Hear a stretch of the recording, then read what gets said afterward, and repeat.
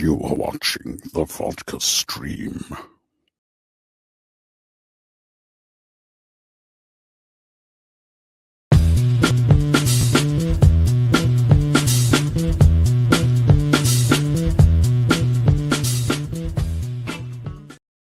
Boop! What is happening, everybody? It's Friday. Oh, thank God, right? How's everybody doing out there? What's going on? Hope everybody had a good week. Well, even if you didn't have a good week, now you can just relax, sit back, maybe pour yourself a drink. I don't know, whatever you want to do, and enjoy. Let's enjoy ourselves. What's going on? All right. What's going on? Up. We got to scroll up a little bit. You guys are already chatting a lot in here, man. Tell you what. All right. Mr. Ryan, how's it going, sir? What's up? Mr. Will Diesel. Oh, yeah. We got Pop. We got Mr. Pop Culture Corner here. We got Ty in here, too. He might be joining. I think he might be joining later. Final countdown. I'm here. What's up, Javier? How's it going, buddy? Let's see, 3-minute warning. I think I was a little under 3 minutes this time, I think. I don't know. We'll see. But let's see where we're at here. I swear I hate how this thing jumps sometimes. All right, we got Mr. Will Diesel. I love you too, sir. Love you too. Mr. Jason, how's it going? Miss Stewart, yes, good to see you. Tequila, vodka, or bourbon tonight? Oh, I got a new vodka tonight for sure. So gonna crack it open and try it out tonight. Happy Friday, Alakazoo. How you doing? Hi, Mom. Got Mama Film Junkie here.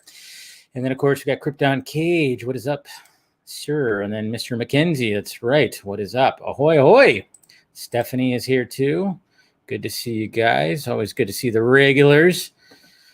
So what's going on, Mr. Eric? Trade deadline. Oh, I know, right? Hey, I'm not disappointed. I mean, a little disappointed that first inning that they just had against the Astros right now. Sadly, Astros scored 2 runs in the first inning, and then Giants were just threatening. Right, this is part of the reason why I was a little late right now. It was bases loaded. Freaking Flores was up, and he struck out 2 outs, and I was like, "Damn it!" Bases loaded, man. But yeah, yes, we did get Bryant. I guess the Cubs were like, "Hey, we're just going to rebuild. We're going to just sell all our players. That's all we're going to do, man." Kind of broke up the core group of that championship team, man. But I'm not disappointed. Bryant's a good player, and I think he'll fit good with the Giants. So I'm good with that, man. I'm good with that. So let's see who else is here. Go Dodgers. Are they losing to the Diamondbacks right now? I thought I heard. What's up, Chuck? Thank you. I figured I'd try to match my hair to the shirt, You know how it is. So, yeah. Oh, no, yeah, don't worry. That'll probably happen. Don't worry. Diggity Dave. What's up? Giggity. What's going on, Carrie? How you doing? You've been out of commission this week. Has just finishing moving in. Oh, well, congratulations. Oh, you're in Sacramento. Welcome back to California, Carrie. I don't know if that's a good thing or a bad thing. I think I remember you telling me about that too on the Patreon stream and everything. So you said you were moving this way. So let's see who else we got here. All right. Let's see. Making it through. Go Sox. We got some Red Sox fans here. I know there's plenty of games left, Jose. There's plenty of games, but it was beautiful. Beautiful the fact that the Giants pulled that series out. I thought there was going to be a downfall after that shutout that happened in the second game, but then they come back and shut out the Giants. So I'm like, or shut out the Dodgers. So I'm like, all right, I think we're good. I think we're good for right now. So see what's going on. We got a Rays fan here, Mr. Steven. How you doing? And then we got Clay Talion. What's going on, Mr. Pal Colin? Yeah, funny. If only it were that easy. Yep, that's true. You got Max Scherzer. We'll see if that helps. Hey, we'll see if that helps. We'll see what goes on with that. But anyways, guys, so I went to Bevmo again, and this time I got Deep Eddy Vodka, Austin Original. So this is from Austin right here. Okay, so now I'm getting some authentic Austin vodka right here. So there's the label right there. If you could see it, I know I got the focus mainly back here. So, but yeah, I saw this and I was like, cool. So Garza, if you're out there, I was thinking about you. I know you live in that area, so or close to that area at least. So let's crack open this vodka here and see what's going on with it. All right, Deep Eddy. Yeah, I know. It sounds very much like an adult film title. I get it, but hey, we'll see what happens. Yeah, got a lot of stuff in the back. When was this established? Distilled 10 times, gluten-free. Column still, Austin. I wonder. Let's see. I think it's only been around for a little bit. Seems like it. It's only been around for a little bit. I don't know. We'll see what happens though.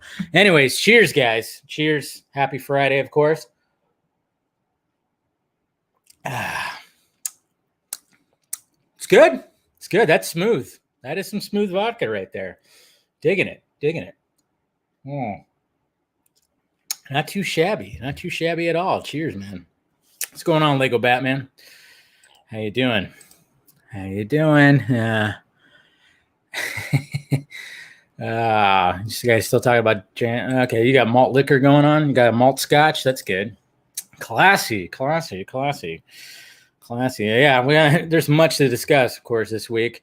Which we'll get the panel on here and everything. But of course, we're going to talk with Susie in a little bit.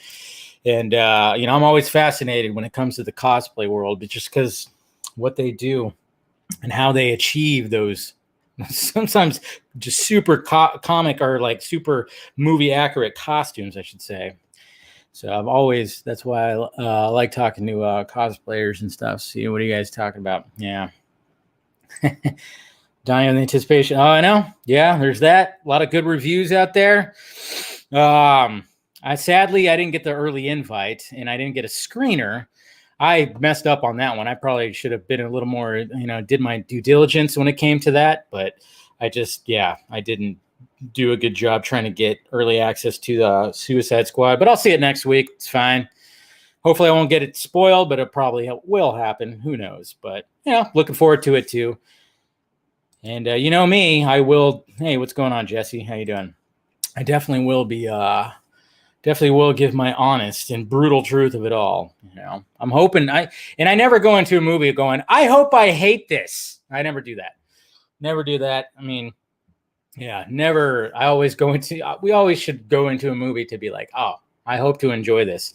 Sometimes you have low expectations. Sometimes you don't. Like my expectations for the Suicide Squad is, I will say when I remember at DC Fandom last year, and we saw that behind the scenes featurette, I was very much got hyped for it because it looked insane. Then when the trailers came about and some of the clips kind of like went, I don't know. I don't know if the humor is going to be, is it going to get to me? Some of the jokes didn't land with me, but at the same time, it still looks like it's beautifully shot and the action looks crazy. So I don't know. We'll see what happens with all that, but hopefully should be good. So let's see. Let me make sure I got all my stuff here. All right. Get my guest in here pretty soon. All right. So we got that. Let me see. Sure, I get my tweet set. But yeah, so that's what, when it comes to the Suicide Squad, it's like, I love the fact that, that James Gunn's been very supportive of David Ayer. Anytime the whole David Ayer thing, which of course, will be a topic of discussion tonight, talking about Ayer's statement and all that stuff, which will probably, when the panel gets on, we'll be talking about that. But I just love the fact that he's always showing, they show just a mutual respect for each other. That's what it's all about, regardless of how anybody feels about what's happening when it comes to the Ayer Cut or whatever the hell. Just the fact that they have this mutual respect for each other as filmmakers and everything. So, but yeah, it's all good, guys. But yeah, I am looking forward to seeing what happens in that damn movie next week. Gunn even thanked Ayer in the credit. Oh, whoa. Okay. Let's no spoilers, guys. Even though Jose, you said, Gunn thanks him that's good. That just shows right there. That's good stuff right there. Yeah, I know. We always there's some people in the fandom that want to like pin those two to get to against each other, and that shouldn't be the case. That's for sure. Anyways, guys, I've been rambling on a little too much. Let's bring on my guest here. Like I said, she does cosplay, and looking forward to talking to her. We got Miss Susie Creates. How you doing? Hi, how are you today? Good. Just hanging in there. Glad it's Friday. Yes. Do you agree with that? I just got finished playing a game of Scrabble with my husband. That was our evening activity. Yeah, and I beat him pretty good. That's good. I got like 4 of the triple words. So there you go. Well, cheers to that. Cheers. Yeah. What are you drinking? Moscow Mule, but all I had was raspberry vodka, so it's a raspberry lime mule. It works. Hey, whatever works. Hey, it's just the most fun drinking out of the copper cups. I think that's my favorite. Exactly. I know. I got to get some of those copper cups. I mean, I guess there was like when the Moscow Mules came about. I don't know how it was. Pretty kind of recent, I guess you could say, right? Like when I remember going to bars and all of a sudden like Moscow Mules were like showing up everywhere. And when I got one and how refreshing it is, I went, this is dangerous. Because they are so refreshing, and you can get pretty pretty tossed after a few of those. Yeah, for sure. Yeah, but there's something about the copper cups, I guess, that like helps with the flavor, or maybe it's just something, I don't know what it is. But those copper cups, you try to do it in like a regular glass like this, it's just not the same. It's not the same. There's like extra cold and crisp or something. So yeah, exactly. So yeah, there's just something about those guys. So I gotta get some of those copper cups. But anyways, thank you for joining, and thank you for stepping away from your.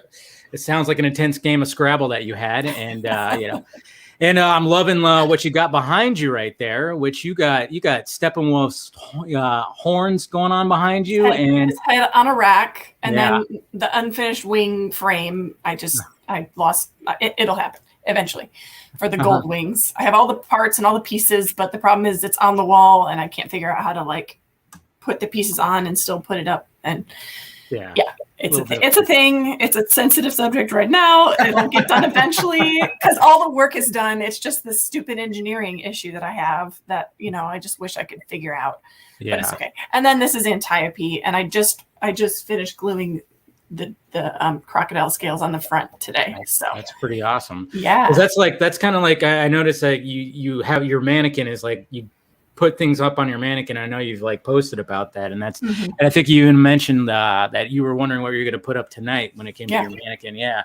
So that's cool. Like, and I even saw you just recently did a video where you had like the Steppenwolf like helmet or horn, and you just kind of like dropped it in slow motion. Oh, yeah. Right? Yeah. No. I threw the thing up in the air. Oh, is that what it was? I threw it up in the air like high, and so I've got one video basically that I just have used for like 3 or 4 different things where it's like in the air falling down, or so you can see with the sky and the clouds, or it hitting the ground. And that thing has been through some pretty rough stuff, and it has survived really well, and I can't wait to keep doing it. I mean, so that's cool. So when did you get into cosplay? Let's see. So I wasn't really into cosplay for a long time. It was just Halloween. I liked trying to make a nice costume, and the problem for me was that I'm tall. So I'm 6 foot tall. I am kind of an Amazon. Yeah. And you go to like a Halloween store and they're short, small, skimpy, it just wasn't for me. It just didn't work for me. So so I started making my own, and I wasn't very good at it.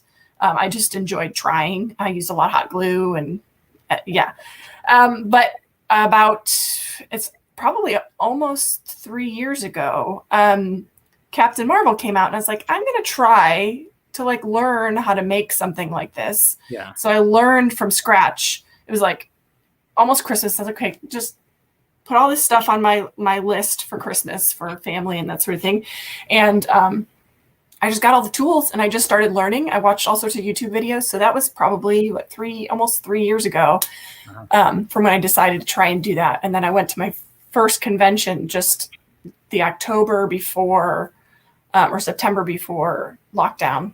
So and that was the only convention I'd ever been to. So I've been cosplaying for a while now, and the last year has been a lot more intense, just trying hard, doing more.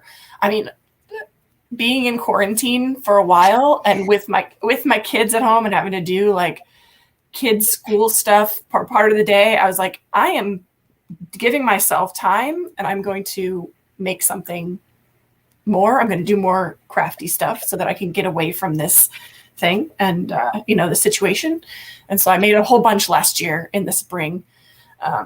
And then it slowed down a lot, but I take my time and it looks great. I mean, that's what you got to do. I mean, what I always find fascinating is when you see some of these costumes that are you're kind of going, okay, that looks like you just, did you walk on Warner Brothers set? Did you walk on a Marvel set and just take that costume? Because some of the, just some of the designs that I see, like when I see cosplay, I'm going, how did you make that? And I've talked to Liz Wonder, I've talked to Adi Rodriguez, and they talk about, the little mishaps, gluing stuff together. And they'll even say like, yeah, it looks like it's practical, but it's not, there's things that you have to like, and then like in the middle of a shoot or something, like maybe something starts coming undone. Mm-hmm. Glue will break or the foam will rip at a seam that you put together. So yeah, that's definitely happened. But I've learned a lot from wearing it once, and being a maker, I can fix it right away. Or I know that, this is going to be a weak point and I know to secure it. So yeah, making a cosplay, you can't just think of like, what it looks like on the outside. You have to think about how it's layered and how the pieces fit together and how they're going to stay in place. And it's like making a hero costume. You have to really go through all the layers. And so like sometimes I wait, it takes me forever just to do this, because I was like, well, but how do I connect it before I put it on? Does it go on first? Does it go on second? How did the layers go? So just yesterday, I finally decided to put a button underneath here, and then you put the skirt on top. So it is complicated. It can be messy and it can be destructive. And like, you have to be able to secure that's for me, that's the fun of it. Cause I like to make, right. Even though this has taken me, I started this in February or March. It's like it's gonna look and it's gonna last. I'm not gonna make something that's gonna only last one night, or else I'll be disappointed all the time I spent on it. So. No, you got to set those. You got to set those. I guess you could say those parameters or something like that. Because you could just make something that I'm gonna do a shoot and it'll be there just for the shoot. But you want to make something that's gonna actually, I could put it on again if I wanted to or something. And and it's very much like a puzzle, I guess you could say. It really is. Yeah, and it sounds like you actually dig the process of like trying to find the solutions of it. And I think that's what's cool about it too. Like even talking to other cosplayers, is that is the fun of it, is to just a lot of people might want to get to the finish line a little too quickly and just slap something on me and there you go or something. But I think a lot of cosplayers like, no, the fun is actually trying to get to that finish line. And then when you see the final product and then people are like, look at that, like, and they just go crazy about it. And then that must be pretty fulfilling, huh? Yeah. And I'm a really detailed person. So like, I want to get to that. No one has to be screen accurate or perfect. Yeah. That is not the point of cosplay. Like I totally understand it. But for me, it's super fun to get down to the nitty gritty and understand how, like each one of these little scales is shaped. And, I take a lot of time just studying every screenshot and frame and anything I can find, because the detail and trying to copy what they did is where I have fun with it. To be like, hey, I made that. It looks just like that. That's really cool. The details are really fun for me to try and get there. I still cut corners. I'm still like, you have to. This is close enough. This is close enough. You have to get, I think anybody who creates anything, you're going to cut some corners a little bit. Even like, with me, what I do, sometimes I'll cut a corner and I'm like, I got to get a quick video. So I'll just, about a certain subject that just came out, and I'll do like a quick video where I'm not putting much into it. You just got to cut those corners like, hey, I got the information out there or something like that. But you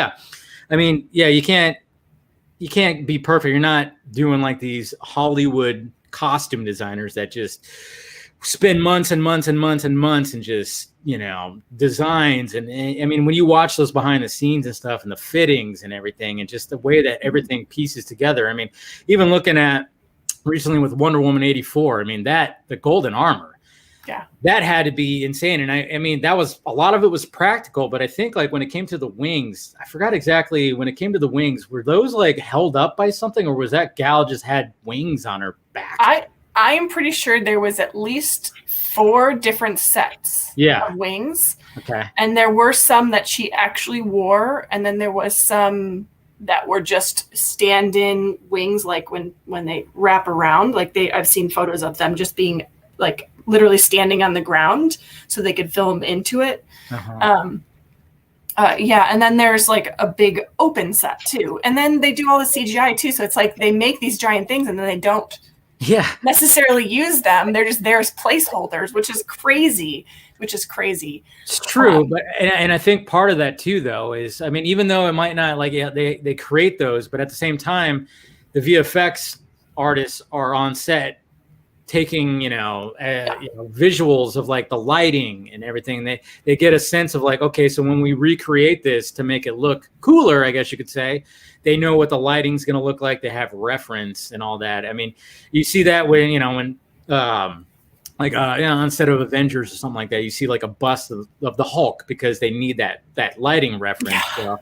But it's just kind of crazy. Like, I mean, you probably have like crews of people just making this stuff for months and months to only be like, it's just a reference for the VFX artist, but it's part of movie making. Yeah. Or even the suits, like there's multiple suits for either one actor or the stunt actors or anything, and they're each different. So you look for reference pictures and there's like, wait, this one is different from that one, is different from that one.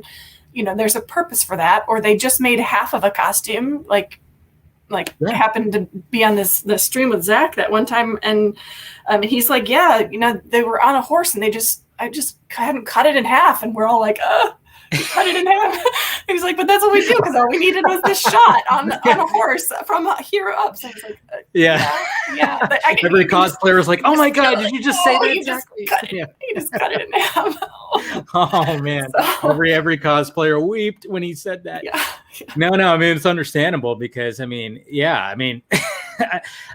you said, like there could be just, I mean, even like recently, when it comes to the new Flash costume, apparently it's going to be partially like a mocap CGI and partial practical. Like you saw Ezra Miller, he's got the boots on and the cowl on, but then the rest was mocap. And it's kind of interesting, because there's got to be, the costume designer had to have made an actual costume of it. And I'm kind of wondering too, if there's ever going to be scenes where maybe Ezra is in a full-on costume. Probably not. If you kind of look at what they're trying to go for with like the lightning and everything, the electricity going into the emblem. But you got to believe that there's got to be something practical that's propped up somewhere or something like that. Somebody designed something like full on. So I'm kind of curious if that's going to be displayed somewhere, like at the Warner Brothers Museum or something. That'd be pretty cool. I mean, it's really cool to like see costumes like displayed up like that. Yeah. It really is. So having the opportunity to go down to Dallas to see both the Wonder Woman 84 costume displays and then to see the Zack Snyder displays, and that was just amazing. I mean, the one that I found was the coolest to see, honestly, was the Nightmare Mira. Yeah. That one was really cool. I was just like, I want to wear shoes like that every day. Like they're just, I mean, they're all like silicone molded with like bits in there. It's so intense. I like the fancy costumes, the crazy textured, intricate, like it's fun. I don't think I could ever make it my career, and I can't design any of that. No, don't make me design anything. I'm not creative. I am an engineering brain, and I want to figure it out. Yes. So you want to back engineer it. That's kind of what, I mean, getting to the point of like cosplay is like you're basically back engineering. Like you see these costumes. The character, you're seeing like a bunch of like angles of it, and you're watching the behind the scenes of maybe, a costume. Yeah. And you just kind of back engineer it. Have you done Mira? Have you done a costume for Mira yet? No, I don't. I don't think I will. I bought some fabric for it actually like almost 2 years ago, and it's still in the closet. And I bought fabric because, again, like just buying it. This was before I knew I could buy a Zentai suit. So I have fabric. So I'm going to use the fabric eventually, but make it myself. But I think because it's like a white fabric with a print on it, I'm going to actually maybe do it Lana instead. Okay. Just because basically Liz she convinced me I should do that one, and I'm like, sure. I have no commitment to either one, and it's in the closet. It's just going to sit there until I'm ready to do that, because there's always 10 things on the list, and I can't buy everything. I actually don't want to buy everything. I want to buy a lot of stuff, but I don't. Part of my purpose of cosplay is to make. I've started buying, so I'm excited to get some that I'm purchasing. It's just expensive to get someone else to do it. It seems like it would be a pretty expensive hobby, that's for sure. Yeah, pretty pricey. Yeah, getting all the materials. But again, must be a ton of fun. Like I said, it just must be a ton of fun to see. And and also people, make sure you follow her on Twitter at Susie_Creates, and then of course follow her on TikTok, because one of the things when Audie Rodriguez was on here, I mentioned, I was like, cosplay TikTok has gotten pretty big. It seems in the past year or so, it seems like you guys are blowing up on that. And for someone who, I mean, when TikTok came about, I was like, I'm not gonna, no, I'm already, it's too much. Same. Yeah, it's too much. But then I'm going, but that's the hot social media. So I'm kind of going, all right, what do I do on TikTok for me? I don't know exactly. I still have yet to find what I will, and I'll post like clips of maybe some of my videos or some of my interviews or something on there. But when it comes to cosplayers, I've noticed you guys do an excellent job of doing, the duet videos. I know you've done some with, like Liz Wonder and stuff, but, and then of course you got the lines from the movies that you're cosplaying. I mean, that must make it a lot easier to post a video like that when you just find like, some dialogue from Wonder Woman 84. I know you dressed up as Kristen Wiig in the whole Barbara getup, and you did a great job with that, by the way. And it's just, that must have been really fun, because that was more of just finding the clothing. You didn't really have to put all that together, right? Because it's not really it's not a superhero costume. It's just how she dressed in the 80s. Correct. Yeah, I was just trying to go to thrift stores and find something that's similar. Found a couple things on Amazon that were like newish, that were like, they're close to the 80s look. But yeah, those are my first like closet cosplays that I intended to do thing with.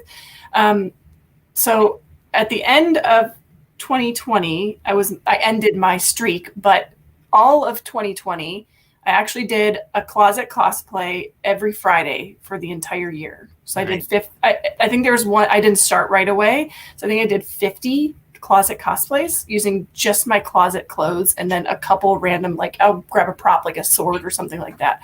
And I got pretty intense. I love making closet cosplays, but it's one of those things where I'll do it once. I probably won't do it ever again. So all Kristen were closet cosplays. TikTok is great for closet. So hard to say those things. I know. Closet that cosplays, 3 times fast. Yeah. Because you're just doing a video. A lot of times, if you want it to be visually, you want to see a person talking in their face, and so you only have to do from the waist up. But other TikToks I enjoy it. I wish I had time to do them all. It's addictive, and takes so much time. Let's say like I do one video that I'm trying to lip sync, but it's like, oh, I messed it up. Oh, I messed it up. Oh, I messed it up. And I take 20 takes, and that's 30 minutes. And I'm like, why did I spend 30 minutes on 30 seconds worth of dialogue? Because I'm trying to be a perfectionist. So like I throw in, I'll take video clips that I just have, and I'll put it to music, or I'll find somebody that took one of me. I put on my biggest TikTok. I'm proud of this. It's just still kind of weird. It's the ones that you're like, why did this one go viral?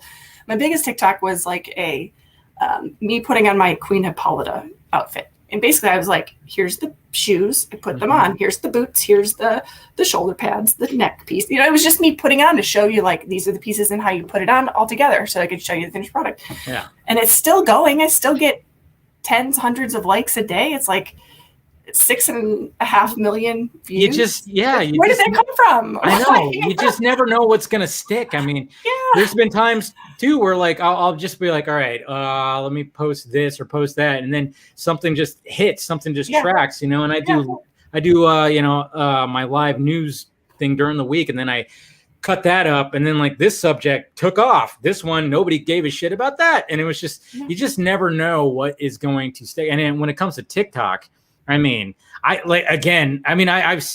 scrolled through. I can get lost in TikTok. I've gone down the rabbit hole of TikTok many times, late at night, maybe early in the morning, where it's just you got all these people trying to tell you how TikTok works and stuff like that, and it's just you're never gonna know. Yeah, you can have it's good to have a niche, of course, and you know, obviously you have a niche.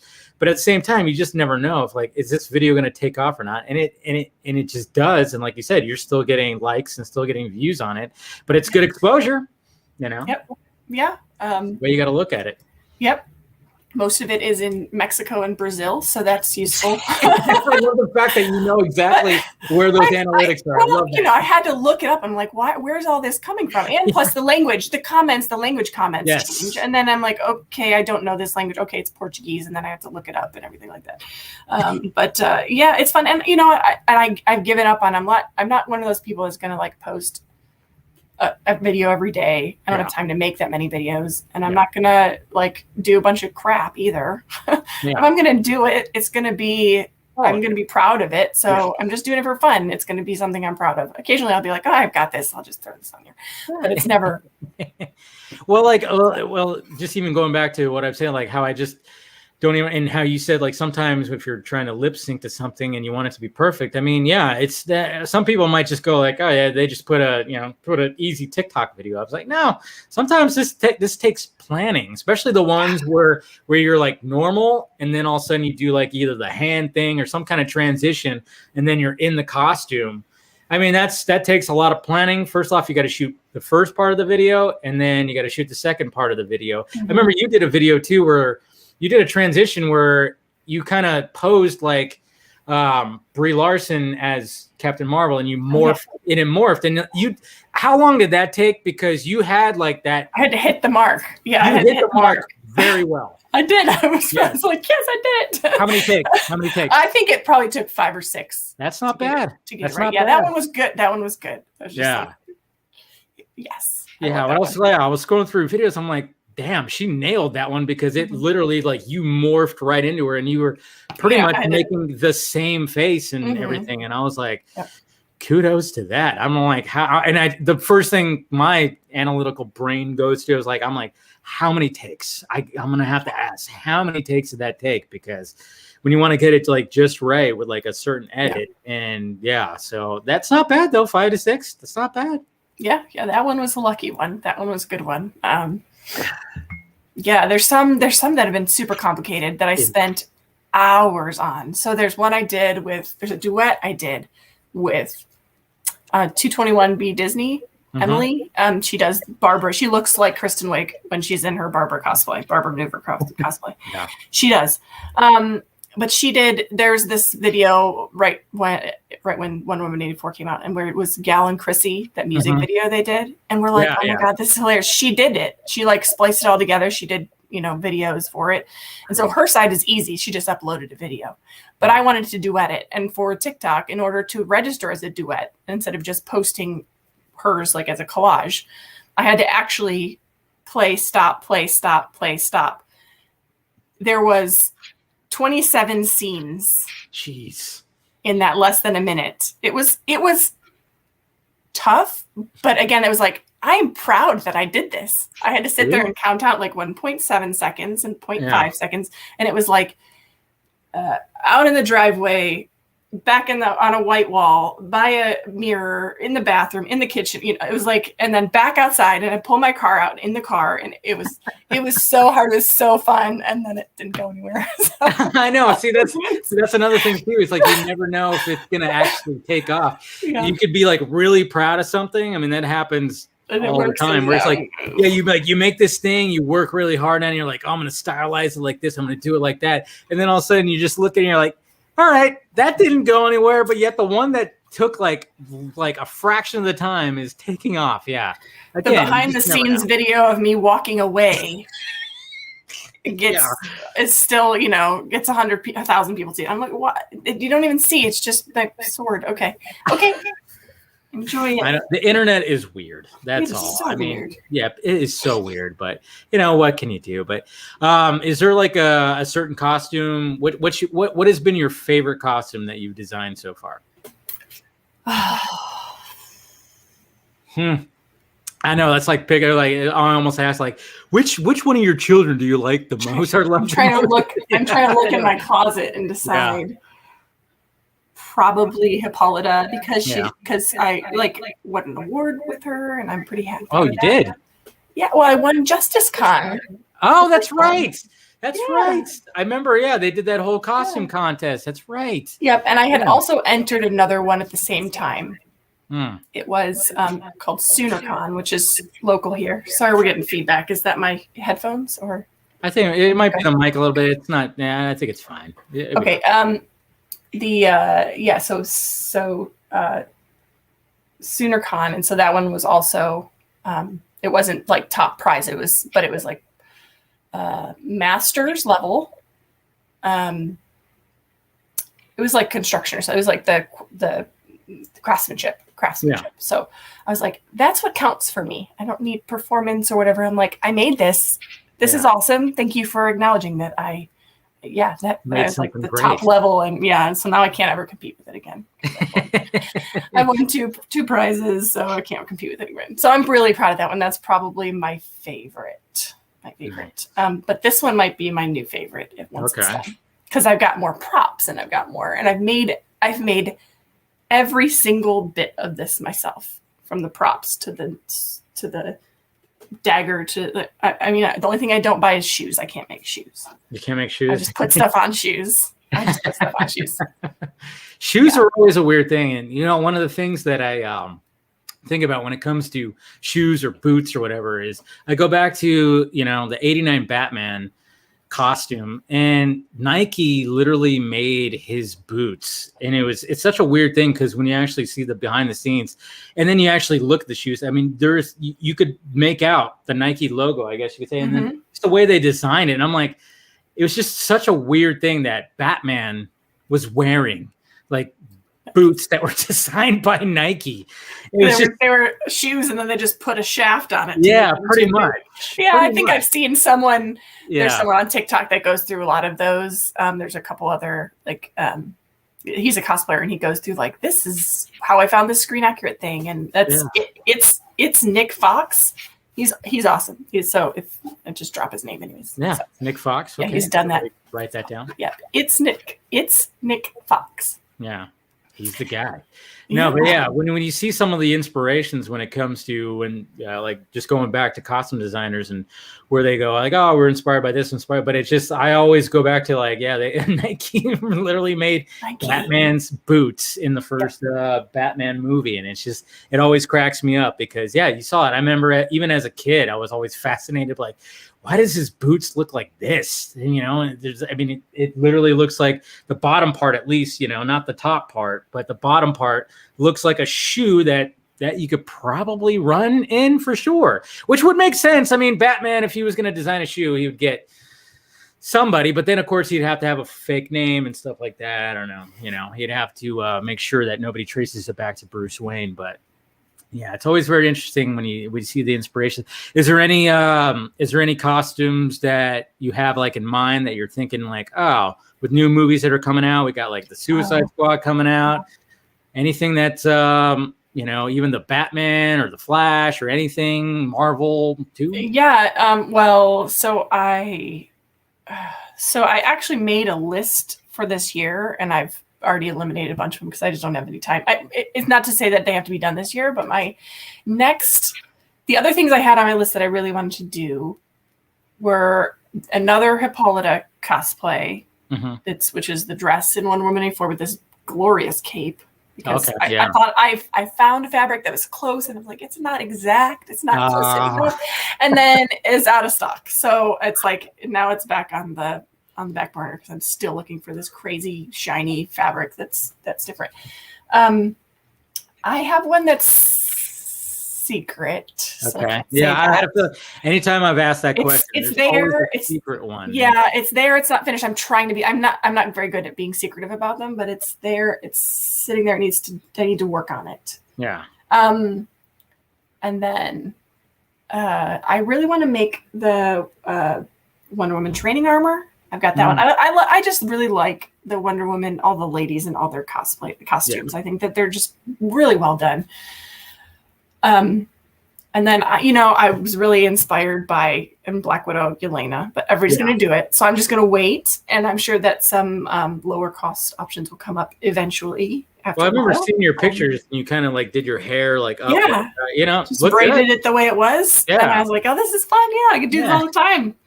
Yeah, I need to do it and do some more TikToks again. It was like, I have it done. Let's do something. I did like one. I don't have any time to do anything else, just in the hair. And so that would be fun.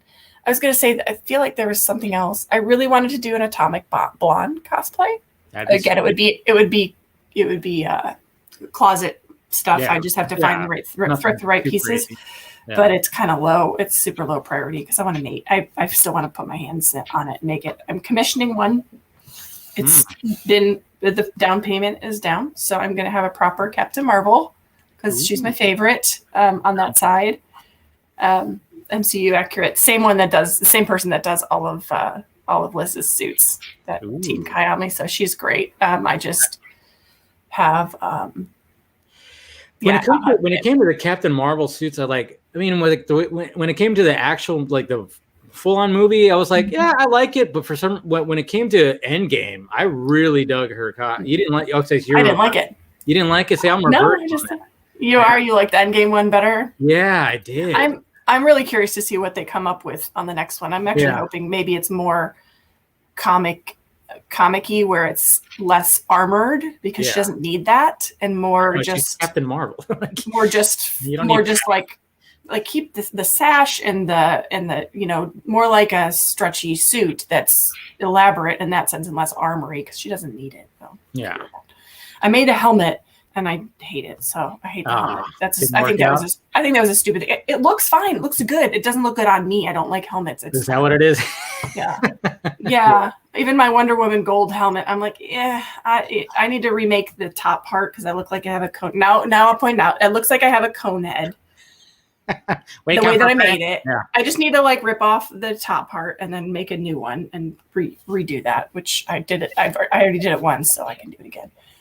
But yeah, helmets are not my thing. Helmets are not, I could see those could be pretty tricky. And then, of course, you have to place them on your head. And then you go, oh, yeah, I just spent all this time making this. And it doesn't work. Yes. Oh, yeah, trust me. I do a character every now and again called Casual Batman. And I wear a latex Batman towel on my head and do a video, and I'll be doing 30, 45 minutes. And I take it off and it's just pure sweat, all the eye makeup because I black out the eyes too. It's down running my face. So, I'm not saying that I feel the pain of cosplayers, but slightly. No, you've got a taste. Yeah, I've gotten a taste of it because I've heard, when it comes to some of the other stuff, but I can only, when it comes to even male cosplayers too that have to get in some of these, man, I've seen some, jeez. Yeah. I talked to Reeves FX. I don't know if you know who that is. Familiar with it. Yeah, and he was on a couple weeks ago, and he does a lot of that stuff too. And he talked about how heavy some of these costumes are. He goes, oh yeah, some of the bat costumes I put on, and I'm like, yeah, I'll be on for 5 minutes, take it off. I'm just drenched in sweat. There's just no breathing. And then it kind of makes you think about, Jesus Christ, these actors are doing this. And then you got stunt actors, you got stunt costumes. Recently, obviously, when it comes to the Flash videos and photos that we've seen, we got a Batman. It's supposed to be, it's supposed to be Ben Affleck's Batman, but it's a stuntman on a bike. But he's wearing, it's a little looser than than it's going to be on Ben, of course. Obviously, when it's on the actor, it's got to be properly just looking really good. But when it comes to stunt, it could be a little. They could take some shortcuts, like we said earlier, and that must be kind of nice. Honestly, I'm curious how super smelly it is around those costumes. Right? It's got to be just gross because like there's only so many things you can't like throw it in the washing machine. You can't just throw it into a big tub of water. You can't do that. You have to like hand wash all that. Yeah. Ugh, man. Or some you can't even get wet. So you have to, like spray it with disinfectant and it's. I mean, it's crazy to think about like the time and all the precautions they have to do with these costumes. And then, I mean, and essentially, but when you watch these movies, you know, these characters are moving like it's just part of their bodies. You know, that's what I love about the movie magic when it comes to like these costumes. You always hear about, I mean, every time there's a new Batman, they always have to ask Christian Bale, and Christian Bale always goes, "Oh, just make sure he can pee in the damn thing," you know, and like there's a zipper where he can, you know, pee easily, you know, and that's always his advice because that's what he had to struggle through. But at the same time, you kind of go, I mean, even Amber Heard, there was like one video that she posted where she literally couldn't move. Yes. Yeah. It's custom fitted, but it's still rough. Yeah. There's definitely things I can't do in some of my costumes. I can't. Exactly. You can't bend. You have to bend like a Barbie doll to get to exactly. You're robotic almost, you know. And it's funny too because I think that when these superheroes were first created, that's why they just kind of just had like a basic like, hey, it's just tights. It's elastic and tights. Yeah. But now that we're trying to, you know, when it comes to the movies, they're trying to be like, all right, it's got to be, you know, when it comes to Batman, it's got to be, well, he's got to have all this armor on because he's a human being. He can, you know, so if he gets shot, he'll be fine or whatever the hell. And then, you know, you got some of these other costumes where it's like, well, we're trying to make it look as much like the comic book as possible. We want to see we want to see the muscles. We want to see all the lining. We want to like see the body of this person. But then it's just like, you see the behind the scenes and these people are like, geez, I can't move in this thing at all. But it looks cool. That's all that matters. That's all that seems that matters. Yep. One of my goals is if I'm going to make something, I'm trying my best to make it functional. Best I can. You know, there's things that are stiff, but hopefully it's not uncomfortable that way. Yeah. Because, I mean, even going back to like, and hopefully maybe it'll eventually happen, you know, with things that have happened this week. But when it came to Ben Affleck, you know, at first he was going to direct his own Batman movie. And the first thing that came to my mind was, I can't imagine trying to direct a movie where you're in a heavy bat suit the whole time. Can you imagine just like he does a scene, cut, and then he has to like go walk around, look at the monitor and make sure that looked good, you know, and props to Ben for even going, hey, yeah, I can do that. But at the same time, I'm going, can you? I mean, that's going to be a little rough, man. I mean,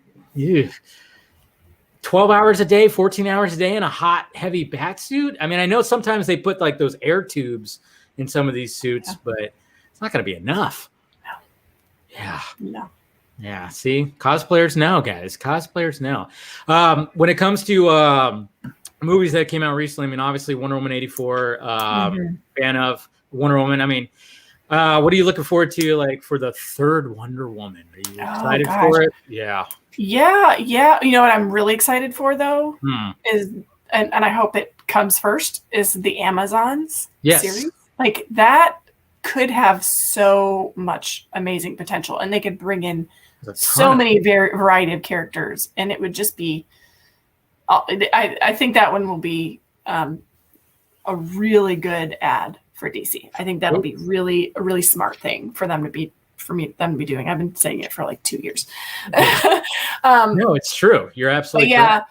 And like Wonder Woman 3, I don't know what they're going to come up with in terms of what the story is going to be. I think it's obviously, I don't know if it's going to be between 84 and Justice League, or if it's going to be something after that, or if they're not going to involve it at all, because they'll do that, right? They'll be like, "Oh, that never happened." Yeah, no, it's kind of like a one-off almost. So it is interesting because, you know, we had Wonder Woman 84, and you know, I liked it, but I had problems with it, of course. But at the same time, I'm like, okay, but I could see, I did dig, you know, most of the movie when it came to okay, I see what you're doing here and everything, and I got the fact that okay, we're not going to see that warrior Diana this time because well, she's taken on human beings. I get that. She don't need the sword. She don't need all that. She's not offing these human beings. She's got the lasso, and there's some really cool sequences there. But then I kind of go, okay. But then you got Zack Snyder's Justice League that came out, and all of a sudden we were back at Warrior Diana, and she literally cut off the head of the horns that you have over your left shoulder over there, and it's just like, all right, that was pretty cool. Are we going to go back to that? What's going to happen? Yes. do it. Again. Do that, please. Yeah.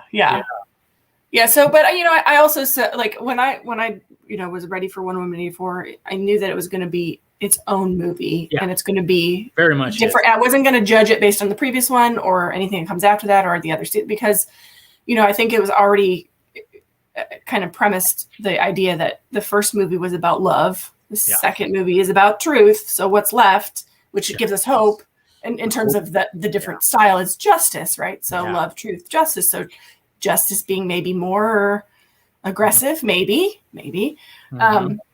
So yeah, hopefully, I can, again, same thing. I saw what they were doing. I liked the stylistic, they did comic book stuff for that too. Yeah. Like they did a lot of comic stuff that you'd expect from comic-y Wonder Woman so I like that. And I also had, some kind of like, I wish they had done more of this or that and a different way. But they weren't fighting monsters. They were fighting people, like you mentioned. And then when you go to Zack Snyder's, they were fighting monsters and really bad guys that were just there to like shoot people straight up. So it was like these people were trying to do it for themselves, and this group was trying to be, horrible people. So like I understand and I appreciate both of them. I think that they're both valid and they're both good in their own ways. So I like it all. Exactly. It's good. Regardless, there was always like that debate. Of course, when it comes to fandoms, there's always the debates of like how the character should be, and then you're just kind of going like, when you look at comic books, these illustrators and these writers, they make it their own. They're different.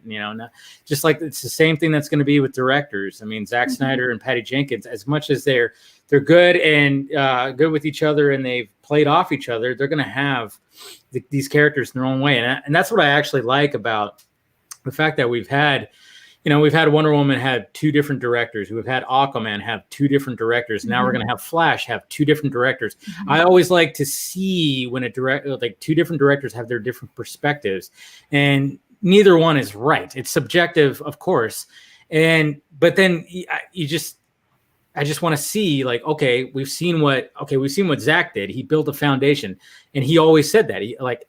I'll build a foundation, and then directors are going to take these characters where they want to take them. And that's why it's hard for me not to be excited for, Flash is one of my favorite characters. Now that's coming out, and everything that's happening with that, I'm kind of going, oh my God, my mind's getting blown. Who knows? Wonder Woman might be showing up in that. Aquaman might be showing up in that. It's going to be interesting to see where they take all that. And then I actually wanted to ask you too, is like with Batgirl being in the news lately, are you considering maybe doing a Batgirl cosplay? Nah, that's not my interest, I guess. Okay. I'm not really into. I like Batman. He's probably my favorite after Wonder Woman, but especially Batfleck. But I'm not really into Batwoman, Batgirl, any of that. Yeah. That's okay. Yeah, that's fine. Going back to like making a cowl and stuff like that. That's you're gonna have to do that for sure if you're gonna take on that. But man, what about have you done Harley? You haven't done Harley Quinn, right? No, she's another one I probably won't ever do. Okay, just not my style. Not my style. I can't say never. I'll never say never. But I do love her character. I love Margot Robbie. She does a fantastic. So I'm good. excited to see the new movie. I just don't know when I'll see it. It's one of those, like, you have to choose what you're going to go see in the movie theaters and which ones are good to go see. You can't really take the kids to that one. I know that I can't take the kids to that. And so like, there's only a few we see in the theaters at that point. So, we'll see. We'll see. But I do want to see it. And I do love her as an actress and what she did with the character. It's just not, I can't imagine being the character myself. It's very different from my personality. I don't think I could portray that. When you think about cosplay, it's not just making the costume or showing off a picture in a costume, but you have to have the attitude or feel the attitude, or else it's not genuine. I think it's just noticeably not genuine if you don't really feel for the character that way. So no, that's true, because not only, cosplay is not just dressing up as a character. You literally have to try to become that character. It's like you're getting in the poses, you're doing like, it's more than just, there's the designing of the costume, it's putting on the costume, and then you kind of, you got to become that character. That's why everybody is always so baffled when, going back to Liz Wonder, she looks like Gal. It's really like crazy how much she looks like her. And she anytime that she's done like a character, like she literally just becomes that character and stuff. And I've seen it with you, I've seen it with I've seen it with many cosplayers, where it's like, even when I think that's why TikTok is a good spot for you guys, because when you can do the quoting of the dialogue, you literally have to become that character.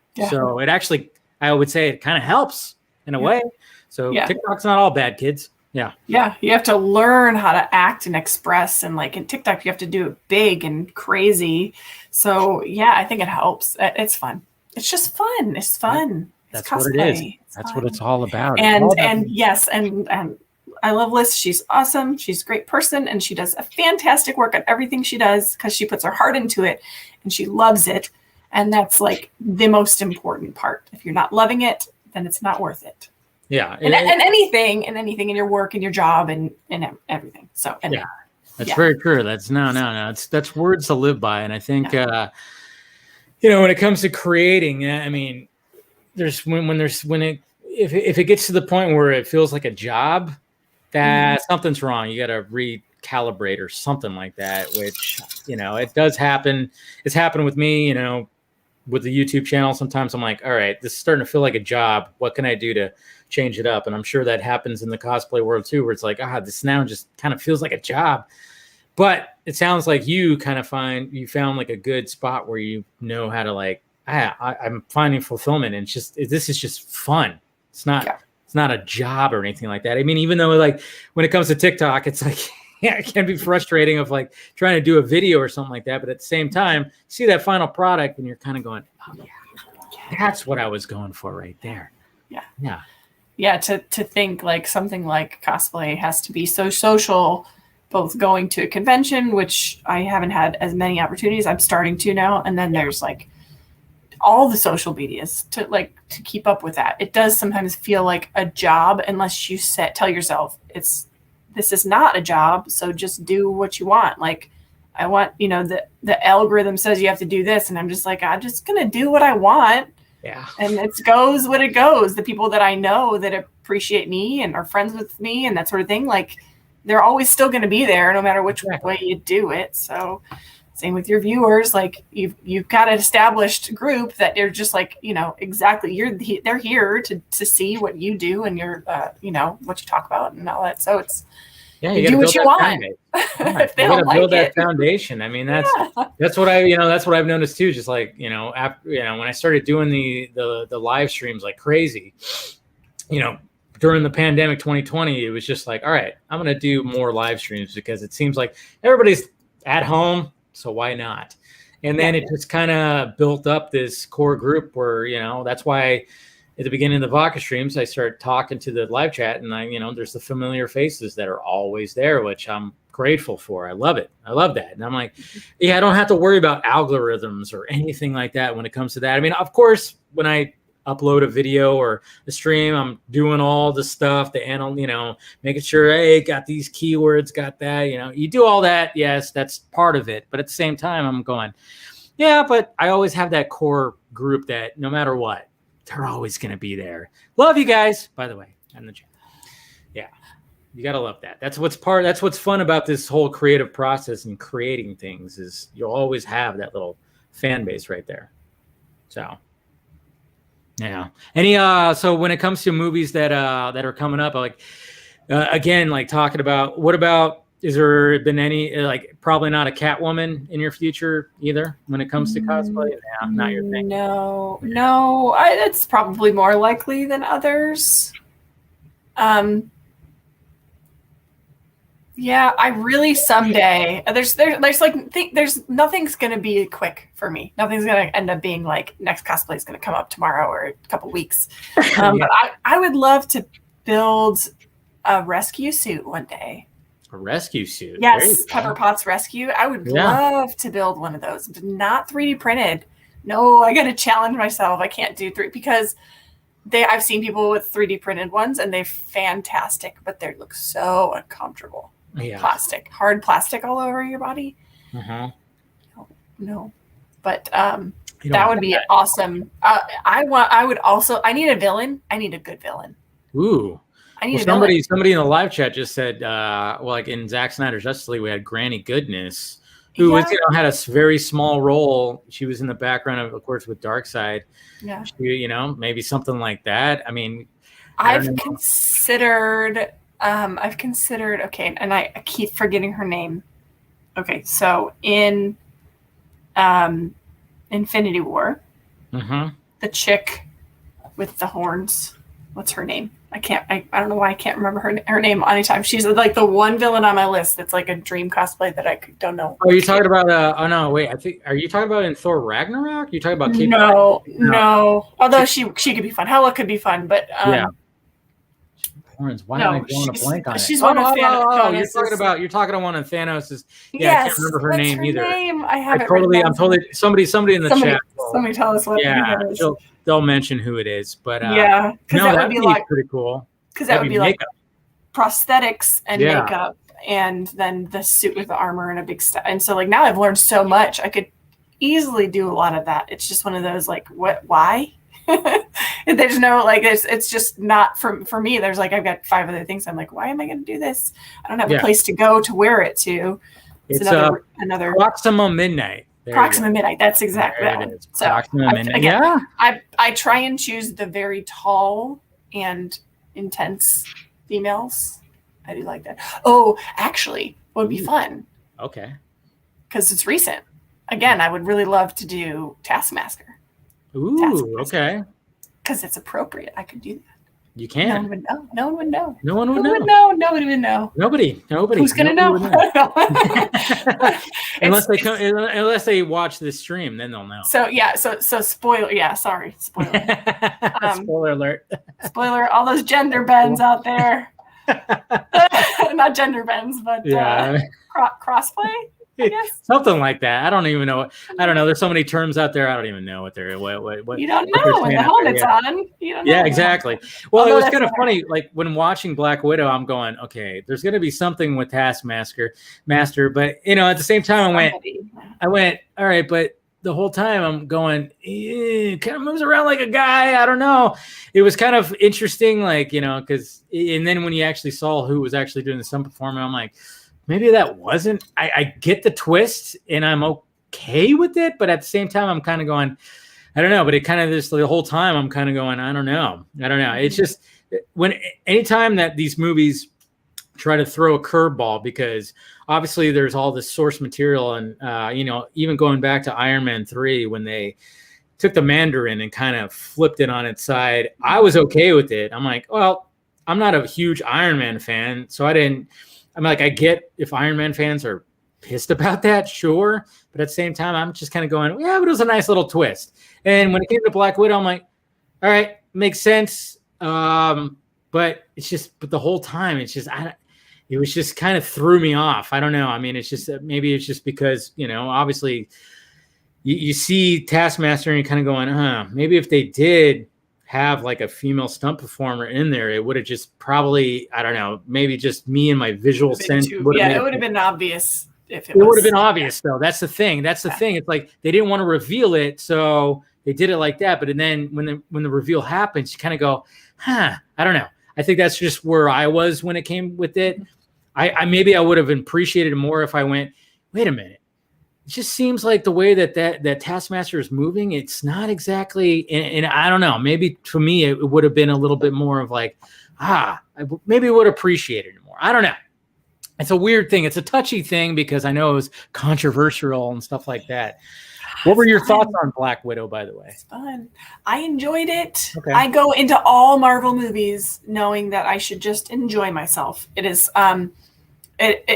but I think that Scarlett Johansson had such a crummy position in all the other movies. And they chose that take. You think that she's not a great actress, and then you put her on this one, and she was so much better in this one. Every actress has their own, not great moments, but she did significantly better acting in her own movie and with more dialogue and basically the whole thing about her with her as the star. There are other scenes, and I'm just like, that is a horribly delivered line, but they chose that take. So going into Marvel movies, I'm like, it's fine. It's going to be fun. It's going to be enjoyable. There's going to be twists, or there's going to be something, there's going to be some badass, fights and special effects. And so it satisfied all the check boxes for a Marvel movie. And I just enjoyed it. I can't say very many bad things about it. That's good. I mean, that's good. I mean, to me, I had the critique of I wish they would have delved more deeper into her origin a little bit, that they kind of teased in Age of Ultron. See, I was like, when we saw her flashbacks and we saw when she was part of the Red Room and stuff like that, I mean, even though they did tap into that, which I was like, cool, but at the same time, I wish they kind of delved into it a little bit more. I mean, I dug I actually liked the opening because it threw me off a little bit, because I was kind of going, okay, when they were kids, and I'm kind of going, is this real? What is happening? And then you saw the parents, obviously, who are not the real parents, and then I'm kind of going, okay. I mean, I did appreciate that opening scene because it just threw me off, and I went, I don't know. Wait. What's happening here? Oh, okay. Now I get it. But at the time, I was totally thrown off, which I love that. I love it when a movie throws me off, because I was not expecting that whole opening and how they led into what was going to be the case. And then they all reunited and stuff like that. So, but I wanted more of the backstory, I think. And the fact that it was, we already know her fate. Sadly, we know her fate in Endgame, and then they were trying to squeeze this back into, this is after Civil War. It kind of threw me off a little bit, where I was kind of going, oh man, I don't know. So I didn't enjoy it as much, because I felt like it was out of place. But at the same time, I'm going, hey, at least we got a Black Widow movie. And then with everything that's happening right now, where Scarlett's suing Disney, I was like, wow, you see that? Yep. Do it if you need to. Hey. Also, they're like, oh, this is so bad on her. She's done. They're not doing any more movies with her. They're not doing anything. Yeah. So this is her last chance. And if it were me, I would probably do that too. Yes. Does it look bad on her? Screw it. They're even taking her out of there's not going to be Black Widow in that Avengers Campus. I'm like, well, that's just a dick movie. That's petty. But it also makes sense. I mean, they took Captain America out and they put Captain America in. They took, So that's what it is. The characters are going to change. The popular characters are going to change. The outfits are going to change. And that's what I kind of like. I like what they're doing with that too. Instead of just rehashing and rebooting, they're actually just, we're just going to continue. But Captain America is now Sam, and Black Widow is going to be Yelena. It's that's, which is part of the stories that people have told, the various comics. So I absolutely appreciate that. I mean, that's what I appreciate when it comes to the Marvel Cinematic Universe, is the fact that they just keep going. I mean, am I going to like everything? No, of course not. But that's just the way it is. But at the same time, I'm going, I like the fact that they're not already kind of going, all right, we got to reboot Captain America. We got to get a new Steve Rogers in there. It's no, go with what the source material does. Sam does become a version. The Falcon becomes a version of Captain America. Cool. And then it's all right, when it came to Black Widow, I loved Florence Pugh. Pew Pew. I can always, I always have to say her last name like that. Loved her. Loved it. She kicked ass. She did it. She was so great. The comedic side of it was just fit so well. It was great. It's great. When she was busting Natasha's balls about how she does her little superhero landing thing. I mean, that was yeah. When she did that, the way that she just in the middle of that story and then just slowly does the pose. I was going, that was my favorite. She even just shook it off like it was disgusting. Oh yeah, and then when she actually did it, she was like, ugh, I know. Yeah. But you knew that you kind of figured that joke was gonna happen. And I was like, watch. I even predicted, I'm like, later on, she's gonna end up landing like that. Watch, it's gonna happen. And then she did, and then she was like, nope. And I'm kind of going, okay, cool. I love that. And then I'm loving the fact that when we saw the ending, I'm going, okay, we're going to get more of her. I'm all for it because I thought she stole the show and stole the whole movie, to be honest. Yeah. I mean, obviously it was Scarlett's movie, but at the same time I'm going, yeah, but I think they really set it up for, Scarlett, you had the good scenes and stuff like that. I think you did great and send off your character, but now I'm really actually looking forward to this Yelena Black Widow that's going to be happening. So, you think she's going to show up in another movie, or is she going to show up in the Hawkeye series? She's going to show up in the Hawkeye series at the end, probably. I don't know when she is. I would say not right away, maybe midway through. I think she'll be in more than one episode. I think I'm hoping for that. But maybe she'll show up just at the end. I kind of hope that they announce maybe a series just with her when they kind of see her freeing more of the widows that were all in control out there. That'd be kind of cool. That was one of the things I took away from that post-credit scene was I really hope we actually see her freeing more of the widows that are still all hypnotized and shit. I would love to see that. That intrigued me. I mean, that post-credit scene really intrigued me. I was like, all right, they could do a lot with this now. They can go many places when it comes to this part of the story of the MCU. So hopefully we'll see more of that. What are you thinking when it comes to that? Yeah, I think I think that would be great to have a series because you could see, and that's the thing. There's one thing though, that Disney Plus series are only a few episodes. Whereas something like that could be a proper series, like a TV series. It could be. I mean, they've had other ones, right? Agents of S.H.I.E.L.D. and the variety. So I feel like that could be. But then does that downplay the actress and the character that they've established in a major motion picture? So I think when it comes to the series part of it, I'm actually hoping that a lot more goes to it because I think they could take their time. I've enjoyed. WandaVision. I've enjoyed Captain or Falcon. I always say Captain Winter Soldier. Falcon and Winter Soldier. I know it's hard to not say that. For some reason, I always say Captain and Winter Soldier. But I felt, and then even with Loki, I always feel even though it's 6 episodes, I'm going, yeah, but you can actually flesh it out a little bit more than, say a 2-hour and 16-minute movie or something like that, So I'm actually digging that. But I get the cinematic level of yeah, okay, we still need to have that part of it. But at the same time, I'm even going back to the Netflix with Daredevil and Jessica Jones and, Luke Cage, I thought that was great. And I'm hoping that there's going to be more of that. I really do. So, we'll see what happens with it. But Susie, if you want to stay around, stick around. Hopefully you do. Sure. If you feel like it, I'm going to bring in some people for the panel. To join the discussion. We got Ty from Pop Culture Corner, and we got Mr. Poindexter Lounge. Enosh, what's up? What's up, man? Finally.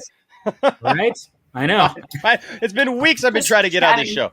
Get back to this show. Hey, man. Thanks for not giving up on me, man. Oh, no, dude. Yeah, like I said, when it comes to all this stuff, I just start, I send out the links, and I'm like, hey, join the discussion, There's nothing wrong with that. So, we're just talking about the future of this stuff that we love. And then, of course, cosplay and everything. I mean, it is It is a great thing. I mean, In honor of Susie, I almost put on all my Macho Man gear. Oh, is that what it was? That would have been amazing. You know, he came in hot. Well, you got the Ooh, glasses yeah. at least. But- You got the glasses at least. Oh, we're gonna put stuff on now. Yeah, hey, I mean, you can. Look at that. There you go. Heck yeah. See? There you go. That's Oops, what the wait, people it's want on to see here. right there. See? That's what everybody. That's What's what. up? What's up, Enosh? What's Yeah. going on, Ty? How you doing? I'm doing good, man. I'm All doing right. good. What's up, Dave? How's it going, Ty? Hey, how's it going?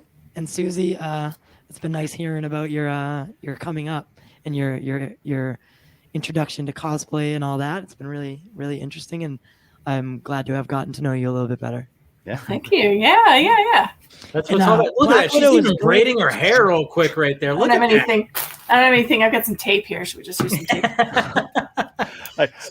I could do like Jose wants me to do. I could go in and get my Snake Eyes helmet or my Cobra Commander. I could get the Snake Eyes one so you can see what a real Snake Eyes looks like. Oh no! Is that a shot at the movie? Is Oh, that a heck. shot at the Oh movie? heck yeah! Oh heck yeah! It is. Oh, you didn't Heck see his yeah, it video is. about it. Oh my gosh! I made an hour-long like Yeah, I saw I it. actually like took notes while watching the movie because I was so ticked off as a Oh, GI man. Joe fan. I was like, nope. Oh, Nope. Wow, it was, No. you know what? It was funny because I thought about seeing it, but I was like, nah, gonna go see old. I'm like, you know what? Yes. They've already tried with the. I mean, I wasn't a big GI Joe guy. I was, partially. I watched the cartoon, what that always had like the, the lesson at the end, and everything, Right. But at the same time, I watched the first two, and I just was going, even when they brought in Dwayne Johnson, I always found it weird when they had Channing Tatum in the first one. They brought him in the second one, but they were like, "Oh, we got Dwayne The Rock Johnson." And then that Channing Tatum was like at the beginning, and then that was it. I'm like, why didn't you just have both? It always puzzled me. And then all of a sudden they go, "Okay, we're gonna go. Everybody loves Snake Eyes, right? Sure. Let's show a backstory." And I went, that seems like it would be cool. But then, man, I saw I was hearing the stuff about it. Ooh.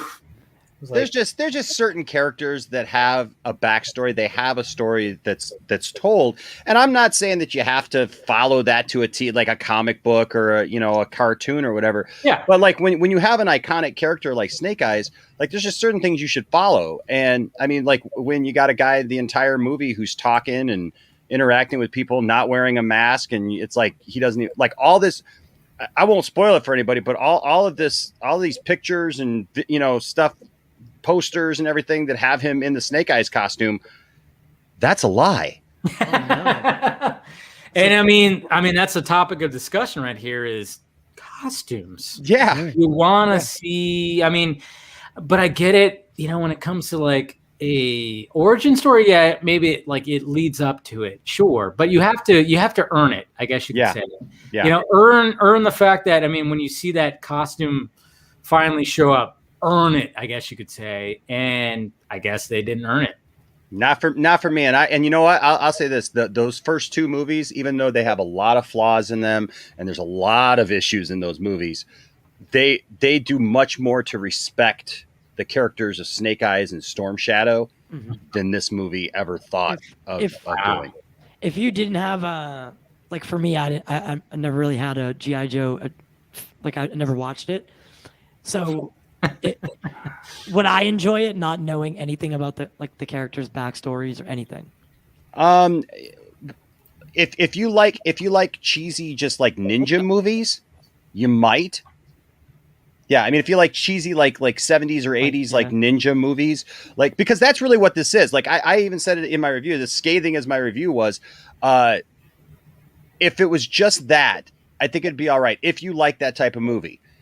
But if you're a G.I. Joe fan at all, I see people saying that they like it, like trying to find positive things about it. And I get why they're trying to do that, because they want to see more G.I. Joe. Right. Yeah. Right. And that's really the point of what they're trying to do. The people that I see saying positive things about it, they're looking for every little positive thing that they can get because they don't want G.I. Joe to die. G.I. Joe is actually very, very popular right now. The toys are ridiculously, making a comeback. They've got 6-inch figures now. They're really trying to push this thing. But I don't know what in the world they were thinking, that it's like you make a movie that doesn't resemble anything of your character's past. I said actually in my review, I'm like, this movie is no more Snake Eyes than Zack Snyder's Justice League, except for Zack Snyder's Justice League is good.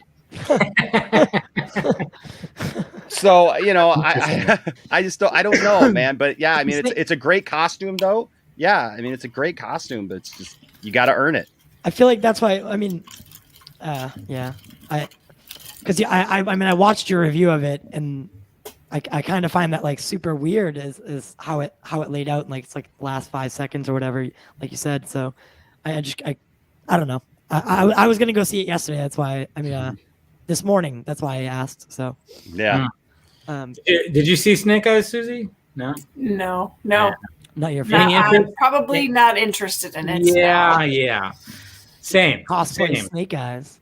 I mean, it's kind of funny because the past couple of weeks, there's been 2 movies where I kind of go, you got the big movie, and then you got the smaller movie, and I'm kind of going, I'm going to go see the smaller movie, you know, because last week I saw Old, and I was like, I'm going for M. Night Shyamalan because, Heck yeah. you know, and How was it? I have my issues. If you watch my review, I do have, you know, it was very much like the idea was great. He nailed the twist that he always has, nailed it. Nice. But the execution and like the stuff in between, the filler to try to like get to that was a little rough. I'm actually a big M. Night fan, and like I defend him a lot. Oh, so do I. Me too. Yeah. And Signs is one of my favorite movies oh my god! all time. Oh my god! I love M. Night. I have stood by him through thick and thin. The only M. Night Shyamalan movie that I have a hard time with is The Happening. Yeah, a lot of people do. Yeah, that's like the only one that it's like I just I want to so bad and I can't. Dude, but I even love his side so stuff. there. I even love his side stuff though. Like, have you seen Devil? Yeah. Of course. Devil That movie still, I still get freaked out in elevators because of that movie. Oh man, I tell people all the time about that movie, and it's so funny. Like I was at like this Christian retreat thing once, and people were talking about like their favorite movies, and I'm like, you know what, really one of my favorite movies about redemption and forgiveness and everything is, and they're like, what? And I'm like, this movie called Devil, and everyone looked at me like, what? And I'm like, no, seriously, you got to get past the name. It's an amazing movie. Yeah. You know, seriously. I forgot because of. Yeah, that would have been awkward. Yeah. I still have a tough time on elevators with like older women. I'm like looking over my shoulder. Yeah. But you know what's funny is me and my ex used to watch like on Fridays we'd have like a bad movie night, and we ended up picking that one on Netflix, thinking it was some like I never heard of it, and we think it like some back alley B movie, and yeah. It wasn't. It was super good. It definitely wasn't. I mean, it was. I mean, going back to The Happening. The Happening was like, God, it had such like a like. Oh, okay, I see where you're going for here, but the execution. It's not there. You got Mark Wahlberg, you know, talking to a plant, you know, and it's kind of you gotta go. Okay.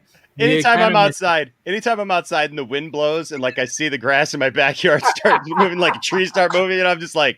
Oh crap! They're coming for me. Yes, the plants are trying to kill us. Because that's how the wind works, you know. It's like the grass is chasing me. Yeah, it was. Yeah. Oh man, that's the thing. It's like he has good ideas. He has, and even when it came to Old, I was going, man, this is really cool. It's original. It's great. But then I'm going, maybe this would have been better as, you know, an episode of some kind of series, you know? It's just because, like I said, he had a beginning, middle, and end. And he nailed it, beginning and the end. He's, you know, I've even talked about it with other people, and they agree, where they went, yeah, the twist, great. He nailed that ending. But just some of the he just went too hard on, hey, they're aging rapidly. I'm going to go really hard on to show the audience of how much they're aging. And it went to places where you went, oh my God, dude. No, you don't. No. Gotta go there. Oh boy. Yeah. Would you say it's worth the ticket price? I mean, anything to me, anything's worth. I mean, unless like I say a movie's pure dog shit, I say yes, because like I didn't hate it. I thought it was still a good movie, and it was well shot. You know, it had the M. Night stamp on it. So if you're a fan, yeah, definitely go watch it. Okay. But you know, what like I said, what was the film that he did with the grandparents? I was don't like his- remember that one. Visit. The Visit, visit. The Visit. Yeah. I love that, but then of course, like he had to show the little old lady like bottomless running away or whatever. It was just like When she was running on the walls, man, I was done. I was done. I actually like that movie. I thought it I was love like, that I movie. liked it I too. love that movie. I love that movie. It was. Yeah. Oh my god! You brought the two movies that like freaked me out the most for some reason. That and what was that movie? Sinister. Those ones. I don't know oh why. yeah, Those- Sinister. I don't Yeah, get Sinister. scared by movies easily, but those three. Scott are, Derrickson, yeah, man, Yeah. and Ethan Hawke. Yeah, poor Scott Derrickson, man. And Split. Split.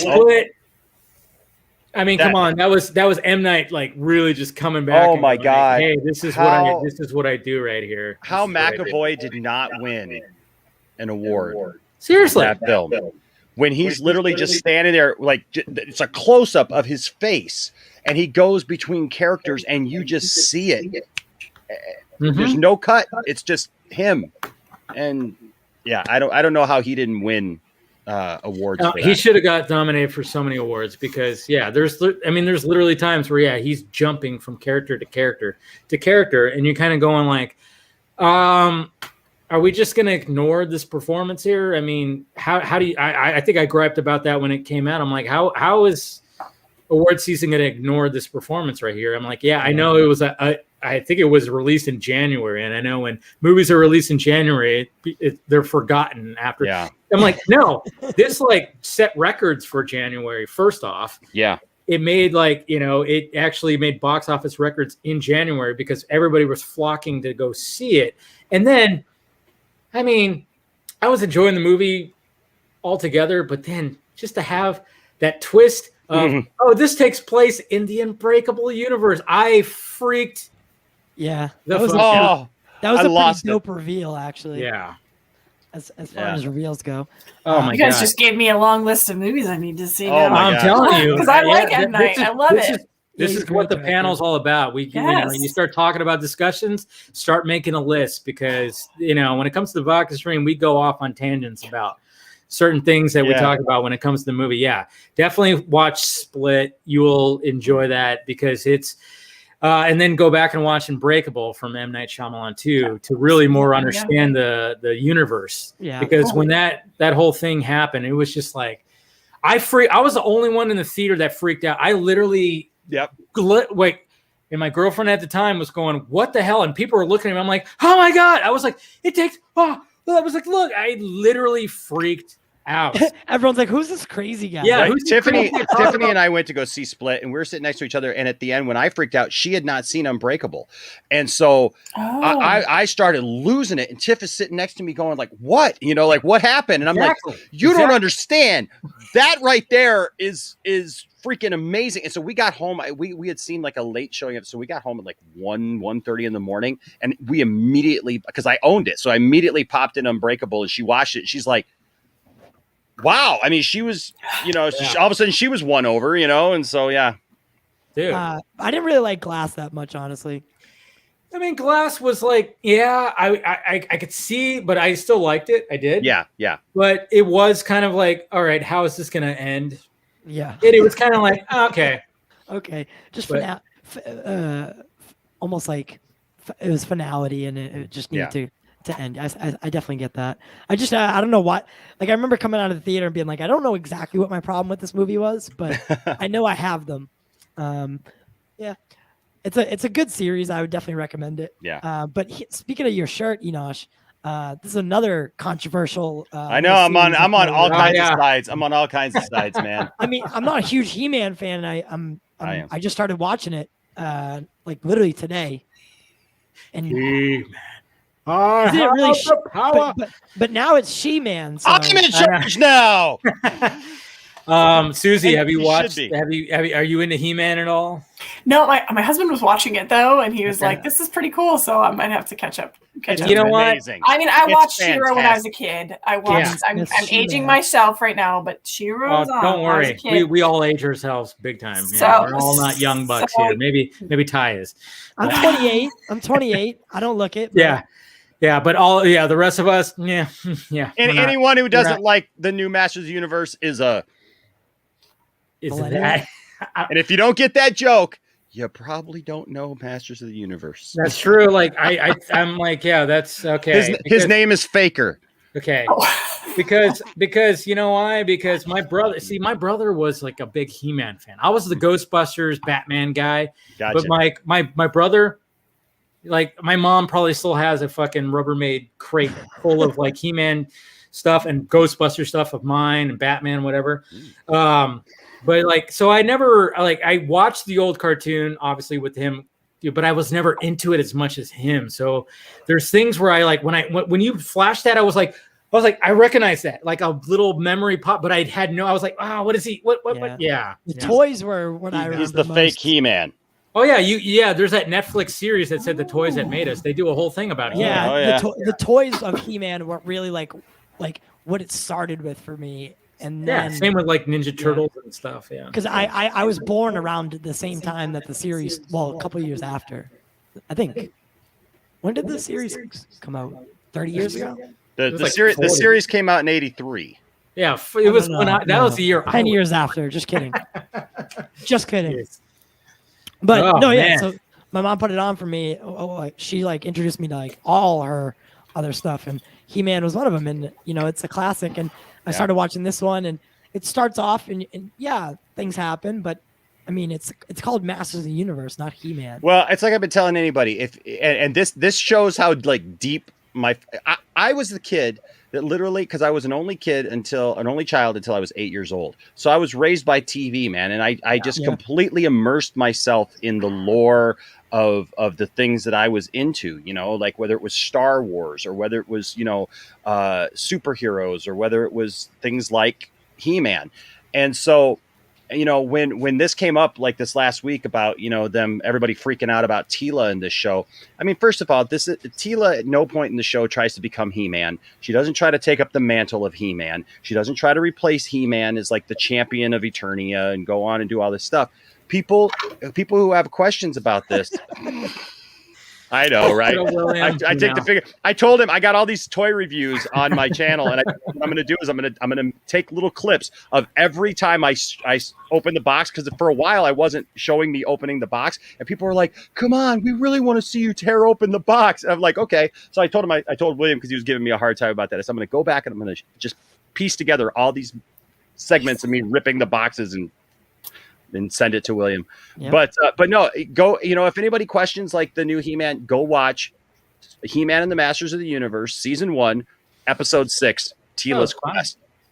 Teela's Quest. It explains exactly where Kevin Smith is going with this. It explains exactly what Teela's role in and why it's important. And, and then come back and talk to me if you don't like it. There it is. And before we continue on, we got another person that's showing up, Mr. Ray Flightcast. What's up, man? There he is. How's it going? Hey, Enosh, if I stand outside, like, if I look hard enough, can I see you? Can see where you're at? You're like down the street. I know, right? I should just, you know what we should have done was you should have messaged me, and I should have just like showed up over at your house or something. That would have been funny. Or like you could show up here. You need to show up at Enosh's place, because obviously he lives in a he's got the he's trying to rival Scott is what he's doing. Yeah. Dude, this is just one room. Yeah. Oh my God. Dude, you don't even know. He rivals Scott. Yeah, I think he's got him beat a little bit. Look at all that. Yep. No, game over.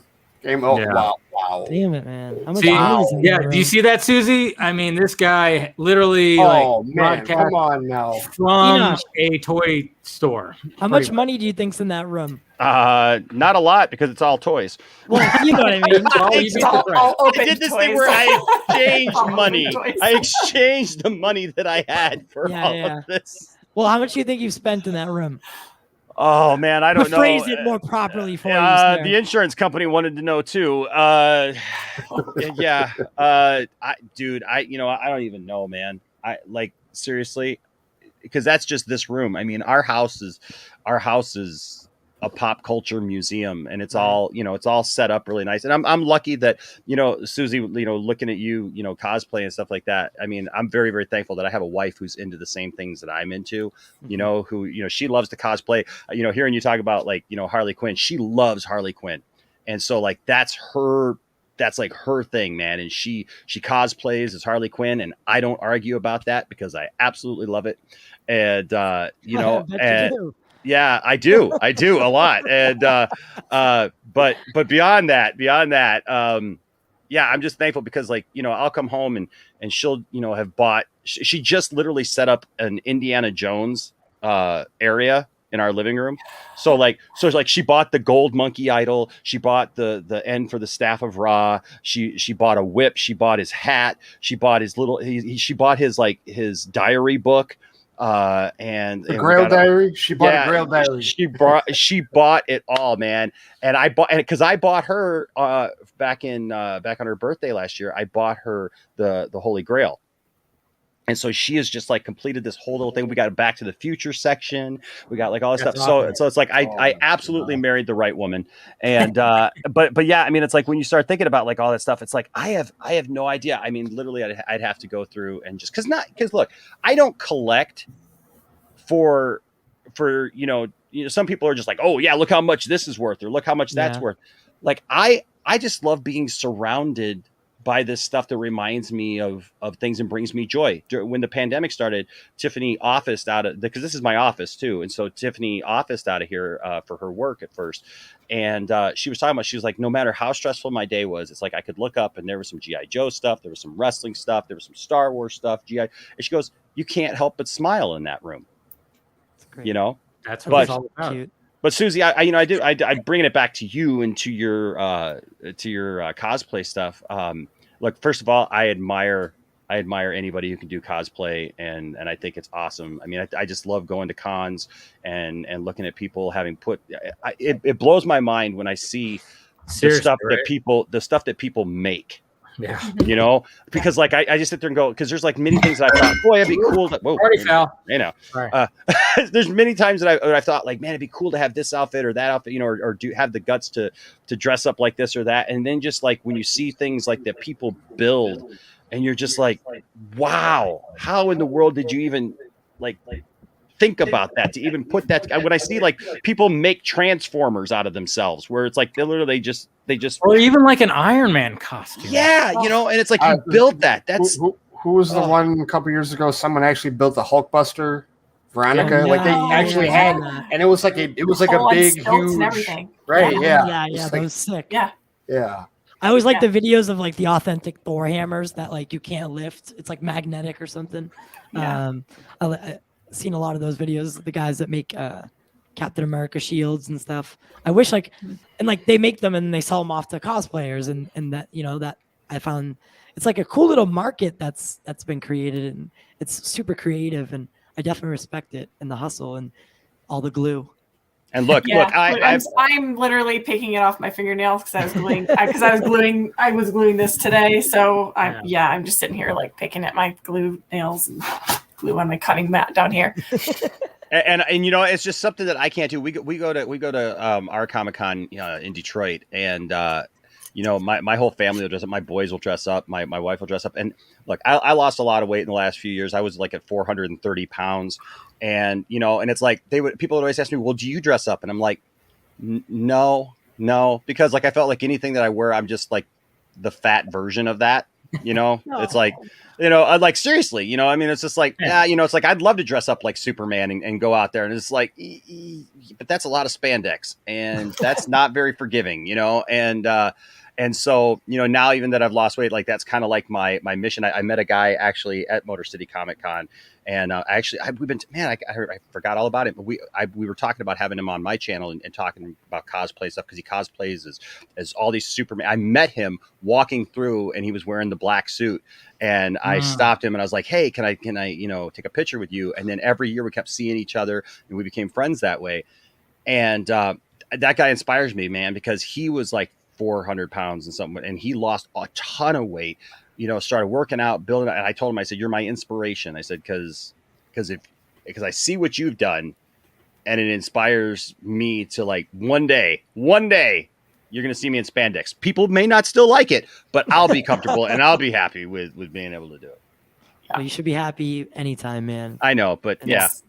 You know, you Rides a just little. need to do something, and then it'll bite you, and you won't let go. It won't let go. You'll find that thing, and you'll get comfortable if you just did something. Well, I've got that Snake Eyes mask, and I got a Cobra Commander mask too. Yeah. And it's like I actually was thinking about like trying to put a Cobra Commander thing together because I think that'd be really cool.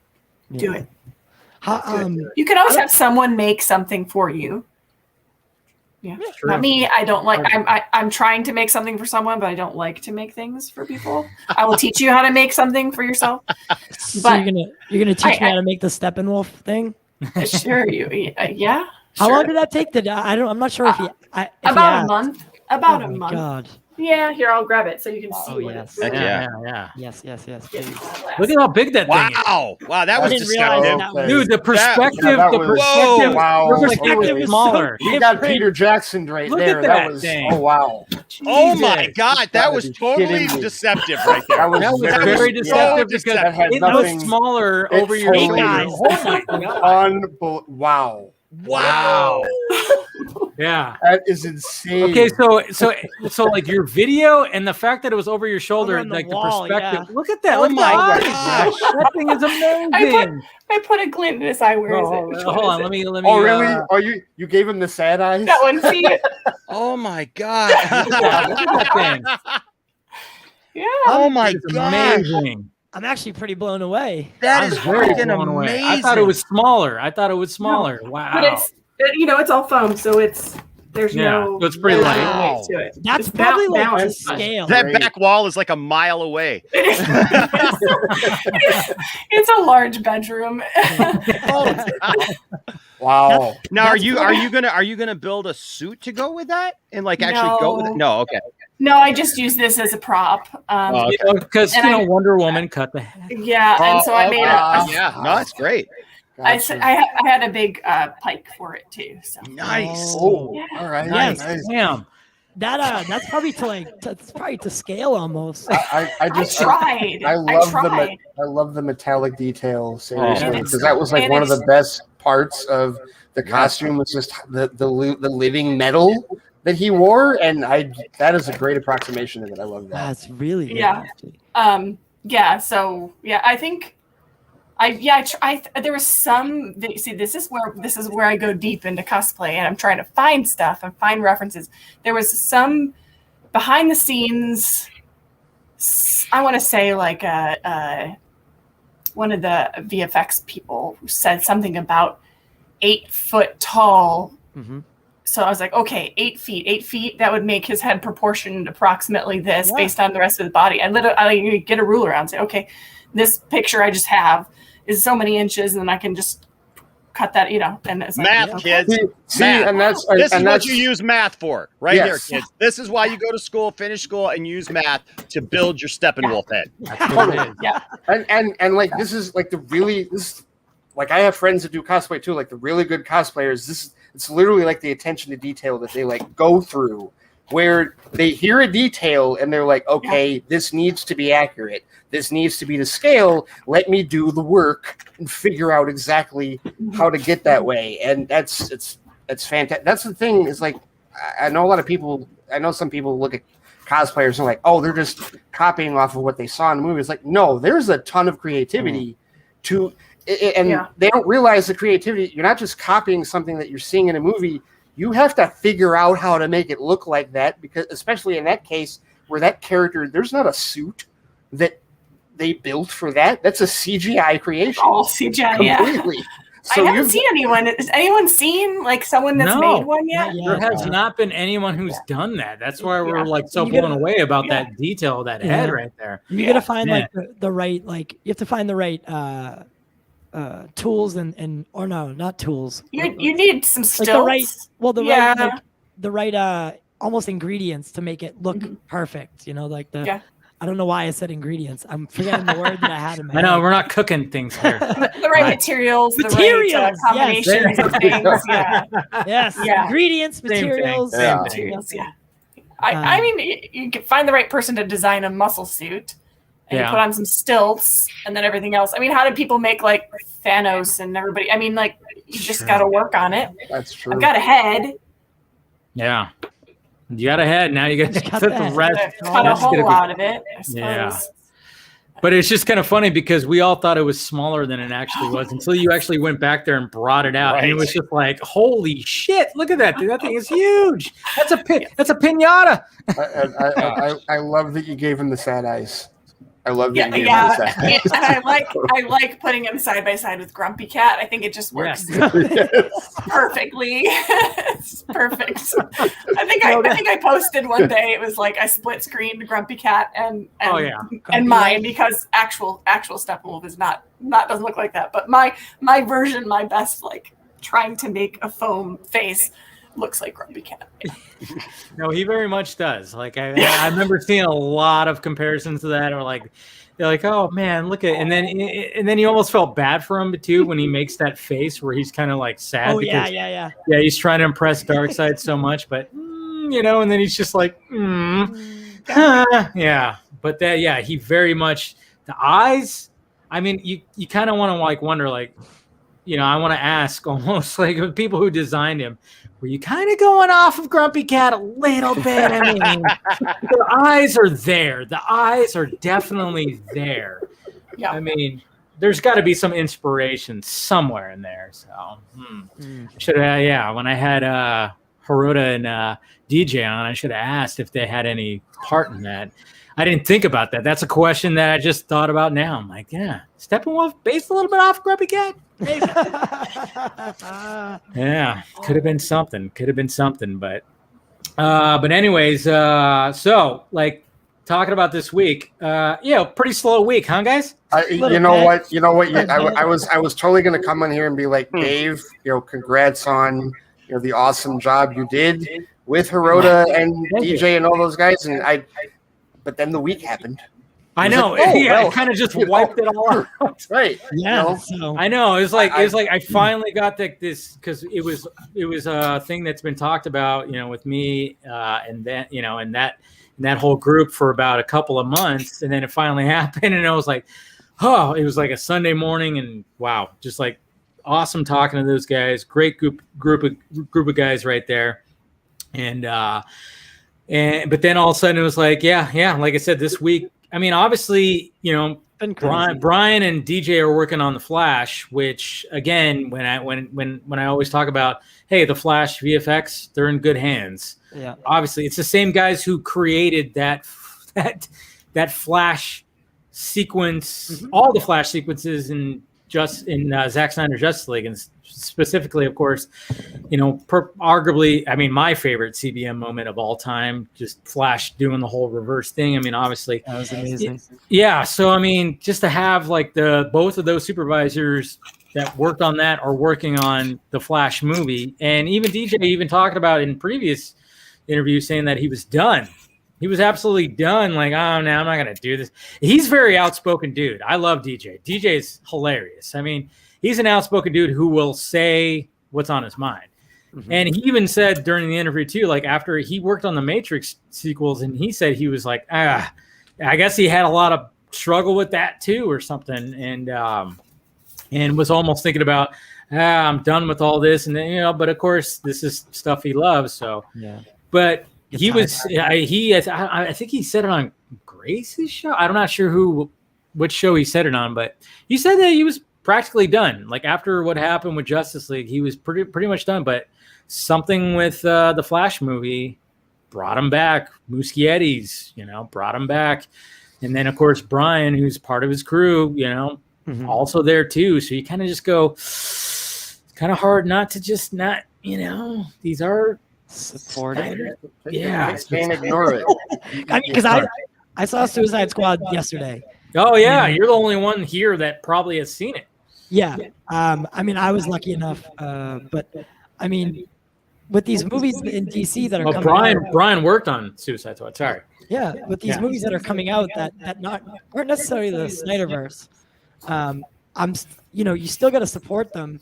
I mean, we have characters that originated when Snyder was helming it. I'm not saying in the Suicide Squad, but the Flash, and then and so on and so forth. Like I just want to have a good like I want good movies, good experiences, and good stories to be told. And this movie was great. Like the movie was refreshingly awesome, and I was super happy leaving the theater. And I think that's the feeling that I want. I don't want to, it's not a Snyder movie, but it was what I got, and I liked it. That's good. Yeah. Well, that's a sentiment that I'm hearing a lot of, actually, because a number of other people have gotten to see it, and there we go.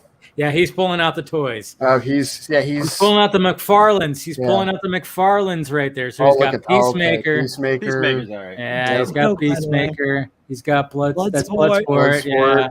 Which I wish came with an Idris Elba head. I know, that's kind of weird. It's just, I mean, they got his picture on the back there. Why not have his head, huh? Yeah. And why doesn't Peacemaker come with a gun? Why does he come with a sword?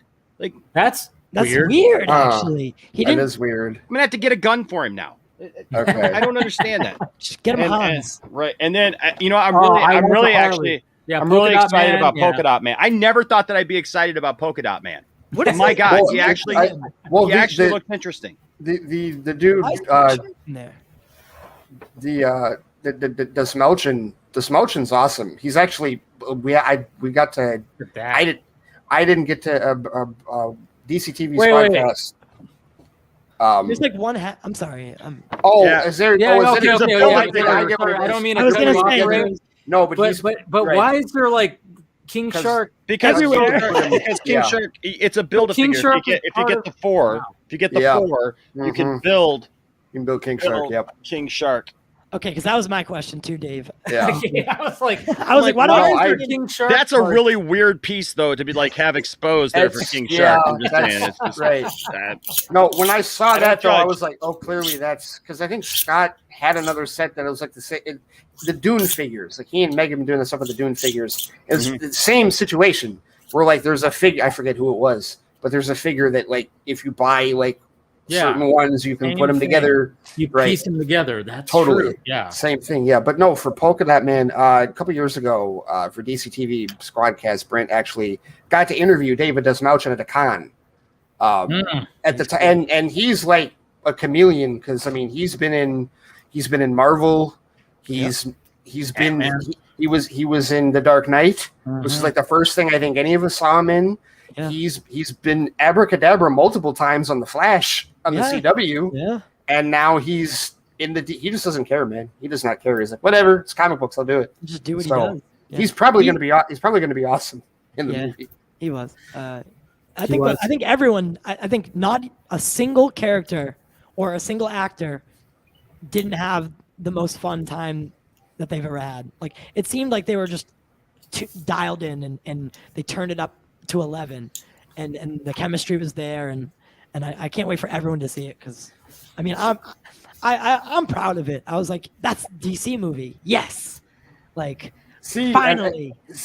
And right there, just what you were saying about the cast, that's it. That's literally what any of us are really looking for. Did you enjoy making this movie? Yeah. And does it come out on screen? If the answer is yes, we're probably going to enjoy the hell out of it. And it's coming off the hind legs of Black Widow, which it's been weird. Because Black Widow I thought was a good movie. I didn't mind it. However, the box office is not reflecting it. This is going to be one of the lowest grossing Marvel films of all time. And the 1,000. I'm wearing my I Believe in Harvey Dent shirt because today's theme was clearly lawyers. Weinstein. Just every someone I think mutual posted Twitter the Oprah gift. You get a lawsuit. You get a lawsuit. You get a lawsuit. Because Gerard Butler came out too. Right. And oh wait, and then Emily Blunt might, and then Emma Stone might. It was me. Yeah. So it's and so they're alleging reasons as to why Black Widow's box office was as low as it was. But I don't know. There's so many factors in that, right? And I don't know how well Suicide Squad is going to do next week. But aside from the pandemic stuff, which is still raging, In fact, it's flaring up right now. Aside from all of that, the movie, I said this on my review, the movie felt like a lost episode of like season 3, because I all the phases for the MCU for me are like different seasons of TV. Phase 3 was season 3, and when I watched Black Widow, I was like, I like this, but it feels like I should have watched it 3 or 4 years ago. And it was almost like they had it, and it was in a vault. And then one day after phase 3 was over, they were dusting off the vault and went, oh, shit, we forgot. Here, let's throw this out there. and chronologically speaking, it takes place after Civil War. Yeah. So I can't. I have to believe that part of it, that was a factor. Well, I knew it was going to be controversial and that people were going to hate it because I absolutely loved it. And I've just kind of gotten to that age now where it's like if I see that something makes sense, everybody's going to hate it. If I see the flaws in it that it makes no sense, everybody's going to love it. Yeah. And I don't know. For me, there were only 2 things that really bothered me about the movie. And it all had to do kind of with the fortress. No, actually, Taskmaster didn't even bug me. Taskmaster didn't bother me either. Because you know what? Because they can. I mean, are we far enough out that we could talk about this? Yeah. Yes. Yeah. We were talking about because she talked about it. So she talked about it. I'm sorry, I must have missed that part. So the Taskmaster thing, like they can totally do whatever they want still with Taskmaster because they called it the Taskmaster Protocol. It's a mantle. Yeah, so you can actually have the original character. It's not going to be a problem. They can do the same thing that they're doing with the Mandarin or whatever. Like I mean that's simple. The part that I didn't like was the floating freaking fortress. Okay, me too. It was Project Insight Redux. I'm sorry, that was just dumb. It's like it's hiding in plain sight in the clouds. Well, what about a clear day? You have all this technology and you got this thing. It would have made more sense if it was in a mountain somewhere or something like that. Exactly. I wanted it to be underground or something. But they needed that that climate. They were falling. And then what cracked me up was literally like nobody knew where this thing was, right? All this stuff happens, and then like 20 minutes later, the thing crashes. The movie's over, and here comes Ross. Here comes the cavalry. Here comes Ross in SUVs. It would have been so much better if they showed up in like Quinjets or something or whatever. Yeah. But they show up driving freaking SUVs out in the middle of nowhere. And we had a whole Avengers team, and no one spotted that. Like Tony Stark's supposed to be like this. The most genius person on the planet. Well, and they no Avengers ever spotted this. They were recreating. Like there are whole sections of Black Widow that are just flat out trying to recreate Captain America: The Winter Soldier. That whole third act is trying to recreate Project Insight. Because instead of 3 helicarriers, it's 1 fortress, and they both crash. One in the water, the other in land, wherever, and it just and it has the same kind of ambiguous ending where it's like, okay, where are we at? Everything is divided. They've got to go off on Cap's going off on his own. She's going off on her own. That's all it was. Yeah. But other than that, I gotta say, I love the film because it was so grounded. There wasn't a bunch of weird time travel stuff going on. There wasn't a bunch of weird magic stuff going on that was distracting, and you had to sit there and try to wrap your brain around. Kicking each other in the face. Yeah. Well, and it did parallel like our current, not current, but like I mean, there were the themes of like, mental abuse and all those like even domestic abuse, just like that what a female must feel like living in this world, like with all that. I don't know. It was. Yes, Ty, please speak for the females now. Listen, I know what it's like to be a female. Okay. No, but those themes were all present, man, and it was. Well, Amanda said in the chat that I'm an Amazon, so maybe I can speak for it. Okay. Speaking of Amanda, we got Amanda and we got Steven on their very own. What? There we go. Very own panel. I didn't bring these 2.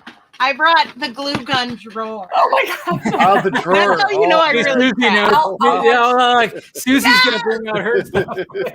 I'll match you with a box full of glue sticks. How's that? And like those are cop gun sized glue sticks. That's amazing. I splurged and I got like the heavy duty big one, and that's the only one I have. No, that's so genius though.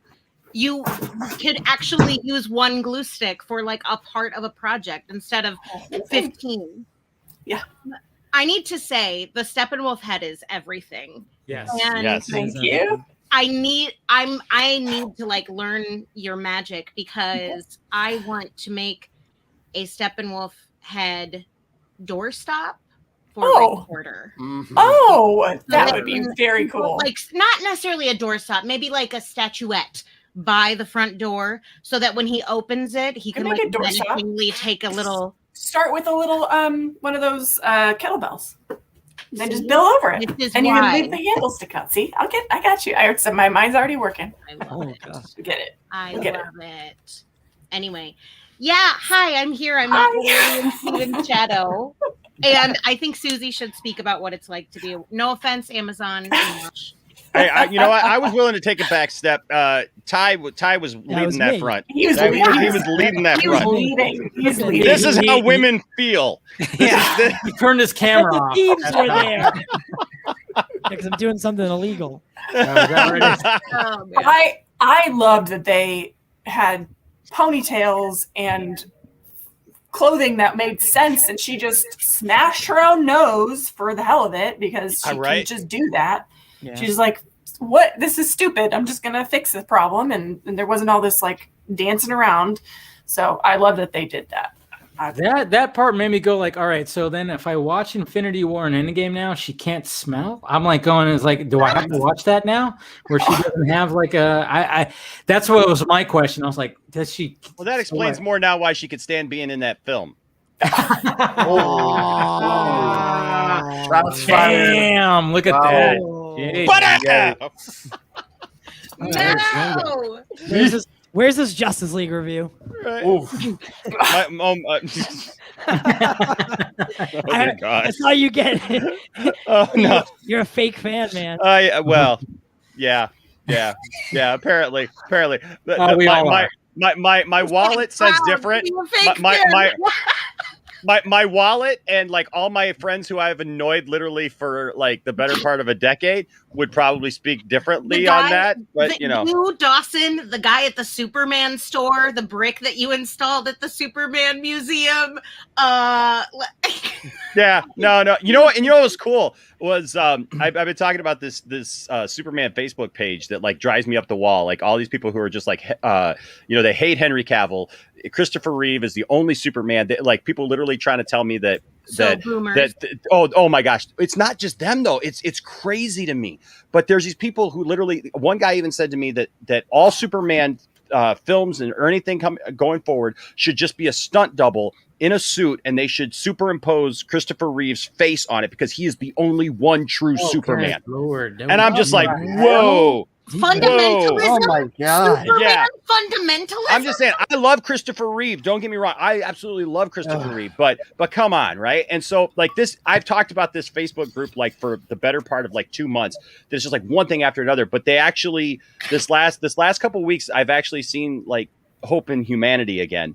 And but it was really cool because I woke up Sunday morning to somebody had been at the Superman Museum and just taken a picture of our brick that we put in there for Zack Snyder and just posted it, not knowing who I was, didn't know anything that I was there, nothing, and just posted it. And they're like, hey, look what I saw there. And I was just like, we did a thing. So it did its job. It did It exactly did. what it was supposed to do, Exactly. which is like unite people around his art. and you know what? Here's the thing. And I've been saying this all week. There ain't no gatekeepers to tell us who isn't a fan. Yeah. Sure. People complaining about gatekeepers, and they're trying to gatekeep themselves. And you know what? I'm still gonna be a fan of Snyder. I'm still gonna watch everything that he comes out with. I still loved Army of the Dead. I still am gonna follow everything that he does. It doesn't change it. Just because somebody goes, "Oh, you're a fake fan," based on what? Because 4.5 years ago I said, you know what? Kind of got this love and hate relationship with Zack Snyder. Sometimes I have a love and hate relationship with a lot of people in my lives because I don't agree necessarily with everything they do. No, you can't have that. I'm sorry. It's Well, gotta be 100%. Well, I know, but the thing was I just said, hey, you know what? I don't necessarily buy this Dick Grayson thing. I want Dick Grayson to be alive. Yes. I'm sorry. The other day, somebody was suggesting, like, hey, what if the Flash, like whatever time travel shenanigans, what if it allows Dick to be alive again? And I'm like, I'll take it because it's the one thing he did, the one thing Snyder did. I understand the decision. I hate it. Dick Grayson's my favorite Robin. I hate that he's dead. I don't like it. I mean, Yeah, that's well, why and he it- did it, though. Yeah, but the Like- thing is, it doesn't matter. I thought that was a good time to play your Right. drop, Ray. It doesn't matter when you came into this fandom. It doesn't matter what the circumstances were behind. It doesn't make you any less of a fan. Yes, in 2017 or whenever that was, like right after the movie came out, when I didn't even know that there was a possibility of a Snyder cut, and I'm listening to Zack Snyder drop all these facts about his movie that we thought we were never going to see. I was like, well, why are you doing that, man? Because you're just making me want stuff that I can't have, you know? And that's how I felt about it. Then once all of a sudden I realized, wait a second, what, the guy's got a cut of the film that we haven't seen? Well, screw that. Yeah. I want it. Then there's a hope there that I'm going to see that. So then tell me everything that you wanted to do, please. Because then I want to know, because now I'm excited for that. And, you know, and that's the thing. But, you know, people take sound bites. People take all the kind of stuff that they want to take. And you know what? It doesn't matter. You know, it just means that they're spending time cutting up your videos. And somebody had to watch like literally 4 years worth of my videos to find anything that they could like chop up and Yeah, like that was Amanda. Professor Pena. Professor Pena, I have a question for Susie. Okay. Go, yeah, for Susie. Go ahead. Okay. Hi. Hi. Long time fan, first time caller. So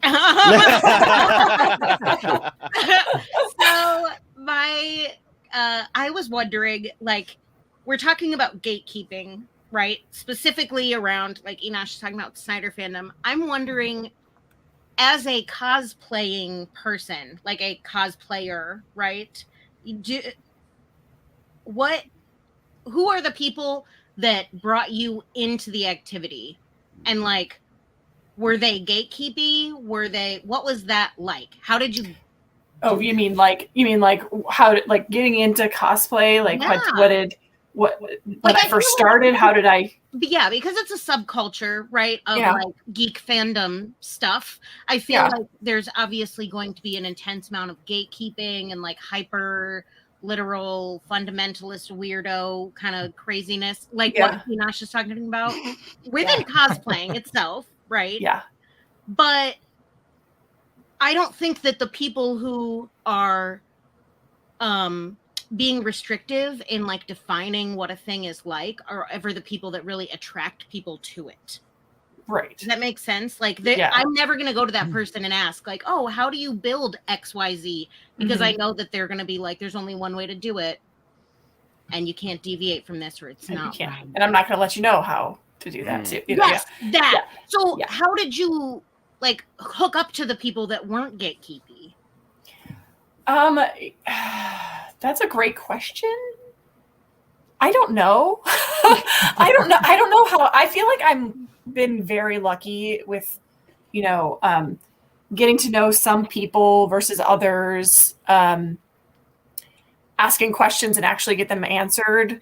I learned a ton just on my own, but that's the way that I like.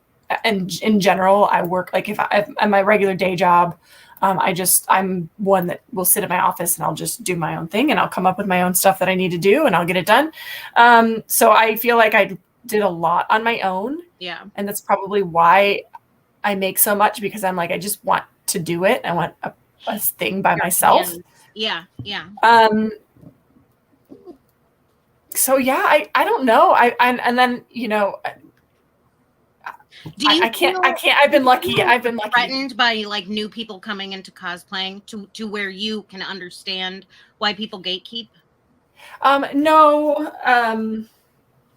You're just hitting me hard. I don't. I've had good experience. I've had like nice people, and yeah. I'm not trying to dig up and say like, oh, there's definitely drama. I'm saying it is 100% possible to be a part of this.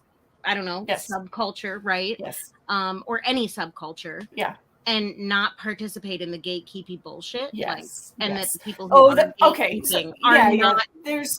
There's definitely times like I'm pretty sure we all suppress our like, you know, oh my gosh, that's really not correct. That's wearing that wrong, or I've had those thoughts in my mind. You think about that stuff, Yeah. but you don't Well, because it's not the way you would do it. say It's it. You not learn. more Yeah. But then you just realize that it's everyone's going to do their own thing, and when I cut a corner, somebody else has cut a different corner, and they're going to make it their own that way. So, yes. But yeah, I mean,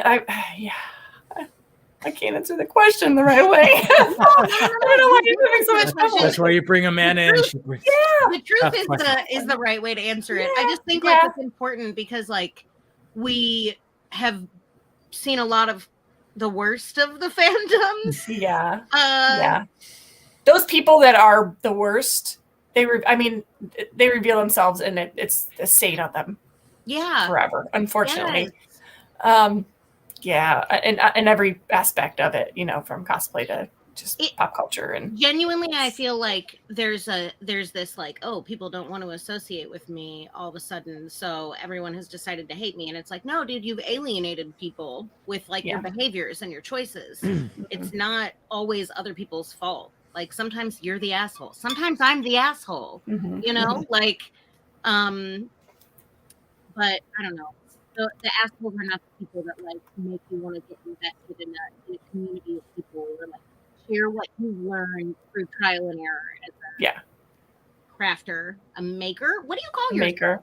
Yeah, maker, builder, crafter. I use all of those. I don't have any really good. I don't have all of the above. I do. I say all of the above. Things. I mean, try to. I mean, like piecing all that together. I mean, again, Amazon. there's a science to it, like that back engineering. Dude, you drafting things alone, patterning shit. People don't. That is. Yeah. I don't think people appreciate the depth of what you fucking do. No. Keep talking. Say more. No, that's what we were talking about earlier. It's like the back engineering of like that. Try to create something that's on the big screen. It's really awesome. Yeah. And to learn to proportion it to yourself, so anybody can wear a costume, but if it doesn't fit you right, or if it doesn't look to your proportions, then it doesn't look right. But if it fits you well and you feel good in it, then it's going to make it even more amazing because it's going to be part of you. So you're a tailor as well, right? And it's I'm horrible at sewing. I only sew to get by. I only sew to keep things together. It is not pretty. So for that part, I'm not great at it. But functional sewing is still more than most people can sew. Yes, it is. Yes, it is. Yes. Yeah. There's no. But it gives you. I mean, you probably have so much respect for the people that like make the actual like movie costumes because they're so like. I mean, they're so they're finished, so clean and wearable. I don't know. There's things that just. But they also have a budget. Yeah, they also have a budget and a staff to like help them do that. And you're like, oh, you want a crocodile tail? Sure, go find this giant. Whose job for an entire week is to cut out individual pieces of leather. Right. For an entire week. Like that's one person, 40 hours. And that's how you make beautiful costumes look like that instead of just buying like a prefab. Whatever. Halloween City costume. I mean, Party City.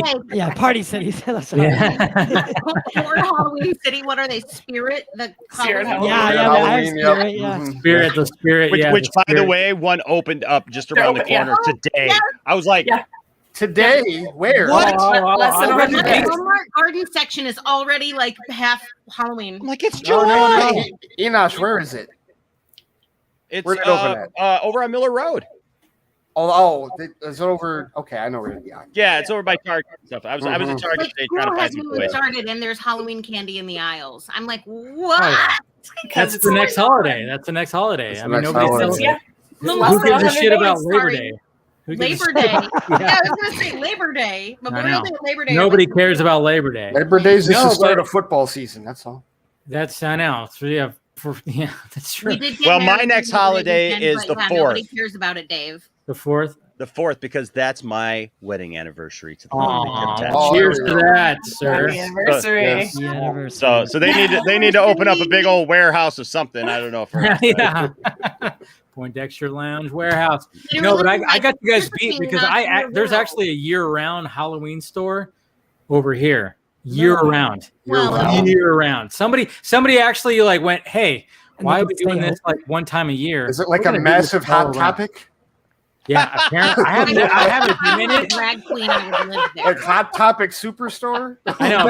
Enough money to Yeah, it stay seems open, like that though. would be the case, right? I haven't been inside, but I've driven past it where it's like a year-round costume store. There are year-round. There are entire cities, towns named after like Christmas and Santa Claus. Yeah. There are like whole malls that are Santa Robbers, Claus related Frankenmuth. 24/7. Yeah, So I feel like Frankenmuth. We have Frankenmuth. We actually have a Christmas Michigan up in the UP. Yes, we do. have a Santa Claus Indiana with a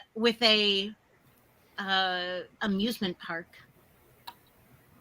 Christmas Land or something? I don't know how it's called. Christmas Land. I'm telling.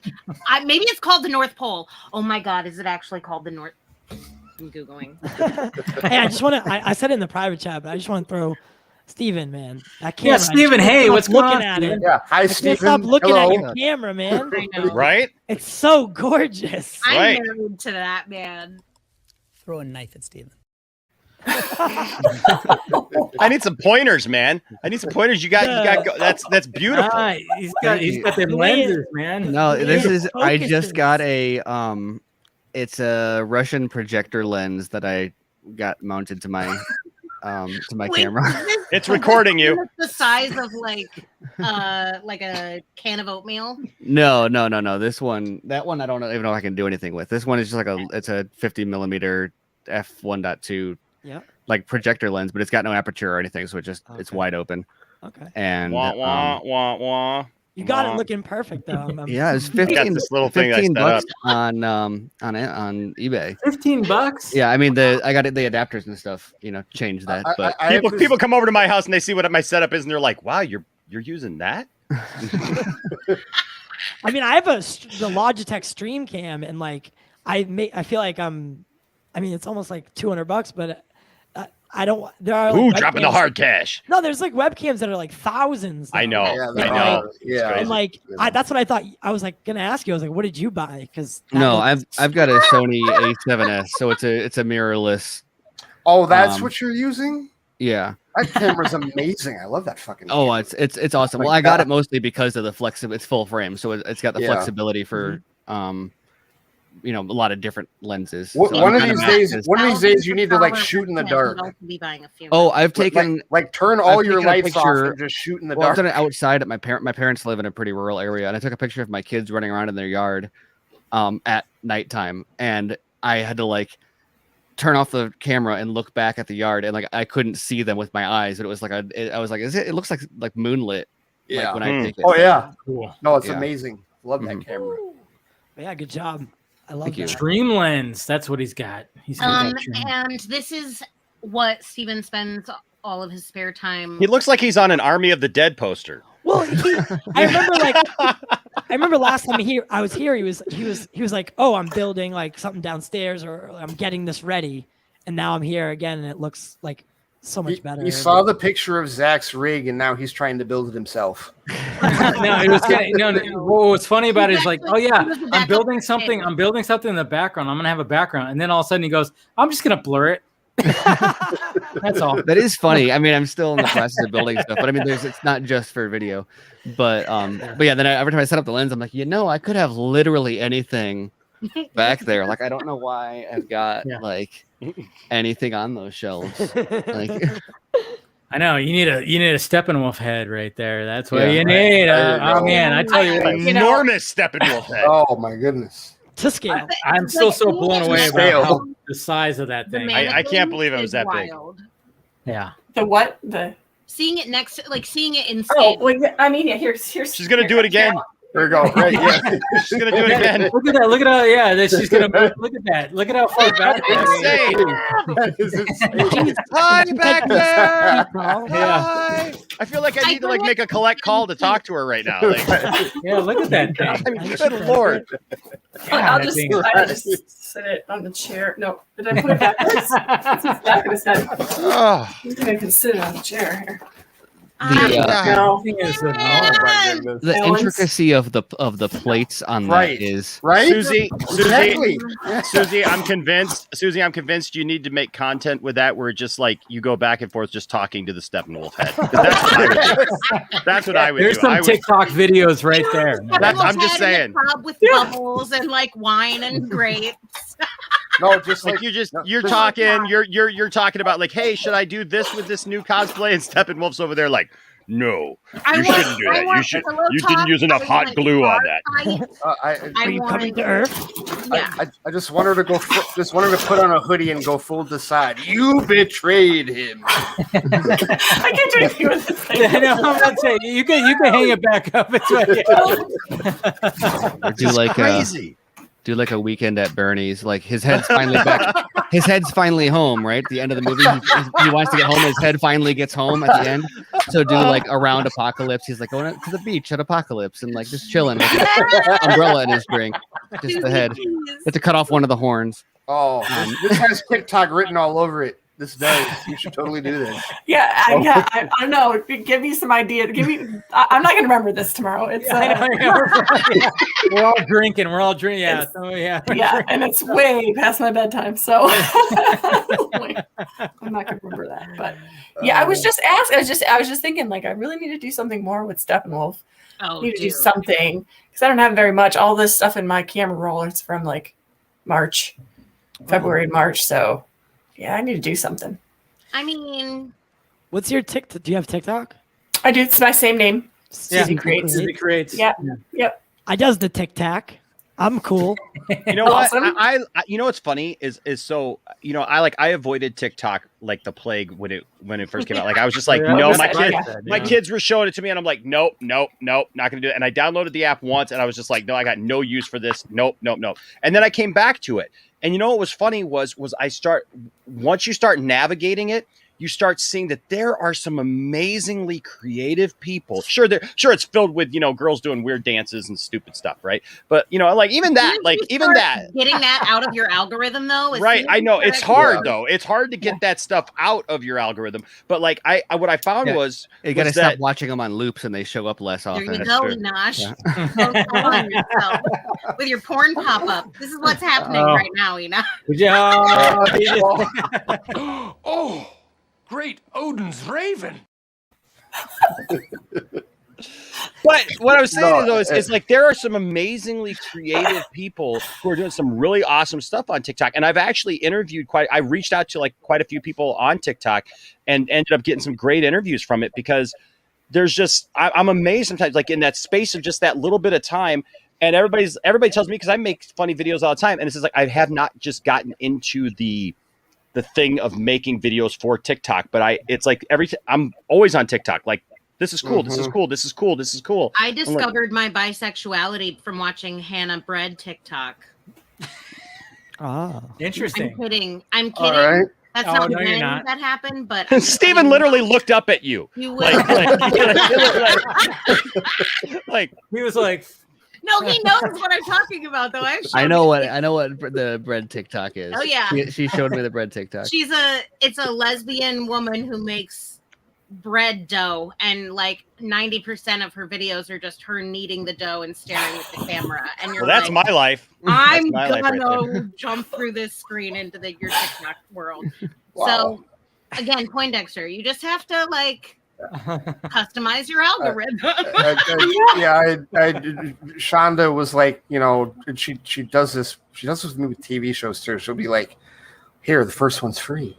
And she did the same thing with TikTok. Like she just got into it. She just started sending me videos, and I'm like, God damn it! Now I'm watching TikTok, and like you don't even know. Like I've gone down the TikTok hole, like, and then all of a sudden I'm going, Jesus Christ! It's 1 o'clock. Yeah, right. The guy pops up and he's like, stop.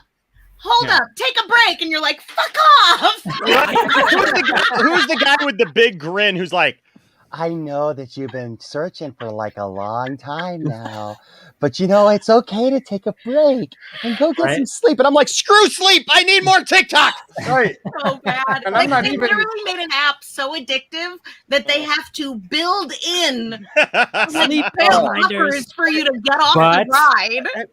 But Amanda, like I said earlier, I am tired of hearing the "Oh no, oh I saw you post about that. Yeah. no." I'm so Yes, tired of that that's- song because yes, it's every there's other video. Every other video, yes. But they do that. They run songs into the ground for you. Yes, Yeah. they Like, do. and different little drops and stuff like I that. It's can't totally. not say into the thick of it.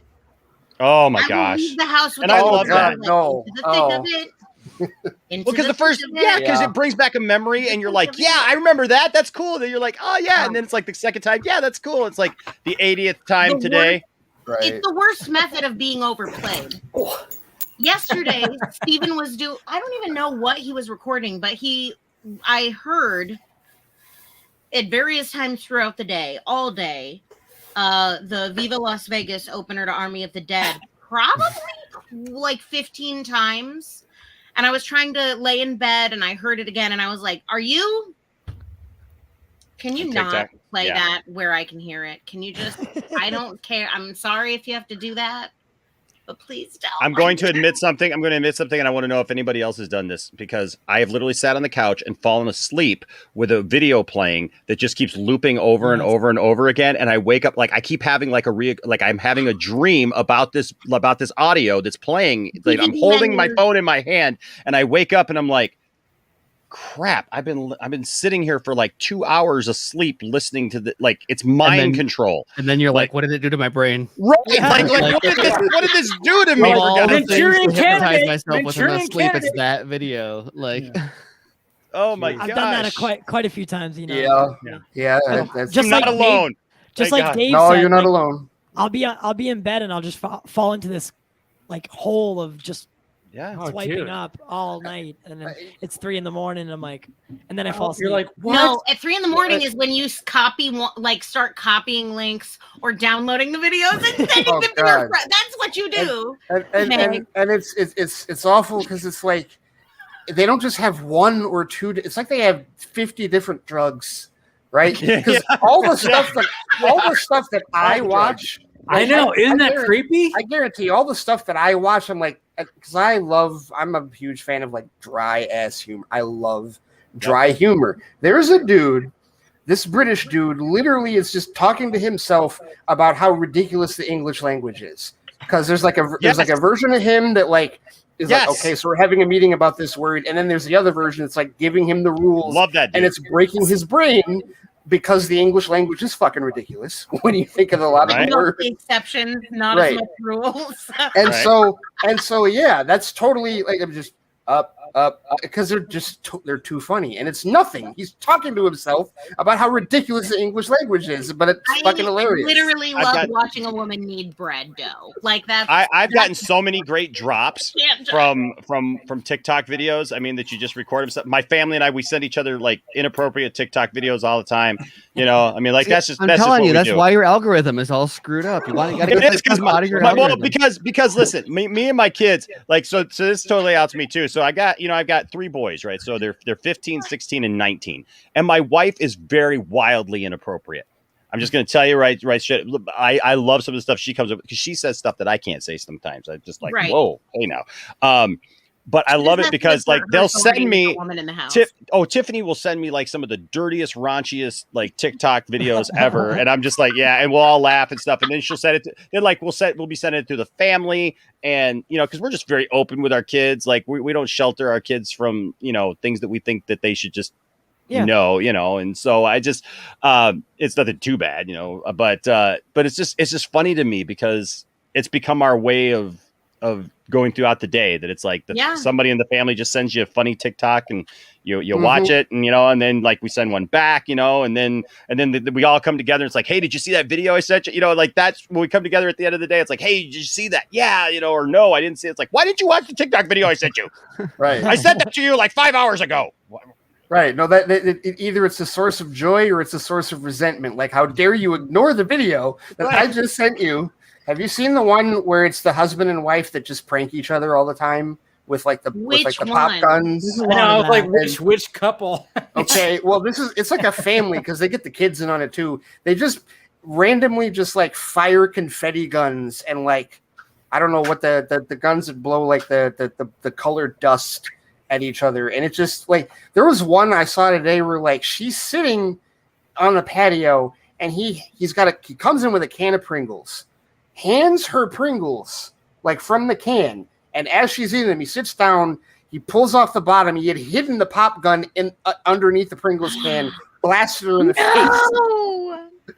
And it was just like, but it's mutually assured destruction because she hid at a McDonald's while he was like driving up, like he's on break or like he's a cop or something, and like he comes up to the McDonald's window to get his food.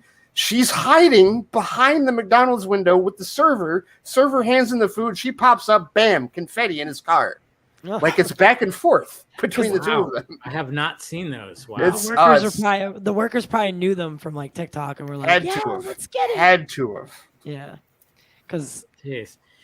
No, but what I was saying earlier is like when it comes to the cosplay community, I mean, it's perfect for it almost, you know? Yes. And, you know, I was talking about with Susie, it was like, I mean, cosplayers blew up when it came to just that and just obviously reciting lines from movies and everything. And, you know, she was even talking about how, you know, Susie, like you were talking about how like, you know, trying to get that perfect TikTok and like trying to sync up your you know, the dialogue and everything. It's a pain in the ass, a little bit of a pain in the ass. Yeah, and it's hard to find the right thing that you're looking for, the sound that you're looking for, because there's no easy way to search for like a keyword. It's so hard to find things that you're looking for. I just saw your Captain America. That was pretty cool.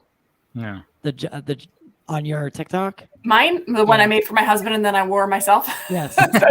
Wait, really? Yeah. Oh my God. I made a full suit. I made it from scratch. Well, I mean, I thrifted some things and then I added and and your golden armor is pretty dope as well. Thank you. And actually, so one of my favorite TikToks I made, which is totally inappropriate, so everybody should go check it out, is with It was the first thing I made to kind of reveal Steppenwolf. And I used the sound from The Office of the Lizard King. Oh. You don't know who you're, you know, like I'm the Lizard King. Yeah. So yeah, and it was just me saying it, and then like in my Wonder Woman garb, and then it just like at the very end, I'm like revealed to like his head sitting on the couch next to me, like you don't know. It's my favorite one. So it's probably from like it's before Justice League came out. So. Okay. That's you'd have to scroll pretty far. I can just repost it on Twitter here in a little while. I'll just repost it. Well, that's the thing is like you can do that, right? I mean, I mean, that's the thing. It's like, and it's funny too because, like I said, I mean, TikTok, you guys blow up on there, and then it's like try to bring that over to. That's why I mean, when I fall into the TikTok hole, it's like it's mainly stuff that's this is you're gonna learn about this and learn about that. Oh, like wow, I didn't know that. Oh, I could do a side hustle about this. Wow, that's crazy. But at the same time, I always see people reposting on Twitter as well. They're like the TikTok videos. That's why I'm like so tired of that. Oh no. I'm like, just every video. I'm like, why does every video have that song in it? And I'm like, God. But yeah, I mean, well, I just followed you, Susie. So now I'll be getting lots and lots of cosplay videos. Yeah. So I actually have a guy. His name's Tim Possible. Have you ever seen that guy? Yeah. No. He looks just like Adam Driver. I swear. I did a call-in show when that's how I met him. Impossible. Tim Possible. And it's so funny because I saw him. I did a call-in show and he showed up in the backstage area and I went, is that like nah? And I pull him and I swear every time I pull him into a video with other people in or whatever, because now you know he's a regular, he shows up every once in a while, and every time everybody does a double take because like with no costume, no nothing, he looks just like Adam Driver, and he does a cool Nightwing cosplay too, but he also does he does like Kylo Ren and all that stuff, and he looks just like him. Whoa, I mean, just amazing. Who's that? You know what? I saw that one. I like that. Yeah, your barber was on point. I like the I like the barber look a Oh, lot. yeah. Barbara is on That's my point. favorite because you know that one specifically is me. Like, Yes, it says. that's my job. I'm a geologist. I'm a geologist. Oh, I have 2 degrees. wow. Yes. girl, I'm about to freak out right now. I don't have a degree in geology, but like, let's talk about rocks and the way that it was formed. Let's talk about how Iowa used to be an ocean floor. Let's talk about how the Devonian fossil ridge is like 20 miles that way. We can go, girl. We can go. Well, that all sounds like Rock you Oh, is that him? Yeah, that's him. Okay. Cool. Wait, okay, He's good at them, so like, talk to me about geology. Unpack your nerd I- brain. okay, you want me to go Andrea's fault line. just Literally, like talk You wanna rocky and dirty to me. Yes. blow your mind for a little bit. Okay, so something that's coming up, we're about to file with the state. You have to file all sorts of stuff with the state.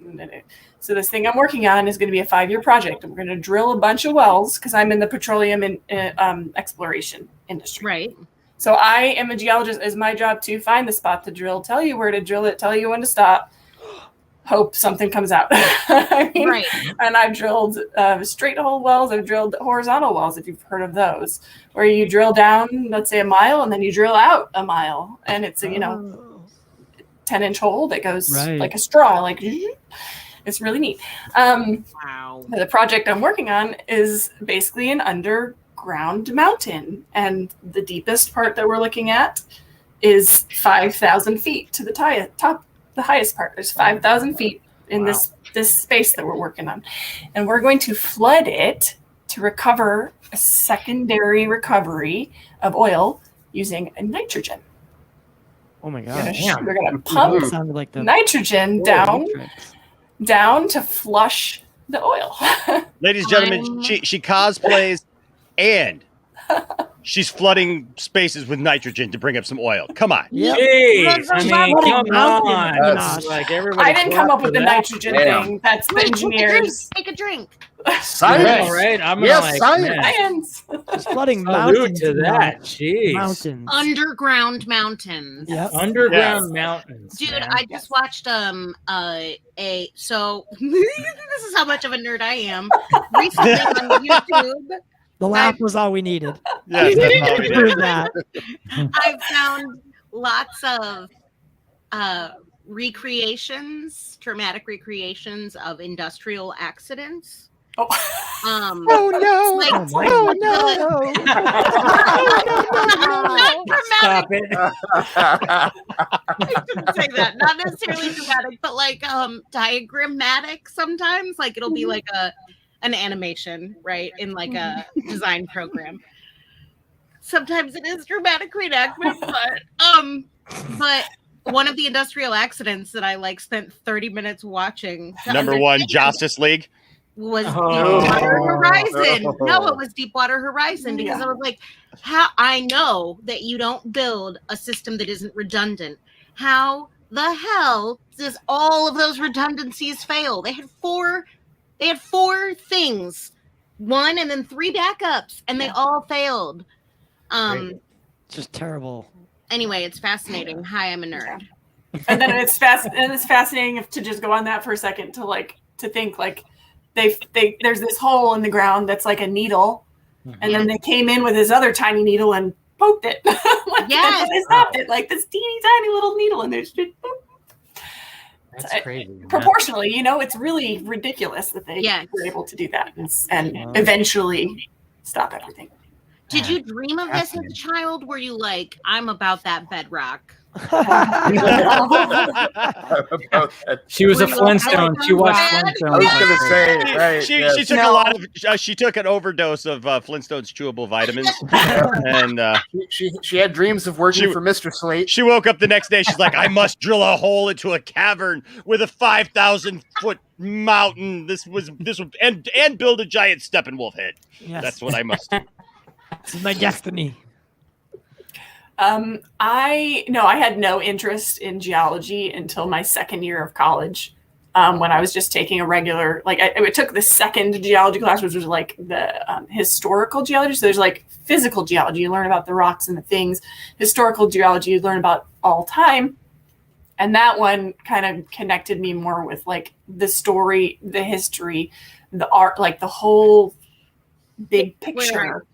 That is where. And that's where it hooked me. And I was driving down the road to go home from college, and I was like, wait, I know what that rock is and how that works. When I drove down the road, and it just stuck. And so I took some more classes, and then we live 2.5 hours from Keokuk, and I'm like, we're going to get some geodes, bitches. Like, I'm planning a family trip. Steven's like, I don't want to go dig in the dirt. It's like an Army of the Dead heist style thing. You're like, we're going to get some geodes. We're going to risk our lives to get in there.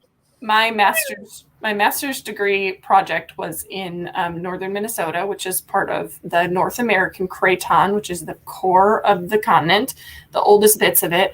And so the rocks that I worked on for my master's degree were 2.6 billion years old.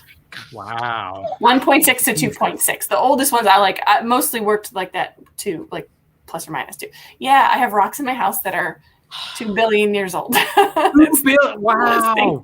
Is the coolest thing ever. That's amazing. Yeah. Big time. Because it's like you know that this rock is like experienced, or not experienced because it's not living, but this rock. Shut up, Enosh. I know you're speaking for rocks. Yes. But that rock was there when the dinosaurs were there. Like that's that rock's like I've seen things, man. I always think about stuff like that. Like, you don't even know, man. Okay, it was a rock before life. Yes. Literally. Yeah, that's literally a rock that was there that before there was life on Earth. If these rocks could talk. Yeah. And they aren't necessarily always where they originated from. Like the place where they came out of the core up into the mantle and that's not always where they end up being. Glacial deposits and all this kind of shit like moves. It's just so fucking cool. It's like human migration except fucking crystals, bitches. Just saying. Somebody put that on a t-shirt. Fucking crystal bitches. I like it. Pumpkin spice lattes. Can't wait to be a basic white bitch this fall. Basic white bitch all year. Oh man, that pumpkin spice. What is up with that? I don't even understand. It's cocaine. It's not that good. It really is not. It's worse in the Midwest, man. Because seriously, it's like everything is fucking pumpkins. Like every fall, it's just like, oh my god, pumpkin this, pumpkin that. It invades my beer. I'm like, leave my beer alone. Just actually, it doesn't invade beer. I went to college near one of the largest pumpkin festivals in the world, where they do pumpkin chuckin. Pumpkin Pumpkin chunkin, like things. This thing. Catapult. In medieval torture devices. Catapult. Trebuchet. They trebuchet pumpkins across fucking fields for like nobody can tell the difference between a catapult and a trebuchet. Yeah, I was gonna say. I feel like she used the cool word for it, but I still win. What is that? Is that a America the Motion Picture reference? Is that nobody can tell the difference between catapult and trebuchets? No, or is it Rick and Morty? I don't want to credit America the Motion Picture. I didn't like that. But you didn't like it? I was whatever. I haven't watched it yet. They were like, nobody knows the difference between catapults and trebuchets. And then the dude turns around. Sounds he's like, sir, they're attacking us with textbook trebuchets. That does sound Rick and Morty. Yeah, it does. I still need to watch that show. Yeah, Rick and Morty is one of the ones I haven't seen. Oh man, worth it. Yeah. I held off forever and ever because one of those ones everyone was talking about, and I was like, right, exactly. We even talked about it on here. That's where I'm kind of at with it, Steven. It's like everybody won't shut the fuck up about it. Is it that good? I don't want to be let down. In my experience, personally, like when people are obsessed with something like that, it's always a disappointment, or it's always like. Yeah. Like I don't know. I don't want to be like highbrow about it or anything, but like I don't know. I just tend to be like, oh, it's just like mass appeal comedy. But no, I mean it's if you watch it, you'll binge it. It's good. Okay. All right. No, I'm going to. Literally, there's almost everyone. I mean, here I feel like this is unorthodox that there's 3 of us that haven't, but for the most part, like. people always say like have high regards for the show, but with animated shows like that, like I can't binge them. Like I can't do it. It gives me a headache. This one might be a little different, but I mean, I don't know. It's got that like Simpsons energy. I mean, it's different than Simpsons, but it's got that level of energy where it's like, or at least from like the earlier episodes where like you're like, okay, that's hilarious, but like I just can't. It's like too much ice cream. Right. You're like, I mean, this is great, and I would, but because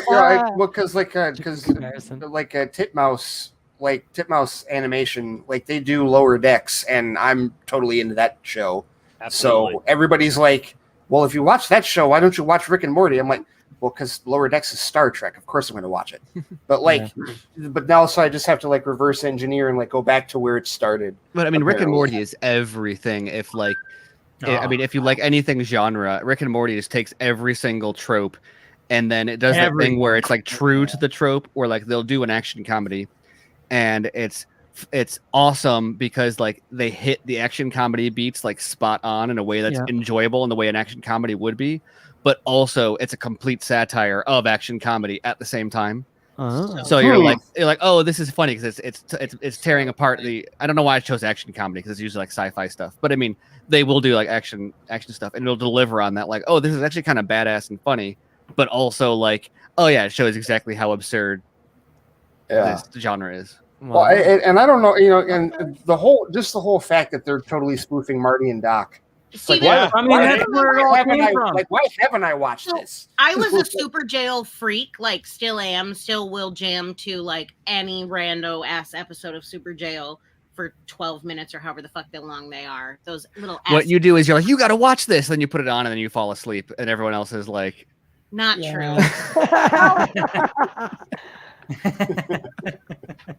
That happened one time in Colorado. But yes, I like have always thought they have to be made by the same people. Absolutely.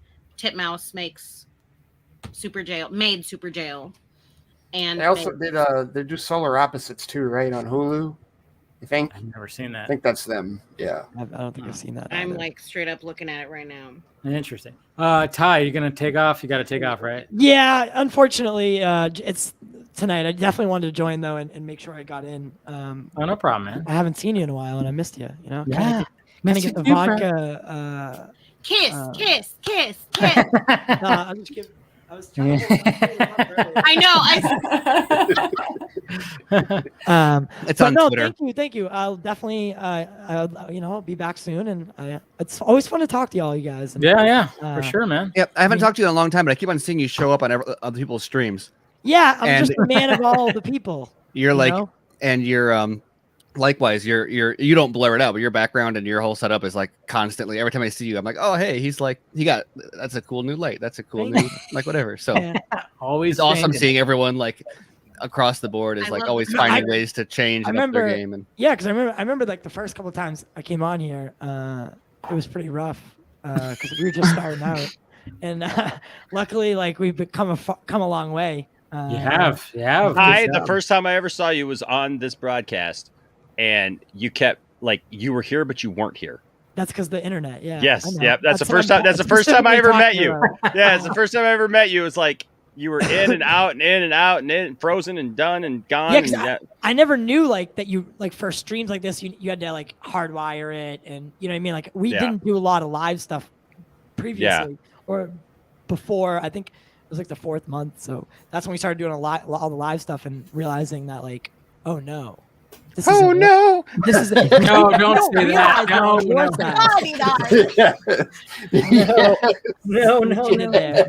Let's see what you did there. But you don't realize it on your side, so like, that's the problem. Happening, you know what I mean? That's the problem. I'll be on somebody's stream and they're like, you sound like a robot. We can't hear you. And I'm like, I'm crystal clear. What are you talking about? I literally I'm hardwired in. I get so frustrated sometimes where I'm just like, I'm hardwired in. I'm crystal clear on my end. I've got full bars on everything. Like what in the world are you talking about? There's no way. I'm having flashbacks to Joe Manganiello telling baby sounds like a caterpillar. Oh my god. The words out of my mouth. Oh. That was rough. But you sounded kind of like a caterpillar. I know. I don't even know what the hell that meant. I'm like, what do you mean, Joe Mang? But I don't want to say that. But then luckily we had our love for Metallica. Yes. That's all that held that together right there, man. Now Dave, I want to go make a TikTok video with that "oh no" thing and like you. I Like, know, right? oh no. But thank you guys Ty, so for much. showing up, man. Yeah, Ty. No, I'll be back, and I'm just It's nice meeting you. Everybody else has met you before. I've never met you before. Yeah, I've never either. So. I know, Ray. Susie and Ray. First time. What did Amanda say? First time, long time. Yeah. No, I'll talk to you guys very soon, and I hope you have a great night. Make sure to get out and see Suicide Squad in theaters because it's dope as fuck. I bet that they take out a bus full of children. That's my Jesus. It's they terrible. Take it too but far because like that's what I kept hearing, and I was like, well, they definitely take out a bus full of children. Like that's fuck. what they do. All right. On that note, I'm sorry. Did they not say take it too far? There's a way to send Ty out. Yeah, I hope Children I dying. tonight. Thank you. On that note, go watch Suicide Squad. Oh man. All right, guys. I'll talk to you later. Bye, Ty. Thanks, Ty. Bye. See ya. Susie, are you good too? I know. I was gonna take the opportunity to. Yeah, to it. I figured. It is almost 1 o'clock in the morning for me. So Susie, I want to tell you, Susie, I'm very impressed with you as a person, like with your profession and the stuff that you do. But I got to say, like, just tell me, you're really my friend Kimberly, right? Don't know Kimberly. No, I know you're playing coy with me. You're really my friend Kimberly that I've known since I was like 16 years old. Because I swear to God, you look just like her. I have this friend who like comes in and out of my life like every 8 years. She literally moved from Las Vegas to Alaska, and I didn't hear from her for like 4 or 5 years. And then all of a sudden, she just shows up one day, and I'm like, "What the heck?" And then like I see her for like a year, and then she like moved somewhere else, and I had no idea where she was. And I'm just thinking, Kim is now doing cosplay and finally got into nerd stuff. Kim is cosplaying as Susie. Yeah. I see what you're doing. No, sorry, I just had to mess with you a little bit. Like that's for no one else but me. So there you go. Well, there it is. I will say keep up the awesome work. If you ever finish, if you make the whole Steppenwolf costume, I cannot fucking wait to see that. You're already off to an amazing start with that one right there. If I could get an army of people making little shit. No, I just need to. I need to get the little like cricket cutter thingy to just cut them for me. And it's in my closet, and I just don't know how to use it. So there it is. Then we'll be good. No, but thank you, Susie, for joining. This was a lot of fun. It was fun. Yes, I appreciate it. And like everybody, follow her, Susie Creates on pretty much on everything. TikTok. Yeah. You know, Instagram. There might be a cosplay, Twitter, or they're not without a cosplay. Yeah, add cosplay to the name as well, and follow her. She's doing great work and really enjoying it. And thank you again, Susie. Appreciate it. All right. See you later. Have a great one. Yeah, you too. You too. But anyways, yeah. So we talked about rocks. We talked about rocks. No. Oh man, I tell you what, that Steppenwolf head. I literally have a rock right here. That was in reach. Wow. So like Scott has figurines, and so does Enosh. You have rocks. Rocks. This is who I am. Rocks. Steven's like, this is why I never let her have her arms. So if you, I don't know if you watch Big Bang Theory, Amanda, but if you do, is like Bert your favorite character? I don't watch Big Bang Theory, but my sister does. Look at Steven just held up that Russian lens that he had. Yeah. He's a Russian spy. Look at that. This is what I've got. It's recording you. Where's the USSR logo on it? Like this one is hammer ridiculous. and I don't think there's any way I can do anything. Oh my God! With Jesus. In Mother Russia, lens look at you. Right? Jesus Christ. What was that even?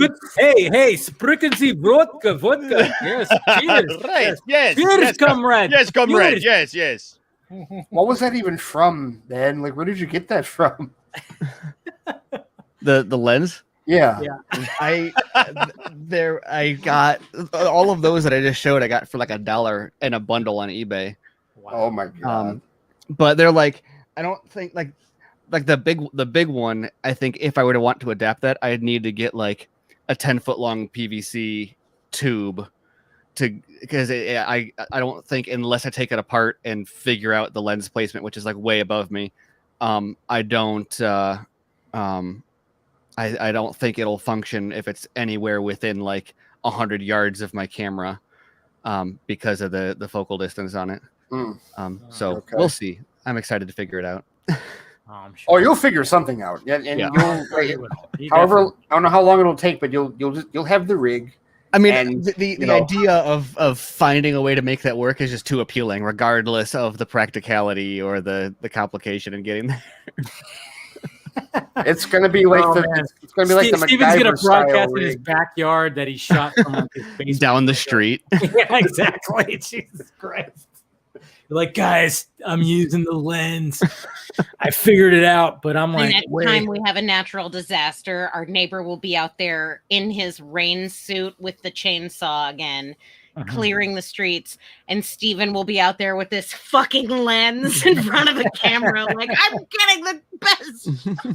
Well, you know, somebody like we had a tornado touchdown last weekend up Oof. here, and like I saw somebody post like the day after like this meme of like everybody else, like normal people, like when a tornado and it's or like, you know, in the bathtub, like hiding in a shelter. People up here are like on the porch, like, you know, sitting, Yeah, like ready to look. keep their head out. It is like, and it's totally a Midwestern thing. Like I have friends that like will storm watch anytime a tornado is like down the street, and I'm like, what the fuck are you doing? No, I need that drop from Austin Powers when she's like, when they're like spying on somebody, and she goes like, oh yeah, he's doing this, and Austin Powers goes, let me look, and he pulls out this ridiculously long like this lens on his camera. I'm like, that's Steven. That's Steven. Like, I was trying to remember right now. I was like, oh, what was that scene? where, Except like, Steven somebody has just- never seen any Austin Powers movies. None of them? Well, that and I prefer lenses that are like this long. Okay. Like not. Like True. I don't like long lenses. Size doesn't matter. So you've never seen? Okay, so he's never seen Run Lola Run. I He's never cannot- seen. I'm so sorry. He's never seen any of the Austin Powers. You know what? And you'd like Run Lola Run. You would like Probably. I Run Lola told Run. him that too. I said it would come into your rotation. Who here has seen every Like, single movie they would have liked? I know exactly. That's true. That's very true. Like Ray, let's get into your wall of shame. No, we're not going to get into no. Oh yeah, fuck that. yeah, We're not yeah. getting Ray's into my wall of list. shame is. We're not pretty getting bad. into my fucking list. No, that's not going to Oh, happen. Ray's. Yeah, No. Ray's. Well, I mean, there's times. There's Look, times, man. Look, where I'm like, listen.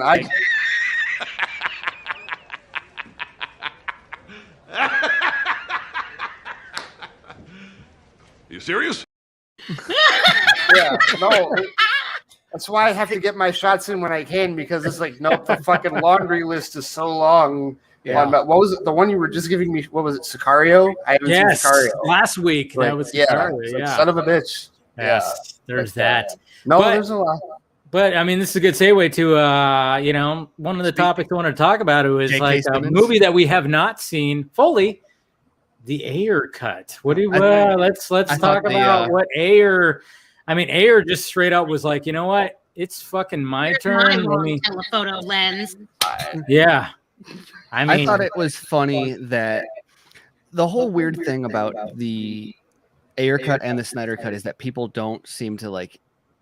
It took them so long to get it, like Yeah. what it was that people actually wanted, or why they wanted it, or what it even was. Like Enosh. But I mean, like, No, I fully admit that. Like, people have been asking me about the Ayer Cut now for a while, Steven. And like, I haven't like thrown my hat fully and like that I'm like fully committed. Like, I'm just gonna like campaign for this thing because one, I wanted to let this new movie pass, so that there's no. I think the infighting is ridiculous. I think that it's just silly to just be like comparing one director to another when like they're friends, you know, like, but people can't see through that. And so like, I'm just like, hey, let that movie come out and then I'm going to campaign fully for it. Now this stuff comes out and like, you can't ignore that. Right. So, you know, so like, but I've always been supportive of that. But like with the Snyder Cut, there was so many people who it doesn't exist. It wouldn't be any better. Yeah, Why do yeah. people want this? And it was like the really big thing was these people who are incredulous. Like, I don't understand why anybody even wants this.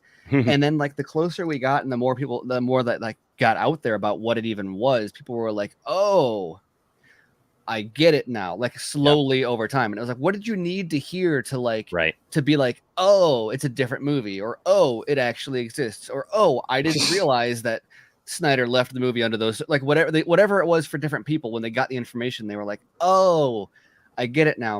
And it was always weird because it always felt like it was like so far down the road. And why it was so funny covering it, and like with all the writing that I did about it, was like trying to put all this stuff out there, and then it wouldn't be until like a year later that finally some people were just like, oh, that's what's going on here. And so what I thought was interesting about the Ayer Cut thing is how organically that triggered a whole bunch of film Twitter and other blue. I hate the term blue check because I think it's while it is true to an extent, it's like a way bigger shovel full of what it's not as the stereotypical blue check doesn't really exist. It's just that people hate it when people with a blue check say things. Anyway, the point is the blue checks were all going for the Ayer Cut, and I just thought it was like ironic that so many people who were against it kind of took a like on the nose exposition dump for them to be like, oh, okay, thank you, continue. Yes, I'm on board now. I can follow the story. It's like, okay, there you go. Well, and the thing, it's like, okay, well, why? Because that was the thing today. They were like, oh, he's trying to make this all about himself, and he's taking attention away from Gunn. He's trying to be so self. It's like, first of all, we've said, like any rational person has said, any one of us has said that Twitter is not real life. So this whole idea that his letter yesterday is taking away from the public, no, it isn't. The general audience still hasn't read his letter. Okay, that's not even, that's not even an argument. So clearly you're already starting in bad faith by arguing that at all, right? But honestly, it was the critical response. And when, Dave, it was like I told you last week, I said, I wasn't looking forward to the week that this movie was coming out. Yeah. When I said that, I thought we legitimately had another week before the bullshit would start. And it's just like, it's like Lex Luthor from Superman Returns. Wrong! I wish I have that drop somewhere. It was, because as soon as... Wrong! There you go. Yeah. Awesome. But like as soon as the review embargo dropped on Wednesday, it was just like, oh no, it's starting already. And the problem is that on both sides, it's bad faith, disingenuous. Like so many other people who were like so anti this movie are anti this movie for reasons that have nothing to do with like the movie itself. And really, even though they go after Gunn, they don't even care about Gunn really, because they're the reason I say that is because the treatment of him is impartial, or is not like partial to like other people have said similar things that they don't care about. It's like they're very selective in when they choose to care about like inappropriate tweets or whatever. But then on the other side, you have all like the sanctimonious, like, well, this takes away from Gunn or whatever. When first of all, technically this is a sequel. Like according to Toby Emmerich, like Toby Emmerich even called it Suicide Squad 2. That's what's crazy. At CinemaCon. Toby himself actually said, yeah. And it's not a hardcore reboot, or even it's barely even a soft reboot. Like it's a continuation that doesn't have strong ties to the first one, right? Per most people that have seen it. And anyway, where is I going with that? The point is that it's like not some repudiation of the first one, and so the idea of this somehow taking away from Gunn is also absurd. And so people that are pushing that aren't really pushing it because I don't think they actually believe that. It's just that they are anti-Snyder or anti-Gunn or whatever, and just that's all fill in the blank whatever reason I need to come up with to justify it. But it's the conclusion before the evidence on both ends. And what makes it even more apparent that it's just self-serving is Gunn's response is to Ayer. It'd be one thing if Ayer was just tweeting this and whatever. Gunn's responding to him and making it very. But there was even the dude I screenshot this earlier, where like I think Gunn was posting about like some success for the movie, and somebody posted with like the Ayer Cut is the fans of the Ayer Cut are shaking right? And Gunn responded, "Thanks for the support, but we don't need any more division." Yeah, we don't need. You can like both. Right. It's like, so Gunn isn't even validating any of the arguments from the sanctimonious side. He's basically calling them all bullshit too, from the get go. So they're just outing themselves for their own selfish aims. Gunn is very engaging, which is, I dig it. I mean, obviously we love the fact that Snyder was very engaging when it came to the fandom, but yeah, Gunn is very engaging too. And hey, we got a late added to the fucking panel right here. He went to the movies tonight, Mr. Scott McClellan. Hey, there we go. Okay, let's have a prop off. Let's have a prop off right now between Enosh and Scott. Let's go. Let's do it. Oh, he's already look at that. He's ready. He's ready. As I've been joking, the Target one that I found like 4 in store, but my pre-order still can't ship. Scott, I haven't found any. I didn't get in on the pre-order, so thank you, sir. I'm here to make you feel better, Enosh, that pre-orders didn't matter. No one got their pre-order. Yeah. Just from Target or like anywhere? Yeah. From Target. Not a single pre-order. I pre-ordered that Dark Side from what is it, Entertainment Earth? Yeah. And the Steppenwolf Dark Side combo from McFarlane, and those are all they're all back ordered for August. Man, those are pre-ordered in April. I mean, all my stuff was pre-ordered in like March, and Walmart.com delivered, GameStop delivered, Target delivered a Batman 2 weeks after Walmart and GameStop already sent them to me. Damn, I know, that's what's so crazy. I mean, I mean, Scott literally he showed like the picture of like 3. He's all, should I get anybody one? I'm like, yeah, go ahead, send me one. Yeah, because I mean, they're just not. Yeah. I sent one to Chris. Scott and I aren't going to. Scott and I aren't going to combat each other anymore. I think we're going to join forces now. Oh yeah, and yeah. We exchanged Twitter. I was like, hey, you know what? I'm looking for this Batman for you. You look for this Superman for me. Like we're going to help each other now, so that we can. You know what? I spend way too much time. I would help be eyes. I'm not gonna like ask anybody to like buy something for me, but I'll be eyes for something. Hey, all I know is that Ray knows Dave from DC on Screen, and I literally he's Snyderizing my Wonder Woman 84 figure, and I paid him with red and blue Superman. I was like, here's red and blue Superman. Snyderize my Wonder Woman 84. That's what I have to do. I have to get another Wonder Woman 84 figure actually to go with my display of Snyder Cut figures because yeah, it's weird. It's weird that she stands out just bright, and it's like, well, Dave is like putting a special coat to like tone her down. I bought a Wonder Woman Last Night on Earth just for the sword, so that she'll have a sword, and I think Dave's going to make me a shield, and he's making a leather. This one just get a chainsaw. I know, and Darkfather, build a figure. So I got all the figures to build Darkfather now, so I'm pretty excited about that. So so non-spoilers, how was Green Knight? Dude, yes. I need to immediately turn around and like go watch it again. Yeah. Okay, thank you. I watched Dave's first reaction, and you were like, "Hi." I was like, "Oh, I need it," because you're like, "I don't know if I should even be talking about this." Dude, I couldn't react to it. Okay. I was driving away and I like turned my, I propped up, I have my little dock and I propped it up. I'm like, I don't even know what to fucking say. Like, I mean, the only thing that I would say was like, it was shot beautifully. Every frame was so beautiful. And the score was like eerily just beautiful. And was it? Who was it? I forgot to mention. Hold on, I downloaded on Apple Music like Daniel Hart. Dude. And, that's how I don't know that. And it just the cinema score just came out and it's a C+, and I was like, C+. Exactly the kind of because cinema score it's always like Mother got an F, right? Which like it's always the Mhm. is it a crowd pleaser or not? And so the second I got the C+, I was like, awesome. Well, that's because exactly. they I use resent it. being part of the crowd in the case of Mother, but fine. They use Cinema Score as like a box office predictor. That tells you right there what it really is appealing to. It's nothing to do with subjective quality. It's everything to do with how many people are going to buy tickets to watch. If it gets an A, it's get before pre-pandemic. I mean, the movie it's going to be a billion I'll be dollars. honest. I was shocked how many people. I mean, I went to a 10:15, and I was shocked how many people were there. My I've theater was pretty good too. Actually. I've got a feeling it's going to surprise at the box office.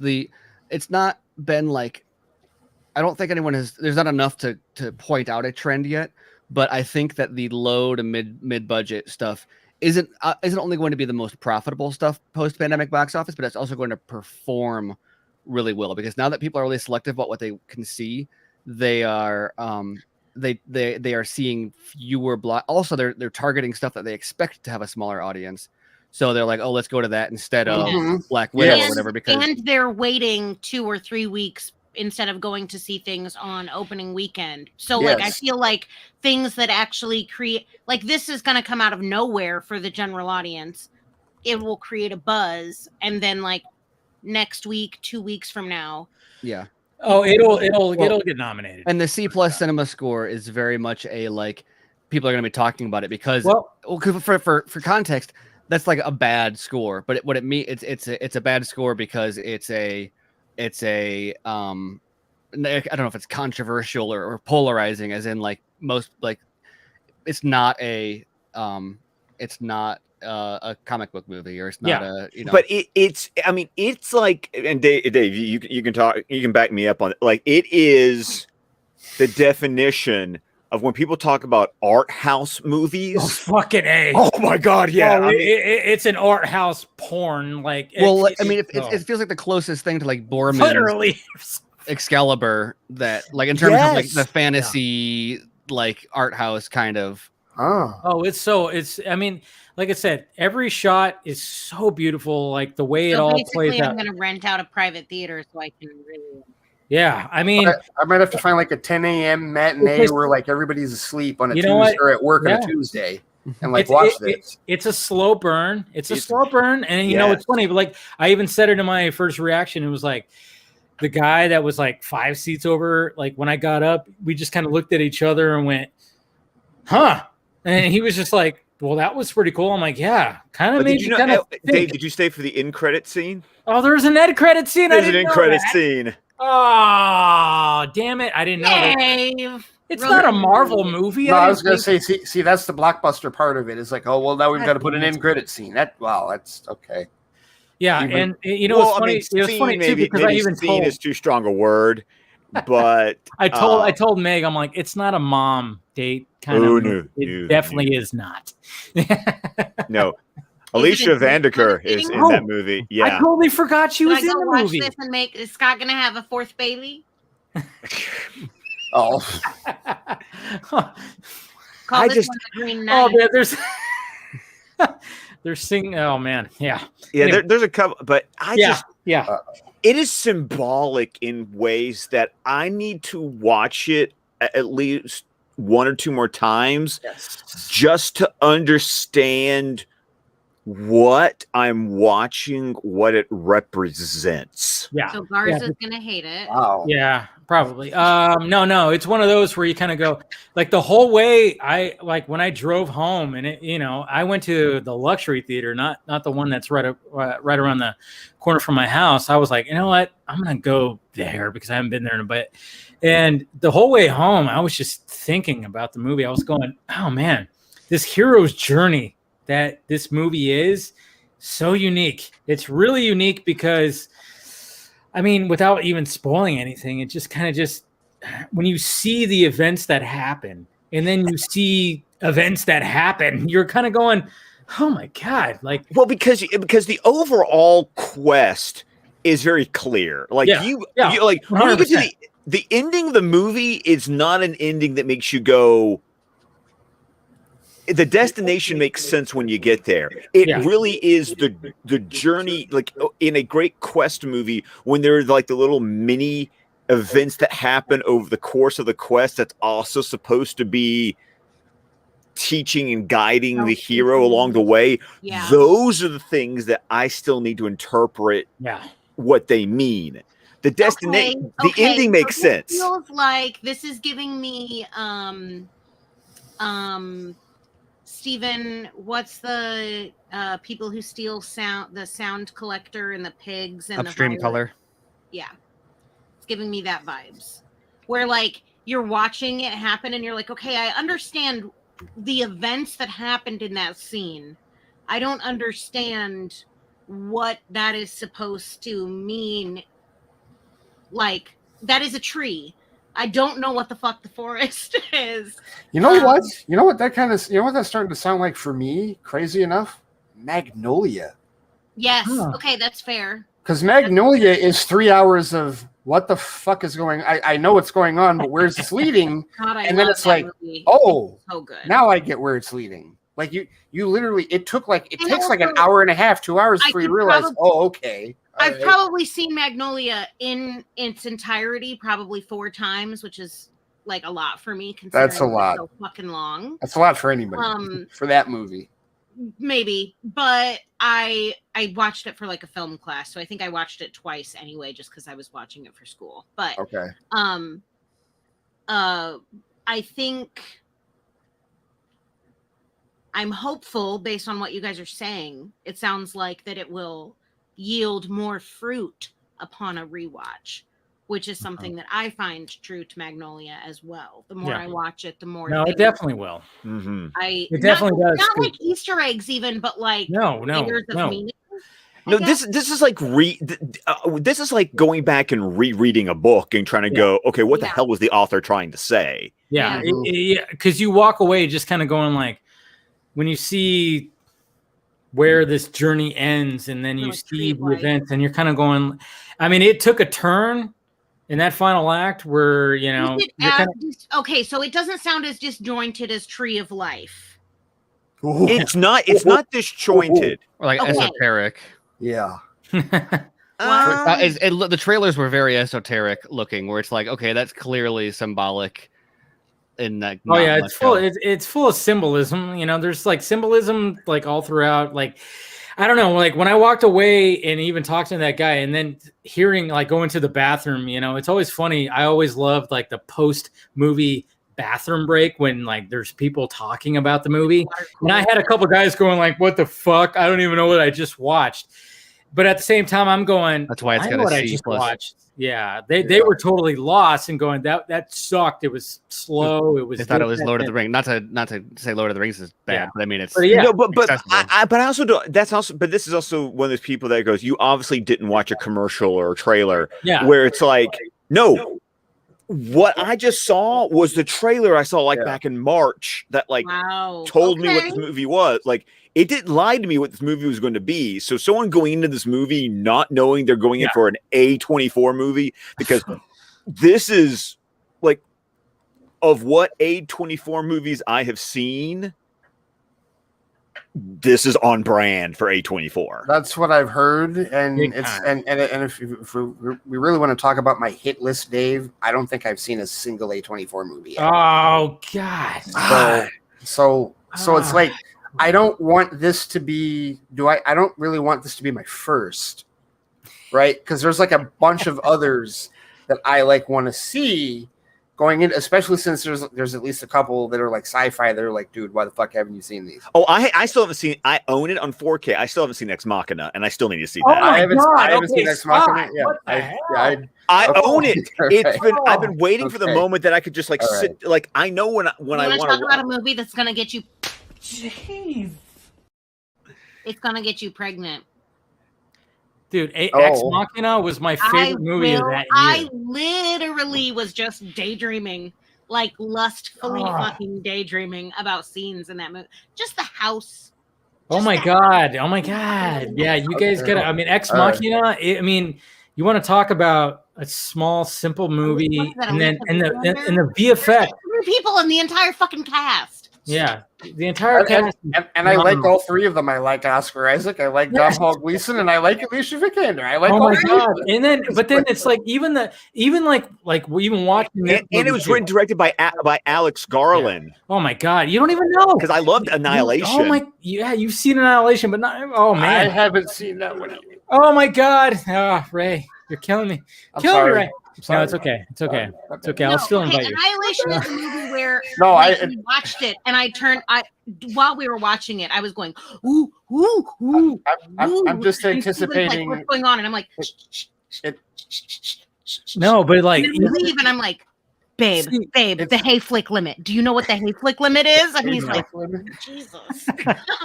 Like, no, it's totally okay, Dave. If I get that message, like, dude, sorry, you got to watch some movies before I can invite you on again. I know, right? You're not invited to my A24 movies I have seen, and I think I've seen them all in theater. Like I saw The Lighthouse in theaters. Oh, fucking A. So Tim and I think even reviewed that one. I'm not sure if we did on 4 times. Yeah. No, Patreon. I think you did that for Squadcast movies. Okay. Yeah, you did. I think you did. Yeah. And then I saw Uncut Gems. Yeah. And I saw that on Netflix. Though. There are too many fucking gifts for that movie.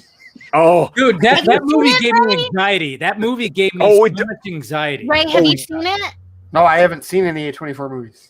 I've not seen any. I still need to see the one. I need to see Ex Machina, and I need to see The Witch. The Witch. Oh, I'm dead. I can't. Let me. Where's Gems? Literally, I know. Yeah. Get it. Like I needed blood pressure medication. Yeah, I felt like it ended. I think I said so. That's what a heart attack feels like. No, yeah. Like that's not an exaggeration. I've never seen a movie before that has given me physical. Like I've seen movies that make me feel like intense or like give me anxiety or like cringe things that will make me like get goosebumps or something because I'm like, this is just so uncomfortable. Right. Uncut Gems might have given me heart palpitations. Yes. It's getting a Criterion in October, and dude, I am grabbing that sucker up. Do it. No, but like the only other movie that kind of gave me like similar anxiety was Hacksaw Ridge. That gave me a little bit of not as much as Uncut Gems because it was just like the whole time you're just Hacksaw Ridge was like the final act when he was like doing all this. The movie that gave me anxiety, like Uncut Gems, was the final scene of Whiplash. Oh yeah. Well, but what's amazing, and I guess Whiplash, maybe I can't say it. Whiplash doesn't do it this way, but what Uncut Gems does, like comparing it to something like Hacksaw Ridge, is that it's all character and dialogue and drama. Yeah, I mean, I guess. There is physical threats and stuff in it, but it's not like Hacksaw Ridge. You're like scared this guy is going to get shot in a war, and in Uncut Gems, you're like, don't make that bet. Why are you making another bet? Stop. Okay, you got it. You got it. No more bets. Don't double or no. What are you doing? Uncut Gems is hard to watch if you love someone who suffers or struggles with addiction. Yes. Because it was really hard for me to watch someone hurtle headlong, face first into self-oblivion. I was like, no, the whole movie. I'm gonna try and watch like a handful of A24 movies next week. Dude, Hereditary is part of it, right? So is Midsummer too, right? Midsummer. You know what? I had a similar experience. Kind of like walking. I mean, when I was, if you watch my first reaction, I was like trying to pinpoint, like when I walked out of the movie of the Green Knight, I was going, what movie did like the reaction from the audience? What movie? And I would say Midsummer was probably like similar a little bit because it was when the movie ended, everybody was just quiet, and then you do that post movie bathroom thing and you hear people. I mean, I remember when I saw Midsummer, like there was a guy who was like, that was dog shit, man. And I was like, well, yeah, that's you. And when I heard those guys going, man, that sucked, blah, blah, blah, blah. But I'm sitting there just like the whole time, just driving home going, oh man, I'm just trying to just piece it all together and going, man, this was like this crazy tale. It was based on poems, right, Scott, or something like that. It was based on poems or a book or what? What Green Knight? Yeah, the Green Knight. Oh, it's based on a epic poem from like Middle English. Like the only way you read it, we don't know who the author was, but you have to pick up different. Like I have like 6 different translations of it. Because sometimes they do it in verse, sometimes they do it in prose. But the way that like Lowry, right? Level iconic. In yes, of that, but the way that it plays out, it actually it goes through and it like shows like these titles that look very poem-like. Like as you're going through, like it you know how Tarantino like does this chapter thing where it's like black and just fucking the typewriter font, and it shows like and it shows like a chapter or something like that. The director, I think what's his name, Lowry, right? David Lowry. I almost said Mike Lowry. That's a Bad Boys character Will Smith played. Anyways, but like the way that he stylized it like that, I thought was really awesome. And the fact that he just the way that he kind of put those title cards in there, not even like title cards, they were overlays on the actual footage. But I mean, again, it sounds shot like so the format is in its own context, in its own time. It's a weird movie. The original context and the original time and the original. Definitely is a weird. It's a weird movie. Great. Yeah. It sounds like I'll love it. I was looking. I have seen another A24 movie because I was looking up. I've seen Lady Bird. Okay, yeah. So I've seen that, but I've a movie I want to see. I also want to see High Life. I haven't seen that yet. Well, I was going to say, speaking of Pattinson, Good Time, I had to look it up. Is distributed by A24, but not produced by them. But I would have put that in the same because it's the Safdies, and so the same guys that directed Uncut Gems, and it's very much like it's not quite a heart attack, but like maybe a minor stroke watching that one. Like those guys. I feel like these people really understand dread. Yeah, exactly. The Safdies have a. I'm gonna be honest. From like a physiological standpoint, I'm not necessarily like this isn't. I mean, am I curious? Yes, but like I don't want a heart attack. No, this is like Howling's Ray. You gotta do it. It's like waterboarding. You're not actually drowning. You just feel like you're drowning. Okay, now you've introduced torture into it. Torture is not a selling point. No. If I told you that I was going to expose your body like intermittently to like 3 Gs to 0 Gs, like randomly, right, for like 3 minutes straight, you'd be like, that sounds like torture. That's a roller coaster, just. Yeah, I mean, it's very much like a roller coaster where, like, the drop is scary, but like it's also kind of like intense. And to me, the fact that these artists are capable of involuntarily getting these emotions. It's like I remember watching Tree of Life and I was like, I don't know why I'm crying. Like, why am I can't even explain what's going on. I just know that well, I just blanked on his name. Someone just put it in the chat like 10 minutes ago. Brad Pitt? Because I went to say Aronofsky, which is Terrence Malick. Terrence Malick. How is Terrence Malick involuntarily extracting tears from me? Like I wasn't even crying. It was just like I was like, I don't know why.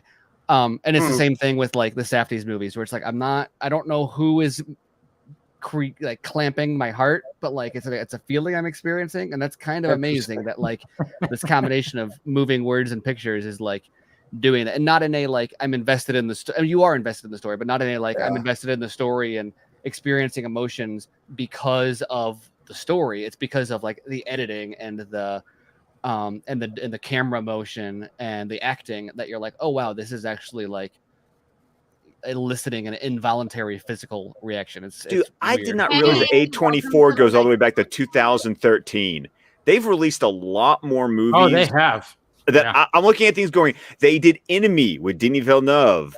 They did Tusk with Kevin Smith. I'm trying to figure out how I haven't seen any of these. How am I not watching? Tusk was rough, but I loved it. I mean, but and then I know The Witch. I've heard of The Lobster, Swiss Army Man. I haven't seen. Swiss Army Man is so I didn't know that. That is amazing. And also, I really need to see 8th Grade because I haven't seen 8th Grade either. I've been on a huge. I haven't seen Swiss Army Man or. They did the Disaster Artist. Yeah, Disaster Artist was great. Oh, and they did How to Talk to Girls at Parties, which is just These must all be distributed by them, right? Because I don't think they're on. It's on their website. I just looked at their website, A24. Okay, and then Scott, you saw the preview to Lamb. Yes. What the fuck? What is that? I know. There's a new A24 movie that's coming out with Naomi Rapace. Yeah, she played. She was in Prometheus. Yeah, and she played Elizabeth Salander in the original Swedish girl with a dragon tattoo. Yeah, it's called Lamb. And you watch the trailer, you go, I have no idea what is going on, but I'm intrigued because it's what? I mean, they literally, like, when you watch the trailer, they form, like, the lambs form A24 in the trailer. Like, it's weird. Like, A24, like, I don't know where they're getting their budgets from, but fuck, man, they utilize their budgets pretty damn well. How about The Whale? It's with Fraser, with Brendan Fraser. Oh yeah, what the hell is that? Darren Aronofsky. Yes, a 600-pound middle-aged man named Charlie tries to reconnect with his 17-year-old daughter. The two grew apart after Charlie abandoned his family for his gay lover who later died. Charlie then went on to binge eat out of pain and guilt. So that's Aronofsky with fucking Brendan Fraser, produced by A24. Okay, like that's gonna be all right. No, I mean, when it comes to A24, I mean, you're what you're in for is you're gonna walk away going, what? You know, and it's gonna sit with you, just like The Green Knight sat with me too. I mean, there's one specific thing where in the movie where I went, wow. You know, and Scott, you might know what I'm talking about. I might know what you're talking about. Yeah, because it was kind of like, they actually showed. Yeah. They showed that. I think seriously, the last movie I saw at the theater where I walked out with that kind of reaction was probably Gone Girl. Probably Bond Girl? Gone Girl. Okay, yeah, okay. I think you said Bond Girl. I was like, there was a documentary about Bond Girls? What? There probably is. Man, that'd be cool. There needs to be, at least. Yeah, if there isn't one. But no. But Bond Girl, yeah. Totally could see that, yeah. Well, because that was that's definitely not a date movie. And you know what's funny? It was a date movie when I went and saw it. Yeah. Yeah, no, but that was definitely. I don't know if I want to be in this relationship anymore. That was one where, like, I came out of the theater and was like, "Oh, yeah, okay." That's pretty much. That's probably about 80% of A24 movies. Right? And it was definitely a roller coaster because, you know, the movie turns a few times. Yeah, it turns like 4 or 5 times. Right. And the very last turn at the end, literally out loud, I could not stop myself from saying, "You've got to be fucking kidding me." Yeah, because every guy in the audience is going, "Oh man," is putting themselves in that position and going, Jesus Christ. Yeah. Fuck it. It's terrifying. Yeah. But it's really funny that when you read the book that Gillian Flynn wrote, they're both, I think you get this in the movie, but you get it more from reading the book, that they're both just terrible people. And at the end, you're like, you two fucking deserve each other. Like at the end of like they're both pieces of shit. They're both pieces of shit, and you deserve each other. It is difficult for me not to place her a little higher on the piece of shit level based on some of the stuff that she does. Well, that happened. We're talking about Bond Girl. Yes. Yeah. Oh no, they're absolutely both pieces of shit that deserve each other. Exactly. Yeah, that's what we were getting at. Yeah. Equal as fuck. Yeah. Equal as fuck. Honestly, like, it's just codependency. It's just saying that, like, my toxic fuck up fits your toxic fuck up in ways that allow us to both perpetuate one another's toxic fuck up without ever changing or becoming better as human beings. So let's lean into that. That's what the fuck the story is. Like, I totally get that. I'm just trying to remember who he killed, because she killed somebody. Neil Patrick Harris. Right. Okay. Yeah. No. I know who she killed. Who did he kill to even it out? That's part of my issue. That's why I think she's like that's part of my issue in terms of considering them equal. Like, I get the whole thing that they're both toxic, but who did he kill? Like, murder. Like, that was like, I'm like, okay, Fincher, you can stop the blood now. There doesn't need to be that much fucking blood on the bed sheet. I feel like that was I'm Go ahead. Nope, Get it. Get I'm there. not gonna say Get this there. on. We'll talk about it off air. You can do it. Off air. Oh Look man. at that. Look, I'm man. growing up, Mom, as I grind some salt and take a shot of tequila. But no, that was like all these emotions you're talking about with A24 films. That's the last film I saw at the theater where I had all those emotions and thought. Like, no. Right. Like, I mean, I own that movie. I own Gone Girl. It's like one of, I mean, I love Fincher, but Okay, like Fincher's one of those directors. I also have an incredible amount of respect for that movie because it was completely post-produced with 6 guys in one house using Adobe Creative Cloud. And it's fucking brilliant the way that they did it. Like they just, it wasn't farmed out to a different house. It was literally just, they were using the dynamic link, and it's amazing how they put the movie together. But like, like the tension and the roller coaster that you're talking about. Yeah. What's funny about that movie too is like that was pre-BVS Ben Affleck, but he was starting to get like, he was starting to get big.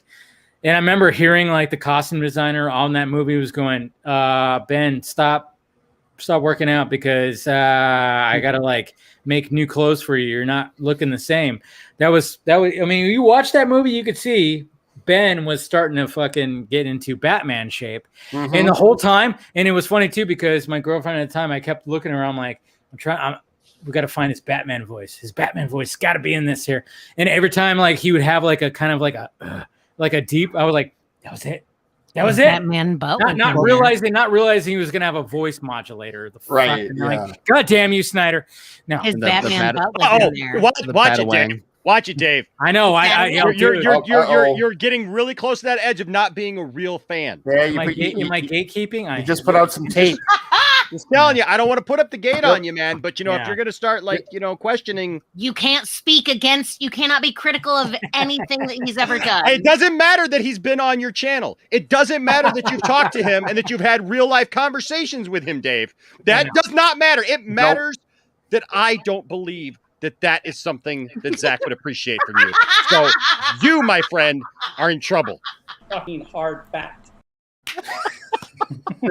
Yeah, I know. I get it. And then you know what? This is a good transition too to the whole like J.K. Simmons possibly coming back as Gordon. Oh, I breathe such a freaking sigh of relief. Yes. But I'll tell you. You know what I'm going to say, Dave. You know what I'm going to say, because you know what happened. You know what happened the day, and I didn't even see it first. Ben Everett showed it to me first. I was like, "You got to be fucking kidding me!" The people that were like, "Well, how the hell can a white dude?" Oh my God! And I couldn't find the picture of Michael Keaton and Laura Harrier fast enough. I'm like, this is father and daughter in the MCU. Shut the fuck up. Shut the fuck up. I'm like, well, you can't tell that to me. I mean, I have a Mexican dad and a white mom. I'm like, hello. There's a possibility for one of my friends has an Irish. Red-haired, pale-skinned Irish father. Well, just watch every television commercial. Green-eyed. Yeah, watch every TV commercial. Every TV commercial nowadays is you have a mixed race couple. That's like the thing now because they exist. Yes, because and they've existed. Imagine that. What's funny? They've existed forever. I mean, again, I'm a product of that. I mean, Jesus Christ. My mom is blonde hair, blue eyed, German, Czech, whatever the hell. And then if she's still out there. And then my dad, full blood Mexican, dark hair. Full on mustache. He looks like he should be a part of a money. Yeah, come on. So now what I want is, and this was fan casted, and usually I'm not big on fan cast, but because they never happen. But somebody suggested Gina Torres being her mother, and I'm like, fuck yes, put Gina Torres in the DCEU. My God. Yeah, I think I saw that too. And make her Barbara Gordon. It's fine. Which is funny because that's her name. Like that's the funny part that like really throws people off. Is like you do realize the mom's name is Barbara too. Yeah, that's what I said. I'm like, I think I said that day too. I'm like, so Barbara can be this. Hello. I don't think people realize. But everybody kept going like, so the mom, and I'm like, well, just call her Barbara. I mean, you could say or that. Babs or something. I don't know. Yeah. But no, but it was funny about it was like a couple days earlier. There was, I forget who the one dude who I guess writes for Geeks Worldwide, but he's like not an asshole. Like he was posting Only about guy how who writes for Geeks Worldwide is not an asshole. Hey, you, we like you. I mean, literally, everybody else at Geeks Worldwide. I mean, literally, there's only one. Seriously, there's only one guy, but he posted a couple of days before the article that the directors, the guys who directed Bad Boys for Life, are doing Batgirl, and one of them liked an Instagram post calling for J.K. Simmons to be cast in the Batgirl movie, and then a couple of days later, this announcement comes out. So it's like, oh, well, okay, good, yes. Why the fuck not? Because one thing that almost everyone can agree on, from either watching Justice League or from watching the Snyder Cut, is J.K. Simmons was criminally underutilized. Oh, because we need more J.K. Simmons as Commissioner. You know what? That is one of the. If I have to give a negative to the Snyder Cut, not enough words. Not a real Oh my God! No! What is happening here? Get the fuck out!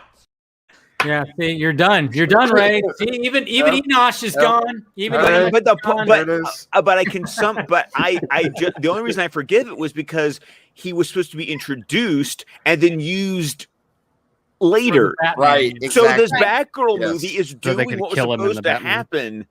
Right, I thought he died in mid movie. You mean it's like an actual multiverse where like the same characters exist in different? But it's not the way that I wanted it to happen, so I'm boycotting it.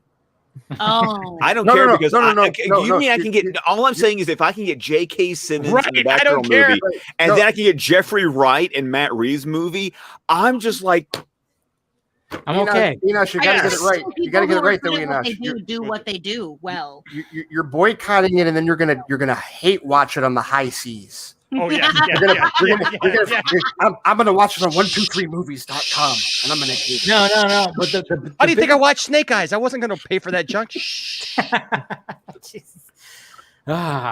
Confirmed. The funny thing about that is that for anyone, I keep on seeing people say like, "Oh, I'm gonna pirate it because I don't want to contribute to box office or whatever." Just don't watch it then. But also, like if you want to see it, then pay for it. But piracy numbers. You actually do want to see it. Piracy numbers are now like they are tracked as a component of ratings, and they're reported on as like when something is like the #1 most pirated movie, that's reported because that is a viewership metric. In fact, it's we know more about how much Zack Snyder's Justice League was pirated than we do about how much it was played on HBO Max. Yeah, but like that is a sign of popularity, right? Like they're looking at population. Like so popular. If a movie is like if a movie does really well on like BitTorrent, but not as well in the box office, they don't say that's a flop. The studio looks at that. They says we failed to properly monetize this. It was a good idea and worth doing, but we need to do it in a way where the people that were pirating it pay for it instead. So streaming or whatever, convert them to paying users, make it more accessible. Yeah, but. So if you want to tell the studio don't make more of this, then don't watch it at all. But if you pirate it, that is a positive indicator. But we all know those people can't help themselves. People talk a big talk, but you know what?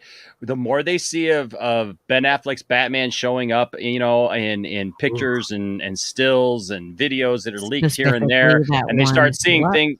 They start seeing little things that like give them a little bit of hope that maybe this is still connected with it. It's going to get watched, right? The Flash movie is going to get watched. People are going to watch it. They may not, like you said, all go and put down their money to do it. But I just find it weird that like people take these weird stances. I mean, like I literally had in one stream, Ray Fisher and Wayne T. Carr say, "Well, we're going to see the movie. We're not going to see it on opening night.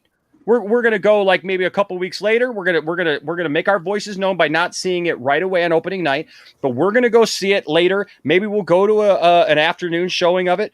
And like all these people are like, "Well, if you go see the Flash movie at all, You're a fucking bigot. You're betraying Ray Fisher, and it never meant anything to you. I think and it's like the thing you need to keep in mind. Moderation is not appropriate. But it's like when Ray Fisher, like, okay, look, if Ray Fisher was like, if Ray Fisher said to me, or anybody else for that matter, if you go see the Flash movie, it's directly playing into what I've said, and it's going to personally, I'm going to take that as a personal attack on me. Right. That's one thing. But when he says I'm going to see it because I'm a DC fan and I'm interested to see what they do because my friend Ezra is in the movie, my friend Ben is in the movie, and Wayne T. Carr is like, hey, I'm best friends with this guy, and I'm not betraying him by saying I'm going to go see it. And then Ray Porter comes on and goes, I'm interested in it too. But then all of a sudden, those guys are bad. They were in the freaking movie that you fought for and wanted to see for so long, and now they're bad too. So, like, what the heck? I think what you need to keep in mind about those people is goalpost. It's not just moving. They don't. They don't actually. Where's it moving? Where's it moving?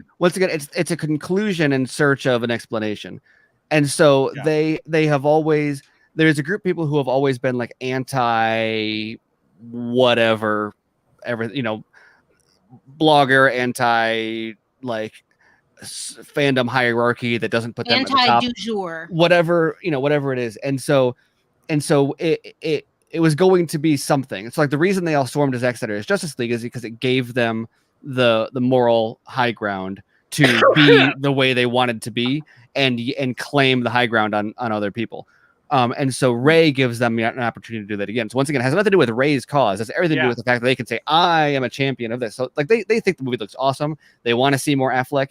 They want to see more. They want to see the movie. But for a variety of disingenuous reasons, I will come out and say, look, you know what? I get it. There's people mad because there's like 70-year-old man, but it's Michael Keaton coming back as Batman, for God's sake. I mean, why wouldn't I? I hate Warner Brothers. I hate Warner Brothers and what they've done as much as anyone. I can literally share a video with you that like I made of like one of those like almost like videos around voting time, right? About like Walter Hamada and Toby Emmerich like screwing people over, right? For the hardworking people. Like we made this whole skit there. Campaign video? Oh yeah, give me a second, I'll share it with you. But like I've done all that because I hate all that. People. Oh. Whoops. Enosh froze a little bit. He got frozen up in his hate, people. He hates all that. He hates all that. Oh, you're good. You're good. You just froze a little bit, Enosh. Sorry. Oh, and you're frozen again. Did you freeze again? Oh, he froze again. But damn. I feel like his bandwidth couldn't handle that. He was on a roll. A lot of the outrage in Michigan. He's still ranting at the camera. I'm not kidding. I'm like 10 minutes, 10, 15 Ray, minutes. you need to go check on him. I think. Yeah. Joe, drive over there, make sure it's okay. Like, no, but like one of the things.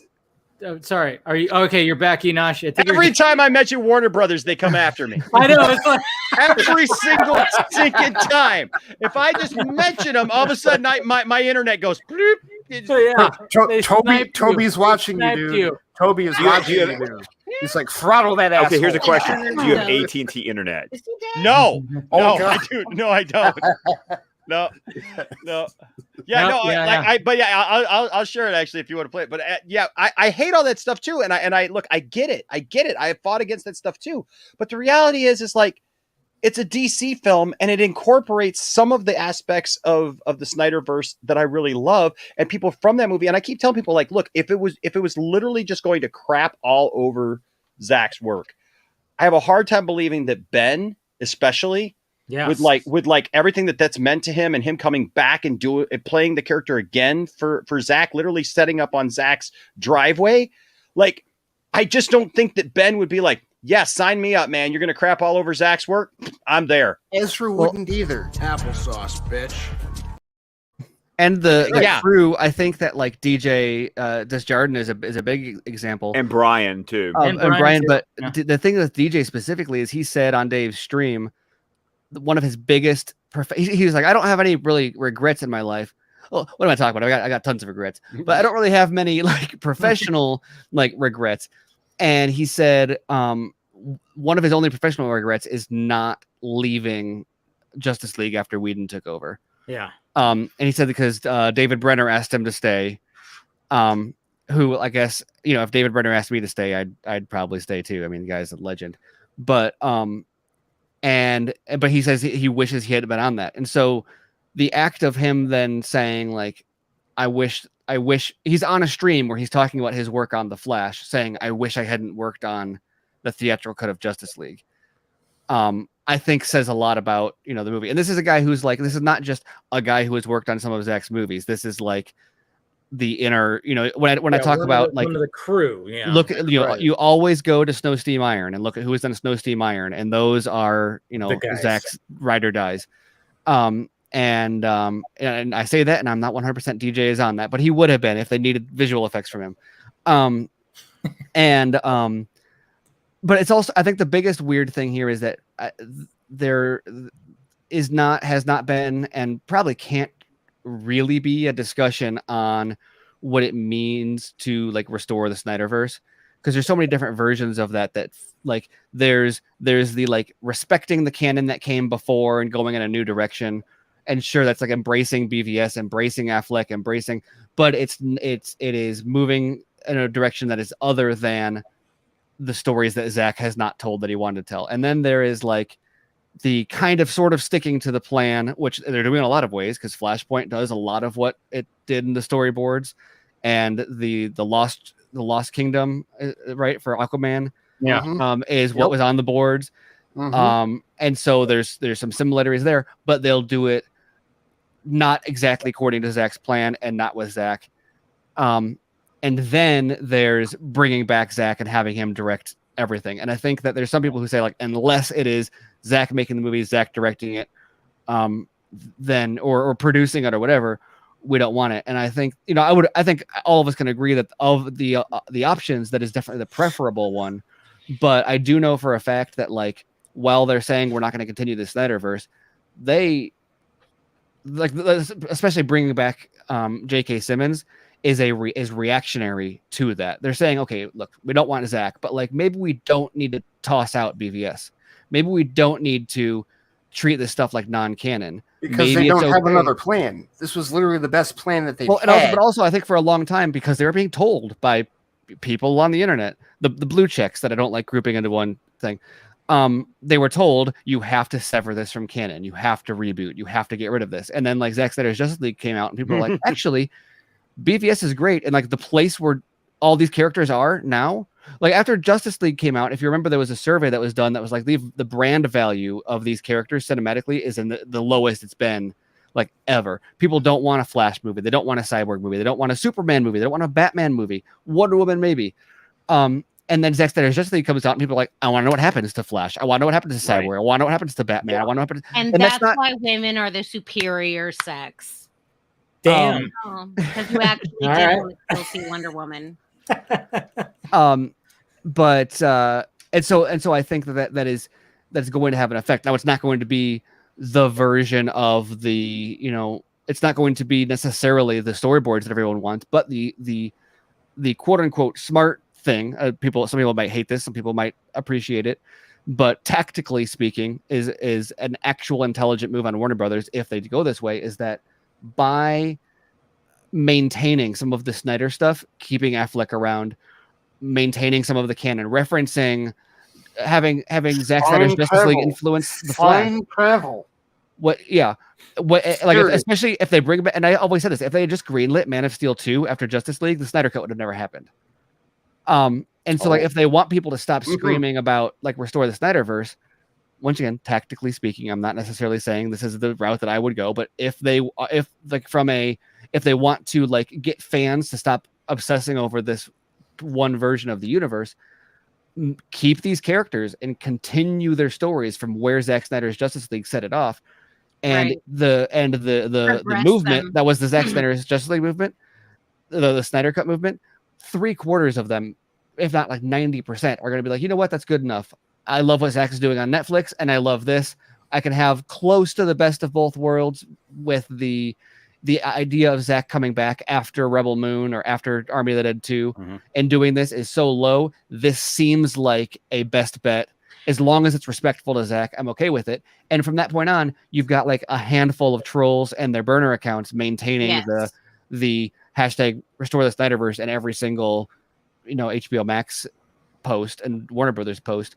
And you everyone basically gets what they want, except for the trolls who were never going to get what they want anyway. Look, I'm all for using the hashtag and everything. I mean, like tonight, I jokingly tweeted at The Rock because The Rock keeps saying that Black Adam is going to change the hierarchy of of DC, of the DCEU, and I just told him tonight. I tagged him and I said, unless you're going to end up fighting at some point Henry Cavill's Superman, it ain't really going to mean anything, because if you fight anybody else, nobody's going to care. So if I were you, I would fight for hashtag restore the Snyderverse so that you could actually do that. And the fact of the matter is, you better believe that he knows about that hashtag. Oh yeah, heck yeah. I mean, when that thing trended 1.5 million, I mean, and then going back and forth between him and Reynolds talking about the Snyder Cut before it came out, he knows. Yeah. He's got to have one in the drafts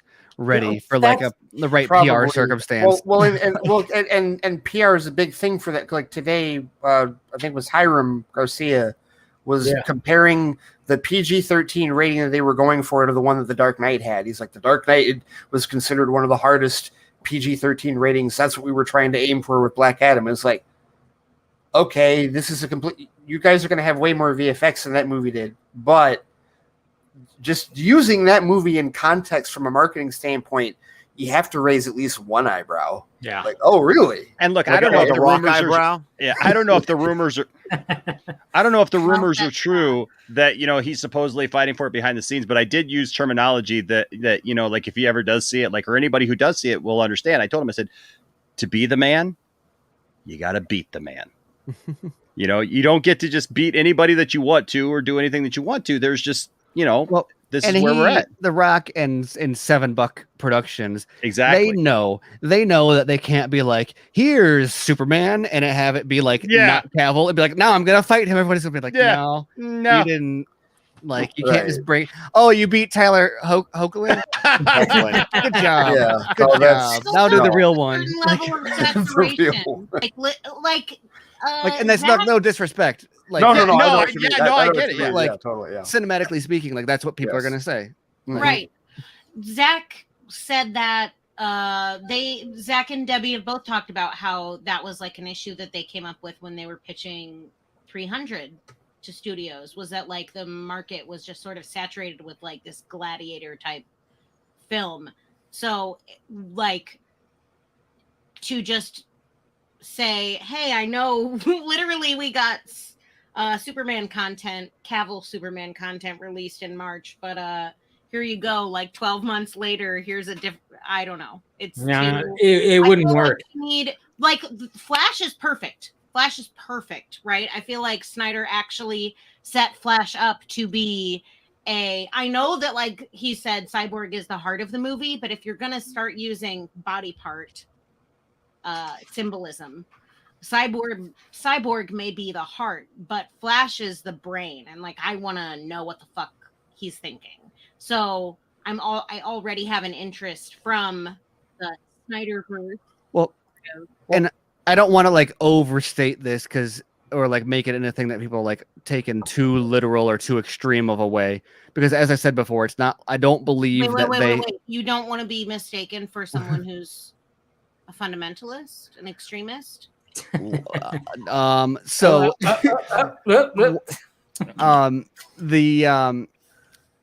because I'm going to say this, and it's going to be something that people like point back to and say, but Steven said, it's like, let's timestamp this. I've heard now like multiple times that Muschietti, after seeing Zack Snyder's Justice League, was like, oh yeah, that's like the version of this character that I want.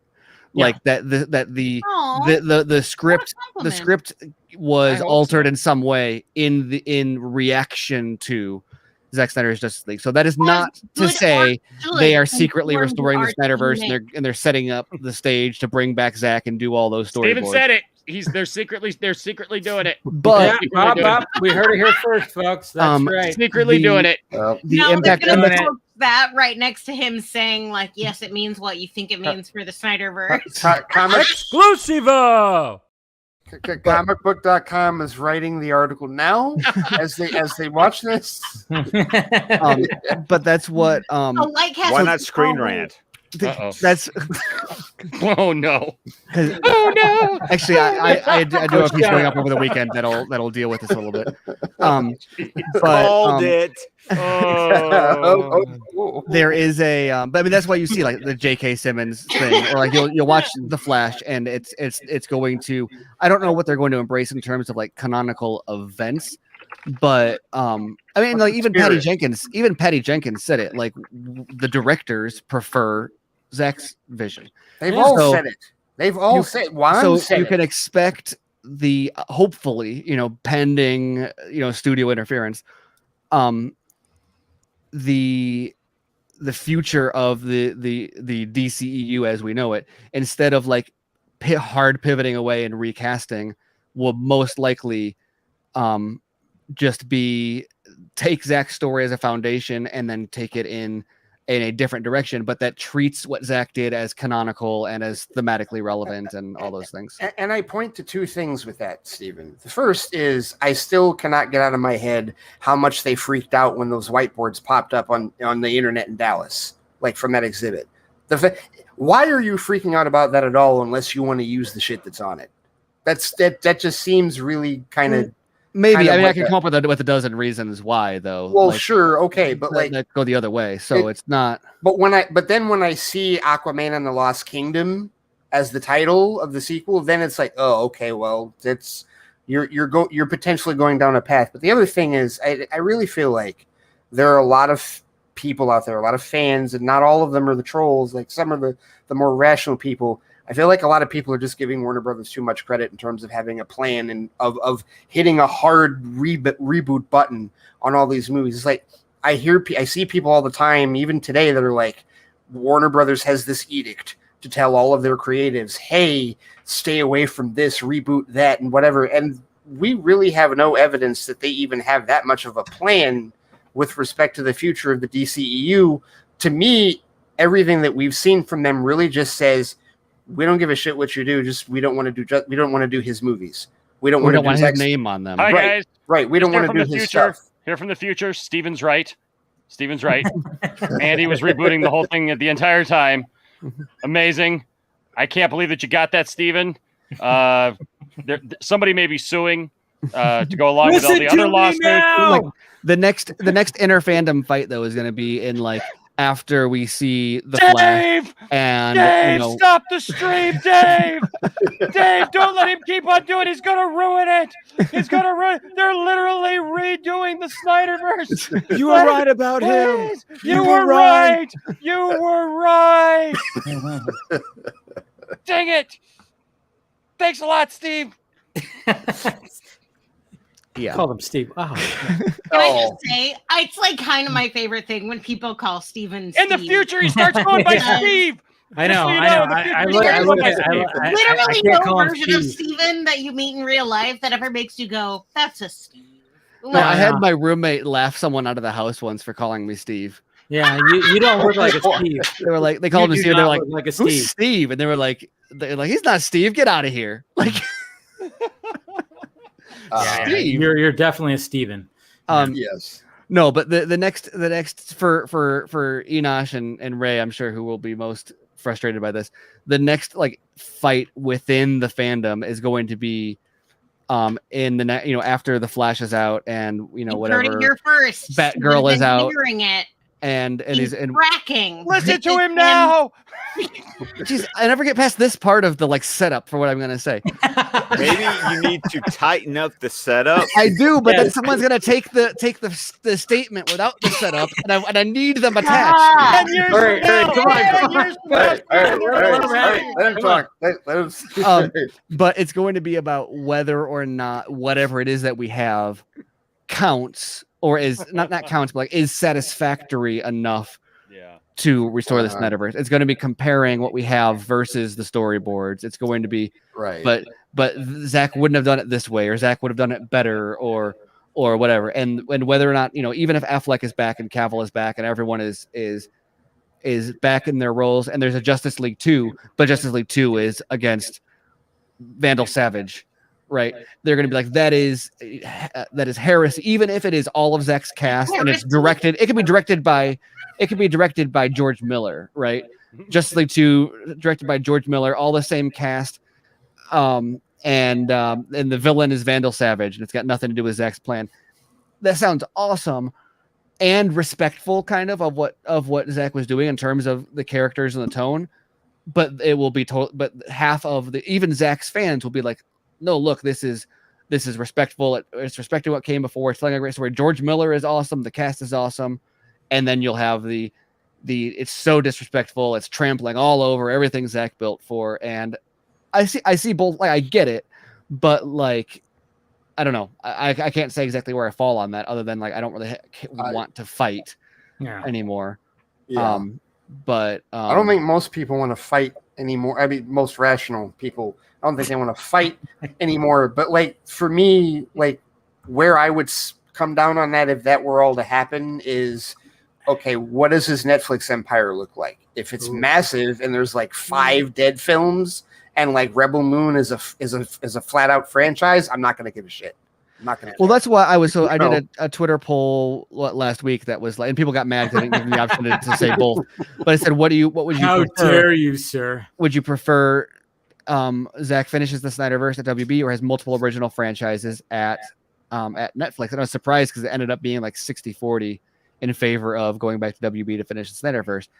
And the reason it didn't say both was because the whole point was to show if you had to choose between one or the other. No, but like, hold on. Mama needs to have a come to Jesus moment. Y'all are being selfish little fucks if you really want Zach to go back to walk his fucking ass back into Warner Brothers. I don't give a fuck if all different people are in those fucking offices. He has to walk back into those same fucking offices where like the most awful fucking thing that ever happened to him in his life happened to him.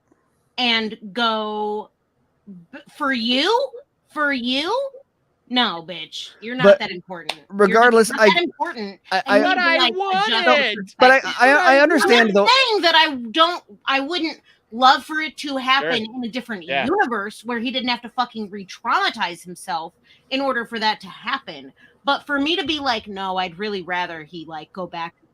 That's why they wanted Steven to put a Netflix buys DC option on his poll. That's why they wanted that. And I can get why people would if that want were a realistic thing. He probably would have, but that's not. No, but also I didn't want to give everyone because you give them a both or a Netflix buys DC or whatever option, then all the votes are for that, and it's useless to me. What I wanted to know was if you had to choose one or the other, which one do you prefer? And I get. I wouldn't be as harsh as Amanda, and like I understand why people would want to see Justice League 2 and 3, and maybe there is a circumstance under which things improve and it'd be worth going back there for them. But all of that aside, yeah, like I'm a DC fan, and I'd like to see more, and especially from Zach, but also like we're not just talking about the fact that he can't do both, for like scheduling reasons, but we're also talking about like how many more movies is he going to do. Period. Right. Yes. And it's not like he's at the end of his like the twilight of his career and he's like gonna. But the fact of the matter is he can only do so many more, and he has an opportunity to start multiple original franchises at Netflix where he can do whatever he wants. And this is multiple franchises. Like how many original IP franchises does anyone have? Like in terms of earned this freedom. Like that's I mean like nobody else. I mean the only other person that has like that many big franchises like under their belt. I mean depending on how far these go along. Or you get like that's like George Lucas territory of like Indiana Jones and Star Wars. Right. Now, given those really were successful and took off. I'm not saying Army of the Dead isn't necessarily the next Star Wars.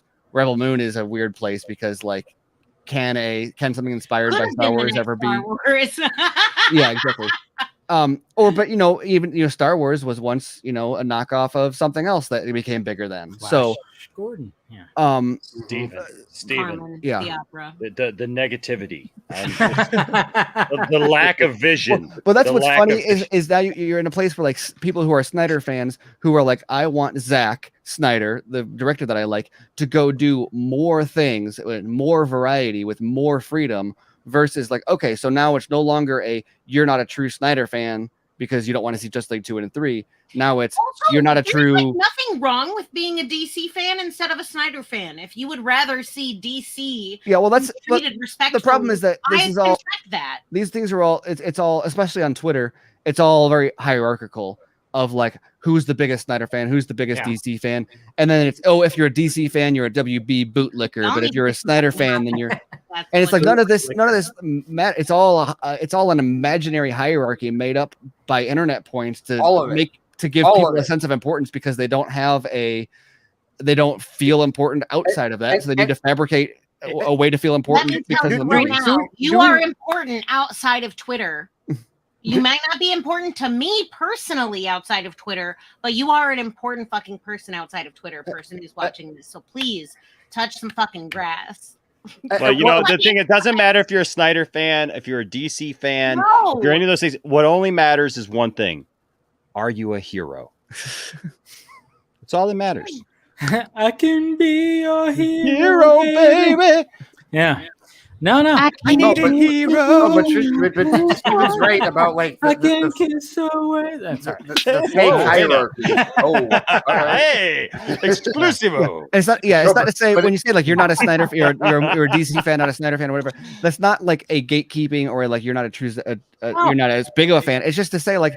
Just own what it is. Just say I prefer DC, and so I prefer to see more DC movies. You don't need to say you don't need to do backflips in order to justify also, why. You don't have to not like Zack Snyder's work in order to be a DC fan primarily. Yeah. Like, but there are people who are invested in, and this is where like the gatekeeping comes in, is where there's people who are invested in making that a standard because that preserves their place in the hierarchy. Yeah, well, the only way that you can like make that a standard in the real world is if you get the real world to buy into it. And guess what? The real world doesn't even know you're saying it. I'm gonna use controversial words. 6 national titles in an event you've never heard of. I guarantee you, no one gives a fuck. I'm gonna use words that like people are gonna like really dislike. But when you make the cult smaller, you have less competition for who is the high priest.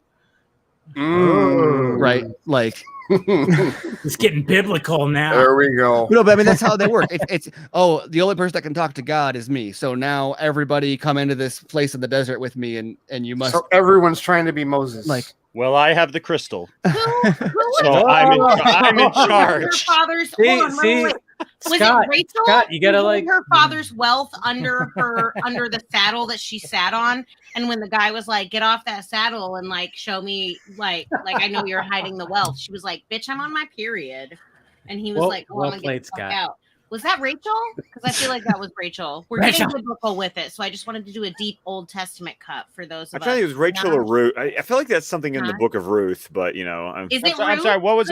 I'm sorry. I checked out for a second. What was? There were 2 warring tribes. One guy was like, "I want to be the cult leader," and the other guy was like, "Bitch, I already am the cult leader." And the chapter and verse and the cult leader's daughter hid the tribal fortune, the wealth, the actual like their money under a saddle that she sat on. And then like the enemy guy came in and he was like, "Bitch, I know you're sitting on the wealth." And she was like, "I'm on my period, get away." And he was like, "It's Rachel." Yeah, it was Rachel. I know it was Rachel. It was Rachel. Genesis 31. Okay, so Amanda. Okay, so Amanda. Let's see, geology scholar. And now biblical scholar. I'm out of a job. I'm out of a job. Don't you mean extinct? Zing! There you go, Ray. That was good. Yes, I've seen those movies. Mr. Ian Malcolm over here. Wait. We've been singing a lot, and I just want to use that as a transition into Schmigadoon. What is it called, Scott? Schmigadoon, yeah. Is that what it's called? I saw an ad for this and I was like, "Scott, you need to." I haven't watched a single bit of it. I've only heard what Scott has told me. I'm sorry. This week's episode, they did a sex education song in the vein of Do Re Mi. Oh, dude! Oh, that sounds like I'll go to hell. Female deer. No, it's just this. Oh my god! I was sitting there going because they literally have the snow-capped mountains behind them, and they're on top of a hill. And she grabs a guitar and starts strumming, and I'm like, I fucking know those chords. Yep. Well, no, they're hanging a bell on it. Seriously, like that's Ray, are you watching it too? No, just how he's describing it. If anyone that has seen that damn movie, yes, I have. Enosh, I feel like this is a thing you and Tiff would also get into. I don't know What if is you're this musical thing? people, but Okay, okay. Yeah, I'm kind of lost myself. Enosh, okay. I'm like, so- I have no idea. I'm like, okay. Yeah, what are we on talking I'm about? with you. I'm with you, on man. Apple TV Plus, Okay. they have a series called Schmigadoon, which of did course I spell it right in the chat? SCHMIGADOON. Yes, yes, you did. But of course, obviously, the title's a play off the old Gene Kelly musical Brigadoon, and that's the idea is that this couple, these two doctors who have been in a relationship for like 5 years, they're kind of the relationship is kind of, timing out, and so the woman is like, we need to reinvigorate our relationship, and they go on this retreat, and when they're on the retreat, they stumble across this bridge into this magical village where life is a musical, and then they get trapped in the village, and they can't leave until they find true love. But if you're a theater nerd like me who grew up watching all these old freaking musicals, you see elements, and the songs they sing are homage. So I'm sitting here going, "Oh, that's Didn't Music you say Man." in the first one they had like 7 brides for 7 brothers? Seven Brides for Seven Man. Brothers, Carousel, Music Man, Brigadoon, and I'm just sitting here going, "This is like, this is like made for." And then even today, when they do the Do Re Mi for how you get pregnant, it's like Wow. They like do fallopian tubes where the two will meet. It's like they go through the whole process about that, and then at the end, there's a character who has a lisp. And if you've ever seen The Music Man, that's Ron Howard. That's Ron Howard's character in The Music Man. It's the boy with the little lisp. And at one point, even in this one, he goes thither, which is exactly what he does in The Music Man. And I'm losing my shit because this is like my child. This is like my growing up. All these movies I watch. Oh no, this is Keegan-Michael Key. Yes, it is. And He said movies I watched. He's lying. He's talking about plays he was in, plays he auditioned for. Oh, I know, man. Scott, because I was in 42nd Street. I was in Sound of Music. I was Kurt. I was in The Music Man. I was one of the salesmen on the train. Wait, I was the one. I was the narrator in Joseph and the Amazing Technicolor Dreamcoat. Okay, like it's Red and ochre and yellow and green and blue and indigo and name a bunch of colors and mustard and violet and anyway. Yes, Ray. It was just Cecily Strong, Keegan-Michael Key, Fred Armisen, Kristen Chenoweth, Alan Cumming, Comedy for drummers. Alan Cumming's the mayor. Martin Fred Short. Armisen's the priest. Jane Krakowski. Okay, fine. Kristen Chenoweth. As soon as you said Kristen Chenoweth, I was like, calm down because her sense of humor is. Oh no, Kristen Chenoweth is the preacher's wife, who's like the Bible thumping, like everyone you're all burning in hell. She's basically the mayor's wife from Music Man. This just started too. Like this is like a 30-minute sitcom. Episode 4 came out today. Just You started. know what it reminds me of? Did anybody ever see the Neil Patrick Harris limited series? Or not? No, it wasn't a limited series. It was a movie about a guy who made what's it called? It's a musical and it has Neil Patrick Harris. It's not Dr. Horrible? Yes, Dr. Horrible. Dr. Horrible sing-along blog. Yeah. Yes. Did not see that. No. Totally. It was a Joss Whedon thing that he did during the writer's strike. They released it on the internet. It's got Nathan Fillion. Nathan It's Fillion, got Neil Patrick Harris. What's her name? Oh, what is her name? Oh, wait, hold on. Wait. Felicia Day. Amanda, Yes, did you just reference a Joss Whedon thing in a positive? You know what? I'm not actually a real Zack Snyder fan. I don't know if you know. I know. that, That's the thing. Maybe I found my home. Maybe I found my home for non-fans, I guess. Yeah. Oh, yeah. No, I sorry. I'm sorry. Neil Patrick Harris and Nathan Fillion. I'm not actually a gay ally if I don't back Neil Patrick Harris. I can't give up my allegiance to. I can't give up my love for Firefly and Serenity. Right. I'm not going to do that. Listen, my sister was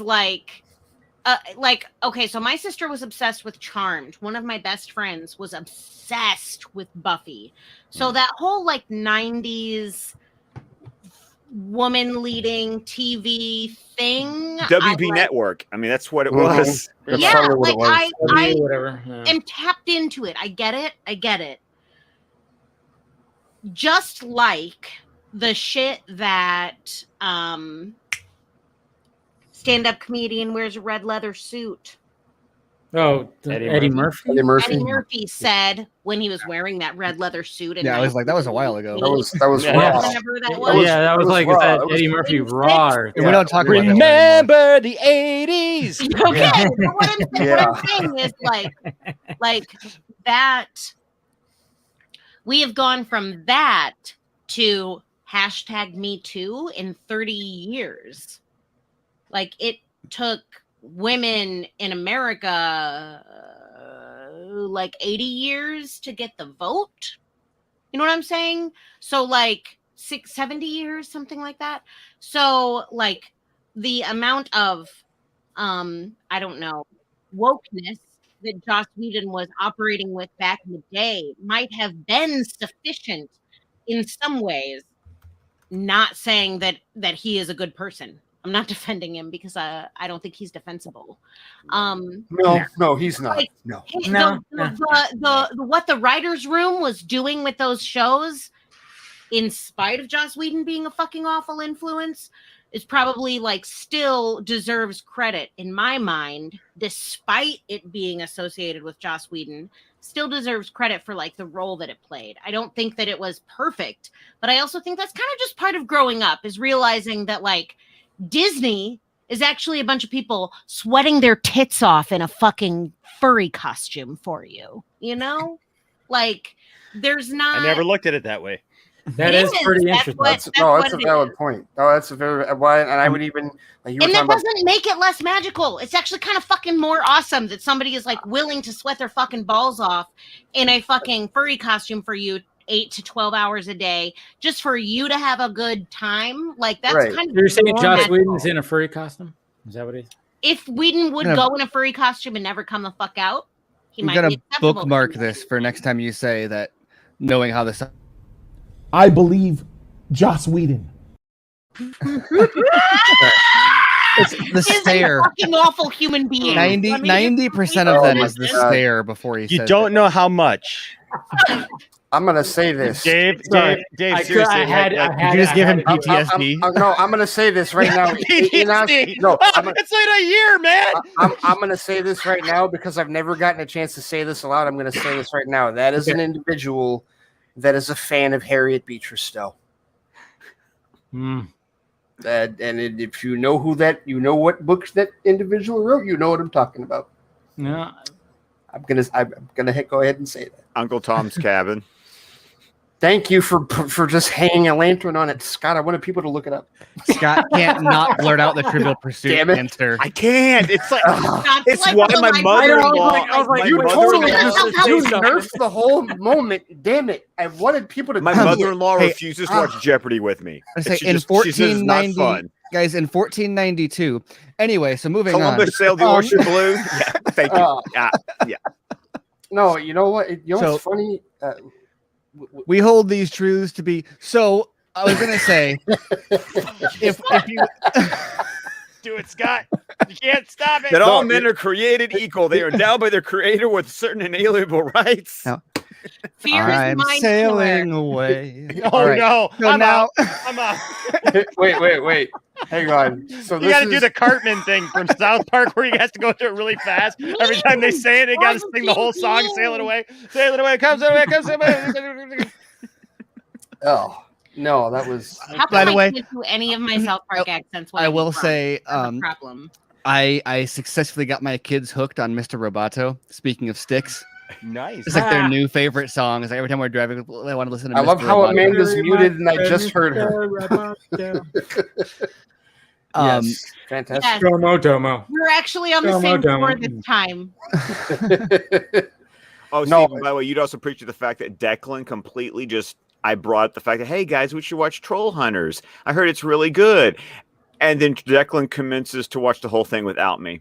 Oh wow.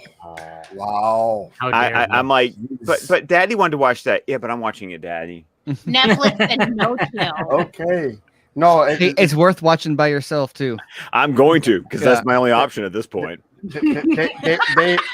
Dave, can you do me a favor? Because there's something I do want to bring up, which I think is hilarious, given the week that was. Can you play my drop really quick? Sure. Sure. Ray.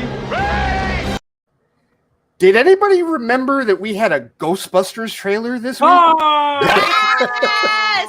Legitimately, you did that, and I was like, did anybody remember that Ray got engaged in the last week? Well, we had a whole wedding planning vodka stream without you, Amanda. Yeah, we did. We had the wedding vodka stream. I've literally planned, We like, had a 3 full on weddings, we had a good like half hour to 40 minutes of like talking to Ray about like, all right. Even though I've never been married, but Steven, but I've filmed a lot of weddings. It's way easier to give advice when you haven't like done the thing. Oh yeah, it's like parenting, man. You know the people who give the great parenting advice, the people who don't have kids. Yeah, they have the best advice. Right. Those toys. Okay. Hey, we could talk about that trailer. We could talk because it happened. Like that's how crazy the week was. It happened first. Yeah. And then the week happened. I know. And then all of a sudden it was like J.K. Simmons and then David Ayer. And it was like, what the fuck? And then all the actors suing Disney. Yes. Right. All of that. Right. No, but we had a Ghostbusters trailer this week. I know, which was okay. You saw my reaction. And if anybody saw my reaction, I was that trailer satisfied me because I was like, all right, okay, we're continuing to like show the story. And I'm like, just tease the old crew, please. And they showed the picture, which I was like, thank you. Show the picture of the 4 of them. And then they ended it with Ray, the end. Ray getting the call. We're close. At his bookstore. And there it is. What is what is that? They teased toys this week. Oh wow. No shit. Wow, they actually made a toy for Winston. Good. Well, so they got this, and then they got and then they show them with their actual. Oh wow! Wow, look at the white hair and fucking. Sorry, are they actually gonna? No, they're not gonna actually be in the movie. Fuck yeah! Like that, are they? Yeah. Seriously? It appears that way. Oh my god! I've been trying to track this stuff down because like this got leaked, and I've been trying to verify through some. I did see an article about it, but I've been trying to verify this. But this is actual like stills from something like from toy stuff that supposedly got leaked. So if that shit actually happens, oh my god! Just saying, because I had a real Force Awakens vibe with it. Like, remember when the Force Awakens trailers were coming out, and it was just let's press every nostalgia button. And I remember like the not the first teaser with Finn, but like the second big one where that like Luke narrates at the very end, like Chewie and Han are like, Chewie, we're home. I remember getting emotional at the end of that trailer when I saw them. Like, oh my god, this is really like hitting the nostalgia. And there was like at the end of this trailer when he picks up the phone, I just hear Aykroyd go, "We're closed." I'm like, all right, okay, all right. Oh, I mean, I had immediate goosebumps. Like I even right now, just thinking about it, I was like, that was him. And it was funny too because my brother hit me up. He's like, "Oh, I want to see Ghostbusters Afterlife." I'm like, "Cool." He's all, "Yeah, fucking Peter Venkman answering the phone." I'm like, "That wasn't Peter. That was Ray." And he's all, "Are you sure? It sounded like Bill Murray." I'm like, Ray had the bookstore, remember? There's a cult, yes. Yeah, and you actually see the sign and stuff like that. And I'm like, and there's other little things in there too, because I love the fact that the ghost trap was on wheels and they had it. I was like, oh, look at that. They put the trap on like wheels and remote control it. I'm like, that's cool. I was like, oh, stuff like that. The gunner seat, because that was shown in the comic books, cartoon, wasn't in the movies, of course, but the gunner seat, I'm all about the gunner seat. I love the gunner seat. I'm sorry. I just dig the idea of it like being passed down, like a responsibility that is like passed down. Like I just like that whole idea of it. Just the, like, okay, here's the next generation. Like, and of course it's got to be Egon's kids. Hey, who else's kids could it be? It's got to be Egon's kids. Of course. They're like going to pass it down. So like, just that the whole trailer was just like nostalgia. Annie Potts was in the flipping trailer. Yes. Come on. Like, so yeah, that was a nostalgia filled trailer, and it's like, yep, I'm in. I'm in. Annie Potts in the trailer wearing Steven's glasses. I think it was almost the same style. Yeah.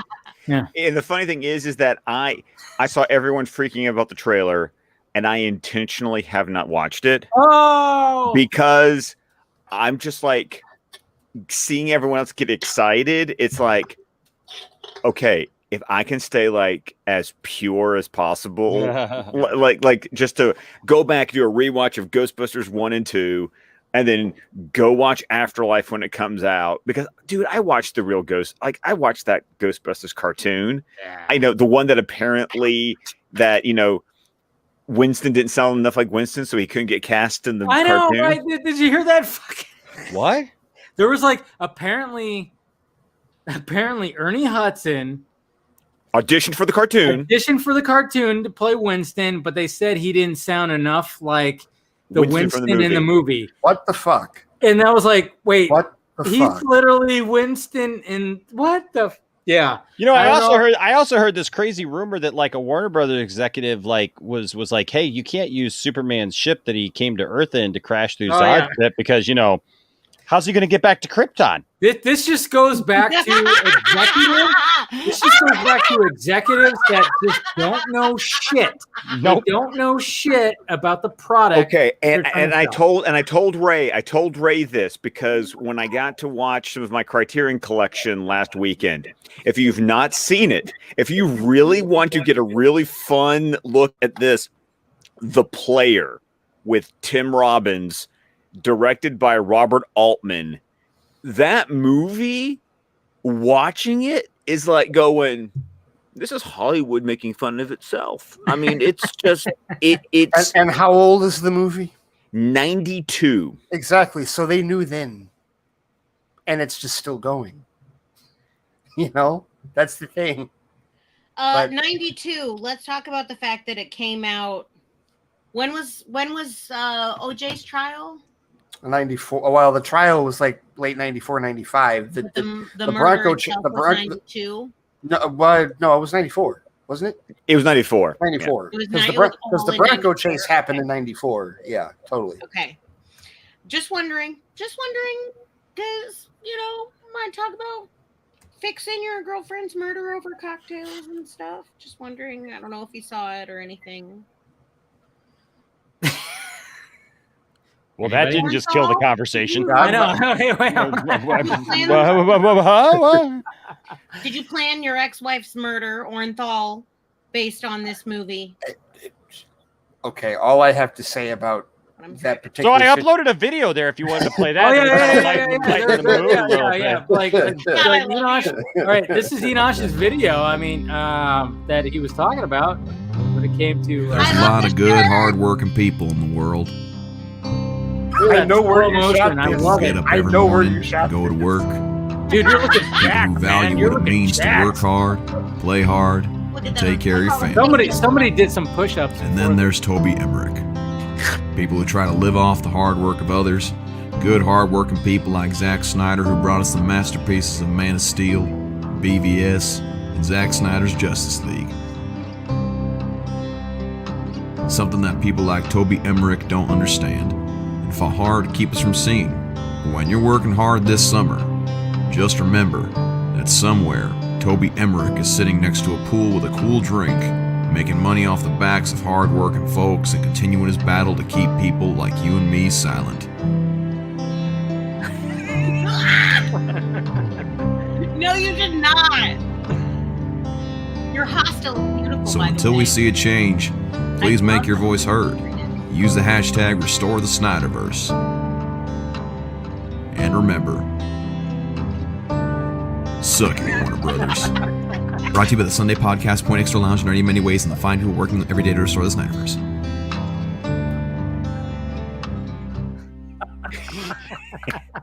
Yeah, suck it, Warner Brothers. Well done. Good job. Well done. Good That's job. fantastic. Good job. Very well shot. I love the use. I mean, like you had the sun right there. I mean, you like that? Good, You like good that? with the slow motion. I like it. I love that. I love that Tiff made appearance. That was great. Oh, if you like that one, here. This one's short, but if you want to see Tiff, this is the one for you right here. This is very short. You know, the word hero is thrown around a lot these days. I mean, there's a lot of people with differing opinions on what a hero is, what a hero isn't, You're holding what a hero exactly what I can and can't be. And I think it's important that we really take a step back and really focus on what it means to be a hero. And you know, as for myself, well, I've never really considered myself to be much of a hero, but when it comes to her, I save the day all the time. All right, listen here, you Cape Crusader. Gotham needs you right now. Well, who am I to leave a damsel in distress? I mean, boys and girls, canon is important. To the Batcave!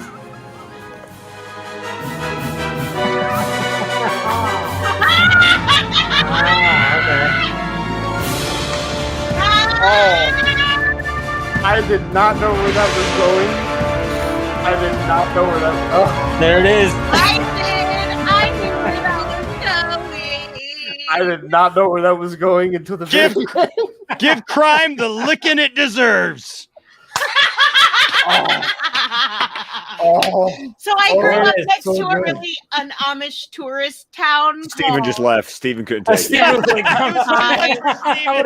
like, I grew up next to an Amish tourist town called Shipshawana, and they would shorten their name to Wana in order to do like Wana Meats, right? Like Shipshawana Meat Company would be called Wana Meats. So they opened an ice cream shop like right after I graduated high school called Wana Liquor.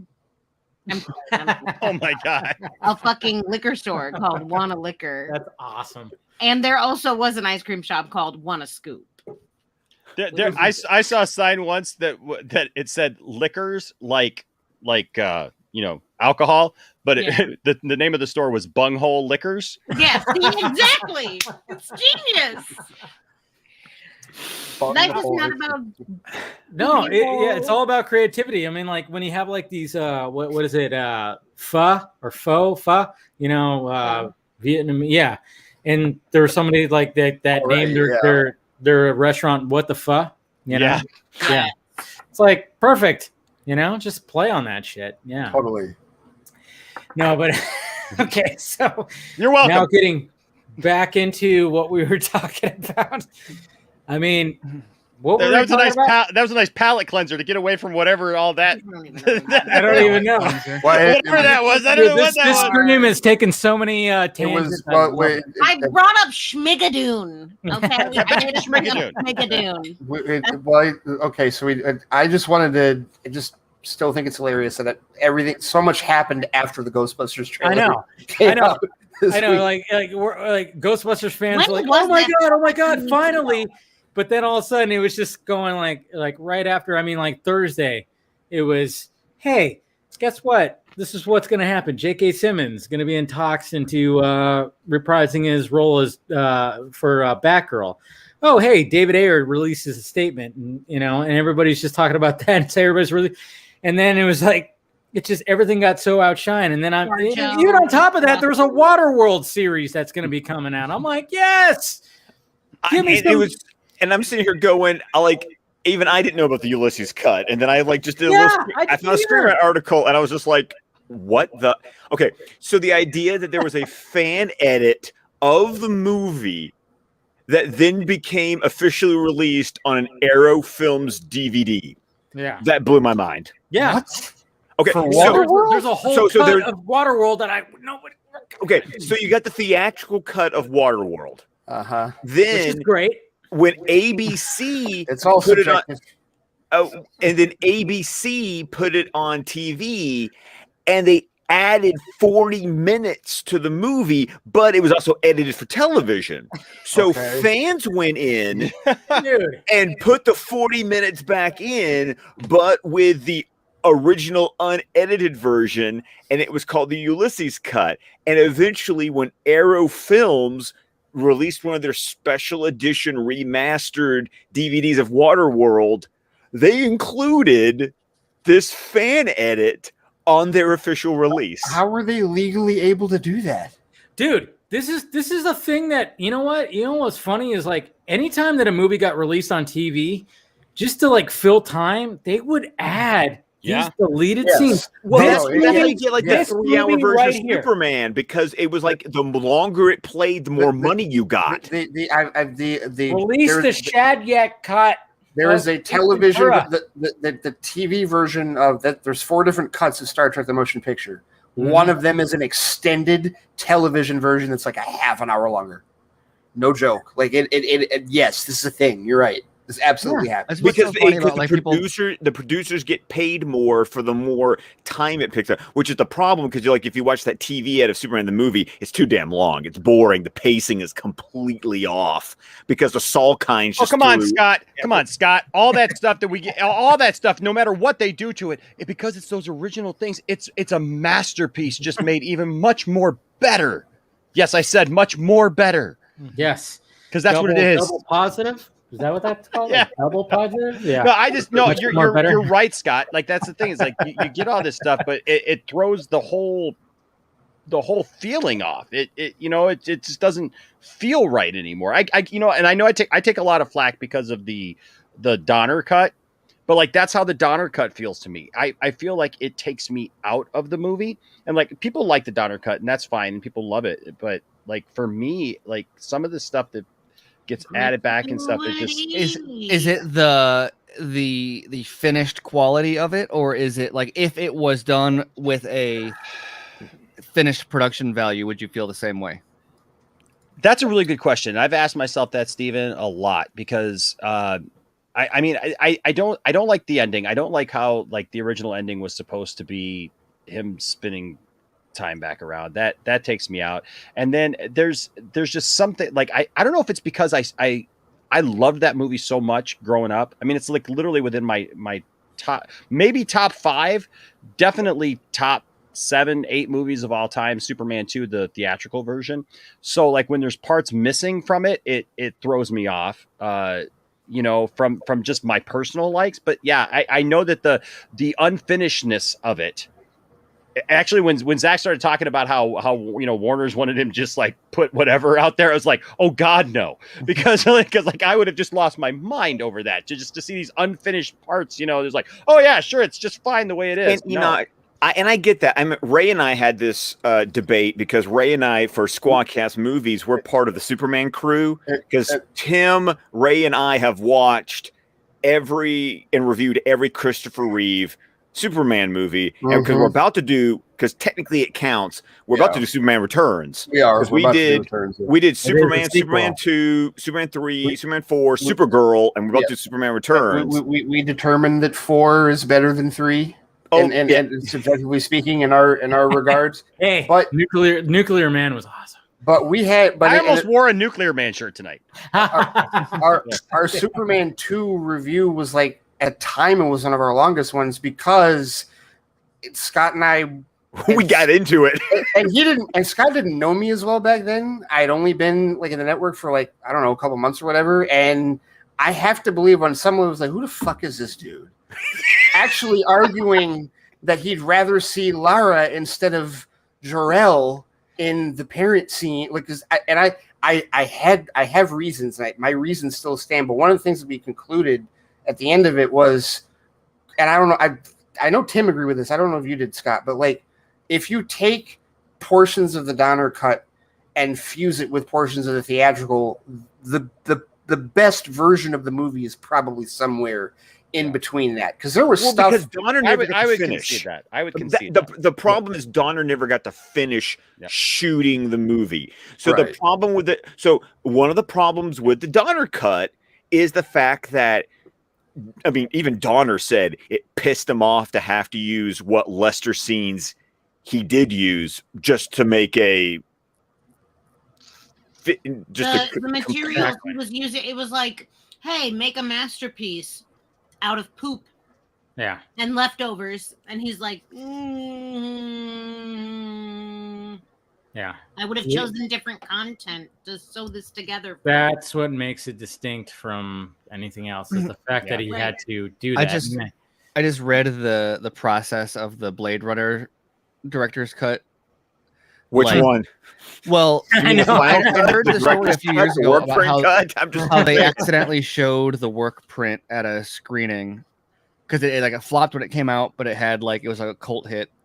And so there was regular screenings as a result. And at one of them, they accidentally showed a work print. Yeah. And people wouldn't normally notice that kind of thing, but because it was a cult showing, the audience was like, whoa, what it they knew right away. They're like, this is different. What is this?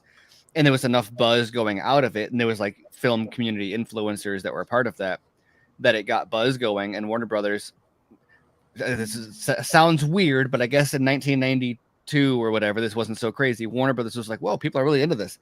Let's show it. So they started showing this work print, which didn't even have Vangelis's score. It had the temp score from something else that was known.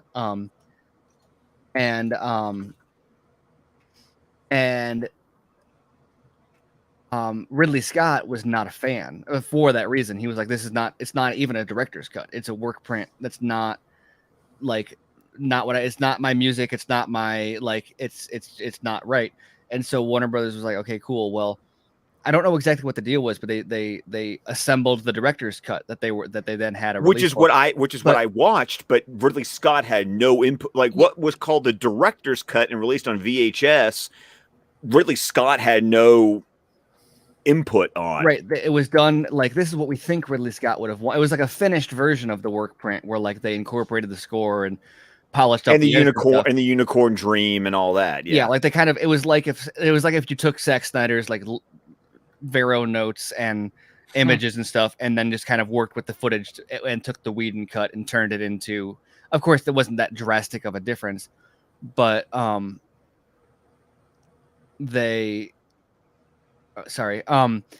then it wasn't until 2000 or whatever that they were like, okay, let's do the final cut. And then that took until 2007 to release, and there was a bunch of stops and fights over the rights and stuff with that. But that's the only one that he actually had input on and was involved in the editing process. Well, he also went back and reshot Joanna Cassidy, so that because when her replicant gets killed, you can so tell it's a stunt double in the movie, and they actually shot Joanna Cassidy to match her. There was a scene where Deckard's talking to a guy, and they changed the dialogue in post, so Harrison Ford's lips weren't matching the dialogue. So they brought in Harrison Ford's son to say the lines, so they could digitally put his son's lower jaw on him, so his lips finally match the lines he's saying. Mm-hmm. The documentary on the final cut is one of those. It's Empire of Dreams level of the documentary is longer than the movie, and you're just eating it all up. And really, Scott's involved in it and everything. I gotta check that out. Yeah, I'll have to check that out. Yeah. By the way, another man who's coming out with 2 movies this year. I know, right? What the we got Last Duel and House of Gucci. Well, did you see? I tweeted. We're gonna find out one of these days that Ridley Scott is actually twin brothers. Yeah, like the Prestige. Yeah. Because I don't know, because all the time he's got movies constantly in the works like that, where he's regularly working on 2 at a time, but then also he'll do All the Money in the World. He's like, oh yeah, sure, we'll just reshoot that 12 weeks before release. It wasn't even 12 weeks. It was a month or something before release, and they reshot all of Spacey's with Christopher Plummer. Yeah. Oh right, yeah. Thank God for that, though. Ridley, he's just one of those. With all due respect, which isn't much. Fuck you, Kevin Spacey. I just want to say, it's like hugging Team Yoko. The Jeff Goldblum pillow that you got for Christmas, right? Think they'll have that. Think they'll have that on the tour. No, but like Ridley, like it's the same thing I've said. The same thing I've said about Scorsese, and not to be like morbid, but it's like Martin Scorsese is gonna like he will literally like die in the chair. Like that's like his last breath will be like Clint Eastwood. Action. Yeah. You know, and it's it'll be cut. And it's right, and it's just somebody like his last breath will be cut. That was perfect. Right. And then these are just guys that like the directors just like that's just what they do. It's literally their life. They just have to, and there are actors like that too. It's why Samuel L. Jackson has 200 movie credits and we've only seen 50 of them. He just has to work. Like it's a constant stream of things. And I think that's just how it is with Ridley. That's why he just, can now, as far as the energy, in his 80s. This actually explains a lot, because I feel like most of the people that I know that are creative types create far more than they release. Okay, but that makes sense. So here's the question right here when it comes to both of those movies. They are releasing both during Oscar season. Do they both get nominated? What's crazy, I think they both have a serious chance because because unlike to say they can't. Well, Gucci definitely is going to happen. Yeah, but with Gucci's going to be all the acting. Stuff. Is it going to get a director? But the Last Duel, I bet Affleck and Damon get because the cool thing about that one is the news that goes going around is that Affleck and Damon only wrote the male parts. They had a female writer write all the women parts, which, considering like the subject matter, I feel like is not just a gimmick. It actually makes sense. Because that was because in fact that kind of reassures me, because like watching the trailer, I was like, ooh, you might take a wrong turn with this. Yeah, and that's why they were like, we're not going to write that part. For that perspective, we're going to have a woman write the woman's perspective. Right. That's very wise. Which for a number of reasons, I think idea. I think people are going to be attracted to the idea of nominating, because the way the Academy is going to be like, ooh, Affleck and Damon, but also there's a novelty to that process also that's going to be a story that people are going to be aware of, that's going to be a part of like the campaign for nomination that's going to catch with people. It's probably also going to get a lot of production design nominations as well. But so is Gucci. So is Gucci, because you get like costume design and all that. Yeah, but I agree that Gucci, that's the thing about makeup. Oh my god! But I know like you referenced like Samuel L. Jackson, or like Nick Cage is another one where it's like they're constantly making stuff and you don't watch or hear about most of it because it's just like not all of it's good. But like Ridley Scott, Spielberg does a ton more than people realize also, but Ridley Scott specifically, like, talk about who's got a higher batting average than Ridley Scott at that level of production. Well, I mean, like, I guess it depends on how you feel about the Alien prequels. Well, but he's also here's the thing though. I like them. I feel good about those. I feel good about them. M. Night Shyamalan, I feel like, is next best. And M. Night Shyamalan is like very like. But he's done 7 movies, and 4 of them are real bad. Yeah, or even his fans will agree with that. Like, exactly. Wait. Okay, so we're talking. What was the first? Who was the first one you said? Apparently, Eastman is the only ones that he finds worthwhile. What? I'm talking about M. Night. Never mind. Oh. See, you know what? And with respect to him, like I was honest about this the other day. I said, listen, we kind of stopped watching this stuff after The Village, and it wasn't because we didn't like what he was doing. Because The Sixth Sense was brilliant. Unbreakable was amazing. Signs was solid. I just didn't necessarily care for the ending myself. And I really liked The Village. Everybody that was like, so did I. The Village is just a long Twilight Zone episode. I'm like, so what? I like the Twilight Zone. I think Split is amazing, and I liked Glass. Glass was not like the same level as like Unbreakable or Split, but it was a solid movie. ending. I guess. And it had his like the editing and cinematography that I think are normally underappreciated aspects of his, because like people talk about like the writing with his movies, but I thought like the acting, the cinematography and the editing. Those three as a complete, it serves its exact purpose. It does. but then and they're all three kind of different genres. He had that after the village. He had the Lady in the Water, which was shit. Yeah, like Marty, wasn't that like right after Sideways or something? Yeah, he tried. It didn't quite work, and then he had Last Airbender, which totally. Lady in the Water was the less creative. And then The Happening, it was like Guillermo del Toro. I like Lady in the Water. Winner movie. Do you like Lady in the Water? I actually really like Lady in the Water. I really don't have a problem with Lady in the Water. It's a little slow, but there's a lot of stuff that I don't know. Maybe it's where I was at the time where I was just watching it. The first time nothing wrong with that. Like in my in my life, I just remember seeing the movie in the theater and just thinking, wow, this is different. That's one thing I like about him is that he takes some chances. It's a bit out there, but he takes you on a ride. Like I said, when we were talking about this earlier, I feel like we've come full circle. When we were talking about this earlier, like the only movie that I never felt like it did anything for me, and I never really felt like I could come back from it was The Happening. Yeah.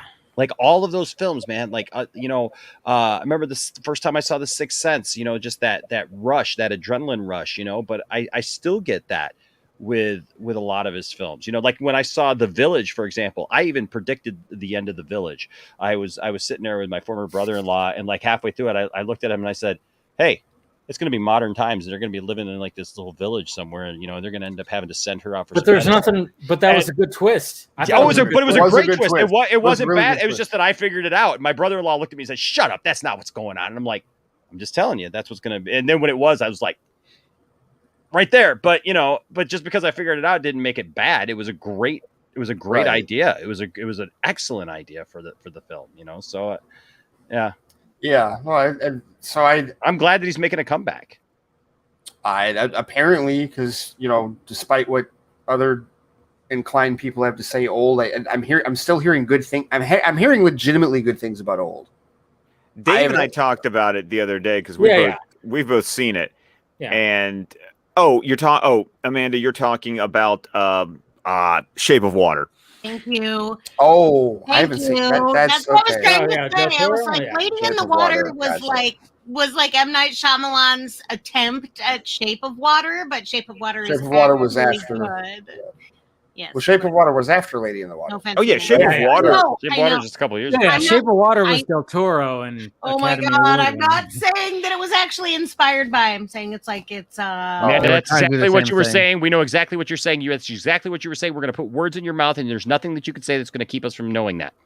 Correct. Yeah. No, it gets a little awkward. I am a dumb woman, and I don't have my own thoughts. Oh Lord. Okay.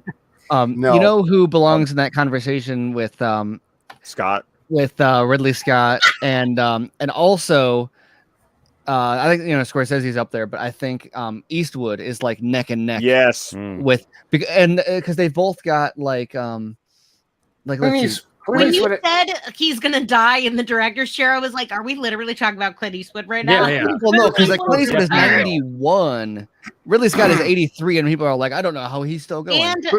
And like Clint Eastwood he had 2 movies in 2018, 2 movies in 2014. I mean, I'm just naming the years where he had 2 movies come out. Because he's efficient as hell. Yeah, that's why he gets to make all the movies, because he always comes in under schedule and under budget. Yes, he's extremely efficient. That's his biggest. Well, that's his imagine biggest if Clint Eastwood says action, you nail it on the first take. Like you don't want to find out what happens if you have to do a second take. Hold on, wait. Is he efficient, or does he under promise and over deliver? Probably both. Probably both. Okay. I mean, a good director knows how to under promise and then request more.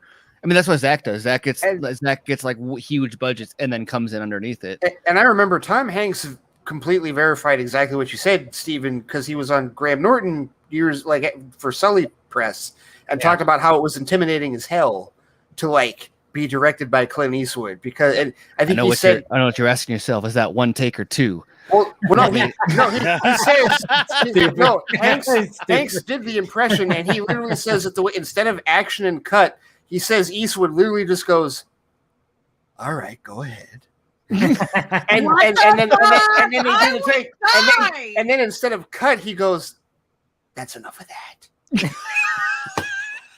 My hand. Hank says that's what he did. Tom Hanks, and I'm not. Tom Hanks. I don't is a even liar. have a dick, but if I had one, it would be wilted right now. It would be wilted. I mean, not that I it's can't stand up. underappreciated. Don't worry, I can't stand up. I can't say it's underappreciated because I think people very much appreciate it, but it's not talked about enough. Is what he did with Gran Torino. Oh my God, Gran Torino. Dude. Oh, movie- that's a good movie. Shot in Such a good Detroit. movie. Speaking I of, was just thinking, how does he direct himself? Does he go like, okay, Clint, go ahead? He's like, and then he does this thing, and then he's all like, right, yeah. like, Listen here, well, me. Gran Torino, he just hired a You better get documentary this right, crew. me. You know what's No, crazy? but If I I mean, don't like, get you this watch right, I'm that gonna fire movie. I mean, myself. it's got. I mean, obviously, it's got one of the best gifts that you can use in your arsenal of gifts. I mean, the you know that whole like look that he gives, where he's just like, "What the fuck," Oh, you know, yeah. kind of thing when Totally. he's gonna take a drink. Yeah, it's great. But I mean, it's funny too because like people will still try to like. You know, especially in this 2021 society we live in, and they're like, "Oh man, you can't watch that. It's problematic. It's this, that, and this. What are you talking about? Don't praise this movie." It's like, That was what the point fuck? of You did you that was not the watch the point of same movie I watched? That was I mean, that was literally the point of the movie. the point of the movie was he's not the a good fact that- person. And not only that, but Yeah. it was in 2008. Yeah. And it was Clint Eastwood Yes. telling this story where he was directing and performing it. I mean, for what was he at the time? 85-year-old man Yeah, with the it was like history that he has to tell that story as well as he told a it. character who's like a Is kind of like- a piece of shit, and then all of a sudden, hey, guess what? Maybe he's not so much a piece of shit. You know, it's like that's what we kind of want with these characters. Kind of. Also, you talk about guys like Ridley Scott, but also Eastwood and Scorsese too, but probably not. I don't know, in a different way than Scott and Eastwood, is like the variety that you like. I didn't even realize. I'm looking at Eastwood's filmography, and I was like, whoa, I didn't realize he directed Space Cowboys. Yeah, like I knew he was in it and everything, but I Yep. didn't know he directed that that actually movie. makes me like him Like so that much movie is a more.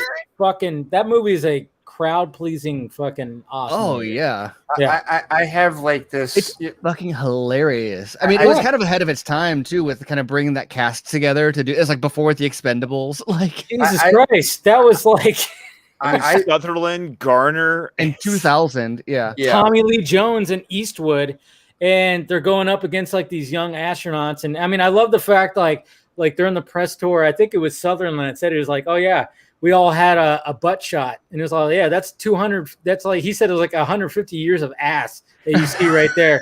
And I was like, perfect. I remember. I think it was Donald Sutherland that said that. It was like, oh yeah, we all had a butt shot because there is a butt shot of all of them because they had to do like a naked thing. And he's all, yeah, that was like 150 years of ass. well, that you that's saw the on one screen. where like they're working with the doctor that's working with all of them or whatever. Yeah. And that's the one where like they've all got the towel, and then Sutherland just like got his hands behind his back and like smiles at her.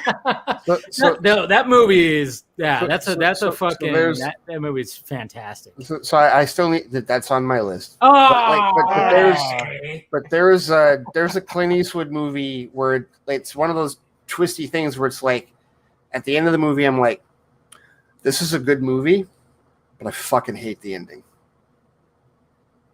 Which movie one? am I? Which Clint Eastwood Clint movie? Eastwood movie? I really liked. It's a good movie. It's really high. Is it Unforgiven? No, Unforgiven is a fucking amazing ending. Okay. Yeah, I don't know. I was just like, that was the first movie that came to my brain. No, that Unforgiven's ending is outstanding. Okay. Just making sure. I was just I'll go ahead and say it. Like if you don't want to guess. No, yeah, because there's so many. I think you're taking lessons from Steven and how to set something up. Fair enough. $1 million I'm from the baby. future. Ray is still trying to set up what this movie is. Ray! It's $1 million baby. What is it, Ray? It's Mystic River. No, $1 million. I got it right the first time. Oh, okay. I Million- haven't seen Mystic River yet because I wanted to read the novel by Dennis Lehane. $1 Million Baby has a very that's a gut punch ending, but it's still like okay, all right. But no, like Mystic River, I hate that ending. I hate it. Okay, my question Thank then you, Ray. becomes Thank because you. it's That was such a critic's delight, and I was like, "You guys are fucking dicks." Well, here's my question though, because I haven't watched it yet or read the book. Is it something where like can you blame? It's anytime you get a movie that's based on the book, I sometimes take offense at you're blaming the filmmakers for the movie for the I'm not. story's shortcomings. I'm not blaming. I'm not blaming them for the choices they made, especially if it's accurate to the book. I just hate the choice. So if it's what the book says, then I'll hate the book's choice too, because I was going to say then go blame Dennis Lehane. I don't blame Eastwood. I'll say it being if it's a bad or just because it's not the filmmaker's fault doesn't make it a good movie. It's true. I think is what Ray's. Well, no. I'm not saying it's not a good movie, but it doesn't make it a good ending. Right. And of course, or enjoyable for you or whatever. Right. Because it's all subjective. I'm not saying it's a bad movie. I'm not saying it ruins the movie. Well, for me, it ruins the movie. But like, everyone else praised it. It's a darling, right? And that ending, it's literally just because. Okay, you've read the book, right, Scott? No, I haven't even read the book. Read the book. Because I love Dennis. I really get into Dennis Lehane because Affleck loves directing. Like Affleck loves adapting Lehane books. There is a thing that happens to a character, and I feel that when the movie is over, that particular character did not get the justice they fucking deserved. No, that's Ray. That's Dennis Lehane. And that's what pissed me off. Is like, really? That would be why Ben loves adapting those scripts too. Yeah, because it's just it's always bothered me to this day. I love can't a movie watch that doesn't movie have a clean ending. Any story. Fuck a movie. I'm I love fine. any story that doesn't Speaking wrap of up. clean endings, I need to come to a clean I know. ending. This is why I was raising my hand. Enosh needs to leave. See that transition there? Clean ending. Getting out. When I gotta go. God. Hey. Dave, do you see the timer? We're trying to beat last week. He is. Oh yeah, we're already at 5 hours. We're at 5 hours right now. Yeah. Feel right at home. Lord. Feel Enosh, right at go home. eat something. Yes, I'm starving. I have not eaten all day. So, but hey, thank you guys. Thank you, Dave. Yeah. Thank you, Dave. Good seeing you all. Good seeing you, Steven. Good seeing you, Scott. Good seeing you, Amanda. Good seeing you, Ray. Ray, you and I are gonna have to seriously we are.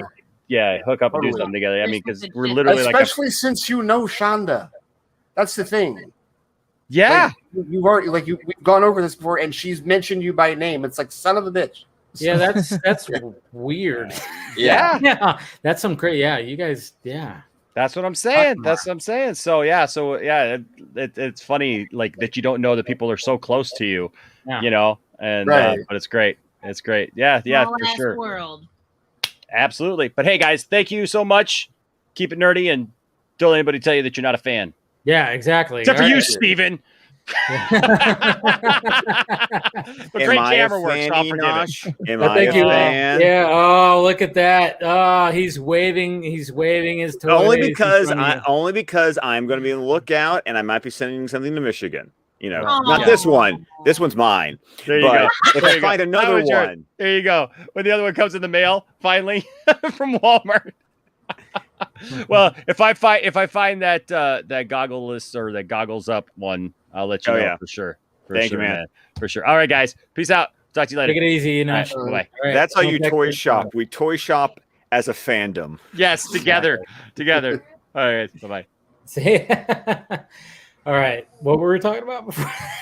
Well, no, Clint Eastwood. Clint Eastwood. Yeah, well, and that's the only, and it's a really weird subjective place where it's like it's a good movie, but I hate that ending. You know what? So that's what it is. You just don't want. Yeah. Yeah.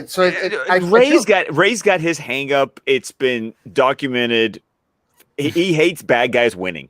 Okay. Well, you know what? And it's and even it's weird too because he's right. I do hate bad guys. Well, no, it's not. It depends on the bad guy, right? Yeah. Like because remember when I finally watched Rebels and I told you that like I love Thrawn because of Rebels. And Thrawn, that was weird because Thrawn is a villain. Thrawn is a fucking villain. I love Thrawn. But Thrawn's amazing, and I can't wait to see him in live action. Like, because he's going to be in live action on Ahsoka. I cannot wait for that. There's always been a little bit of an underlying, like, maybe he's kind of an anti-hero sort of thing going on with him too, though. Especially, like, in new canon, there's this whole, like, was he seeding? Like, maybe he's not on the side of the rebels, but he's also like undermining or like setting up the means by which he can undermine the Empire. Like the entire reason he's there is to like preserve the Chiss and like to find the weaknesses and stuff so he can go back. Or like it's I don't know. I haven't read like the most recent stuff in like new canon, so I don't know if they've developed that anymore. But there's very much a sense of like, oh, so he's not an Imperial, he's just out for himself and his people, and that doesn't always, right now it aligns with the Empire, but he's always going to. And that's something that was very heavy in Legends, expanded universe stuff about how xenophobic the Empire was, which is why Thrawn was such an amazing character in the original Thrawn trilogy, because the point was he became a Grand Admiral in spite of the fact that he was an alien in the Empire. Like, and that's just, dude, that original Thrawn trilogy by Timothy Zahn was just, damn, I love that. I love those books. Yeah, well, it's not that it's not that I hate all villains. Obviously, there are certain villains where it's like, yes, okay, I enjoy Prometheus. I mean, you heard it here. Ray doesn't hate villains. That's right. Exclusive right here. It's just one of the yes. Famously, this started because Arrow season 5. We were doing DC TV Squadcast during season 5 of Arrow, and I was getting really pissed off at how much Prometheus was getting away with. And Brent famously goes, "Well, Green Arrow is going to win it by the time the season's over." And of course, when the season ended, no, Green Arrow didn't fucking win. Prometheus won, and I'm still not happy about that. I'm still not happy about that because it sucked. Just the I way didn't make it through that season, so I wouldn't know. Good morning to Fatma. Good morning. We stayed up late. Good morning. Good morning to you. Oh my God. Okay. All right. I was like, wait a minute. That was going. Okay. There it goes. No, what we do. No, but And even with Mystic River, it's not even like I can't even look at it and say, well, the villain won. No, it's just when you see it, you'll know what I'm talking about. Oh, I'm sure I will. When you see it, you'll know exactly what I'm talking about. And it's just and because there's an added element to it where it's just like it just pisses me off even more. But way back to what Steven was saying about batting average, because he was talking about batting average with Ridley Scott, and my conclusion is that I can't necessarily. I mean, batting average is subjective anyway in terms of like what you like and what you don't like.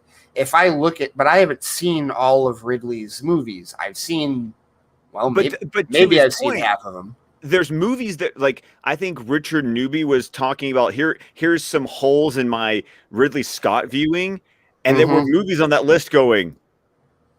Either A, Ridley Scott directed that, or B, I don't even know what that movie is. Well, look at Clint Eastwood's filmography for like, especially to get that where you're like, whoa. No, I don't think I'm ever gonna. I really don't see myself getting caught up on. Well, maybe the direct. I don't know, because I don't even necessarily have that much of an interest in all of Eastwood's films that I haven't seen. Like, if I look at the ones that I haven't seen, it's like, okay, well, am I interested? And there's a decent amount, but like, do I want to see Invictus? Yes, I will eventually. That was good. I eventually want to see that, but am I really that interested in Richard Jewell? No, not really.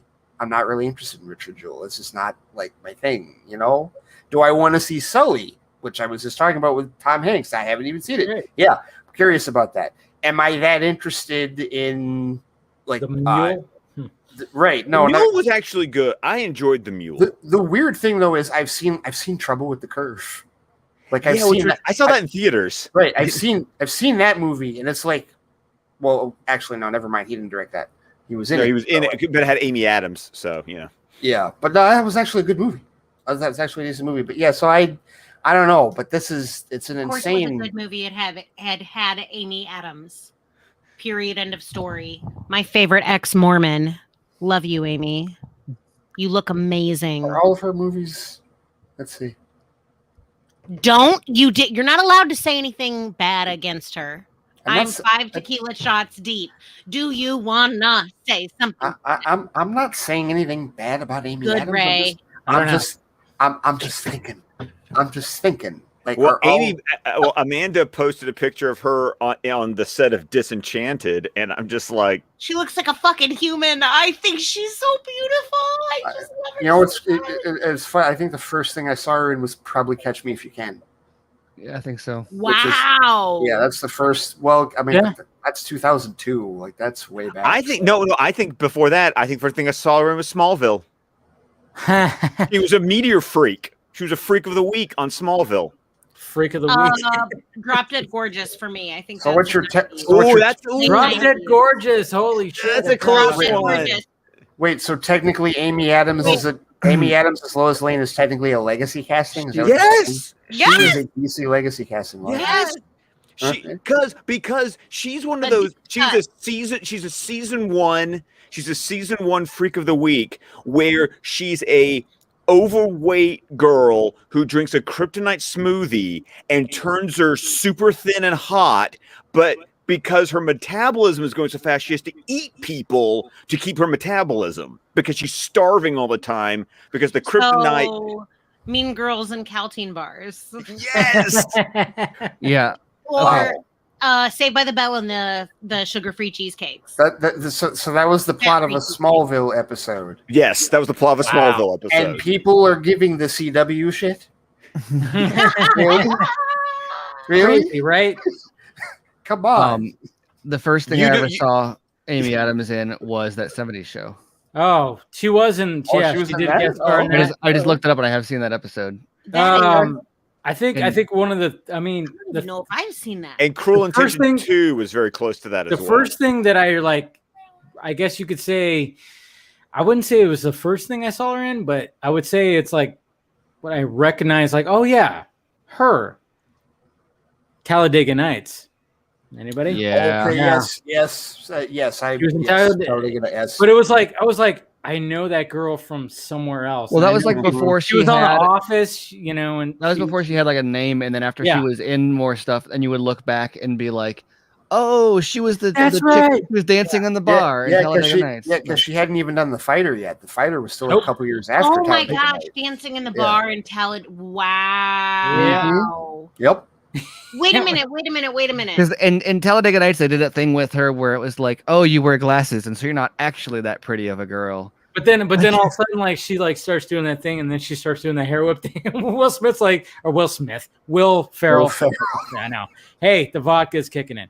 Gotcha. But like Will Ferrell was like, oh my God, you're gonna do, and then he's like talking about like that '80s video. I forgot exactly what he was talking about. White It was Snake. White Snake, yeah, White Snake video, and then he's all, and then he tells everybody in the restaurant, "Hey, everybody, turn your eyes. It's about to get weird." Yeah. Avert your eyes. Yeah.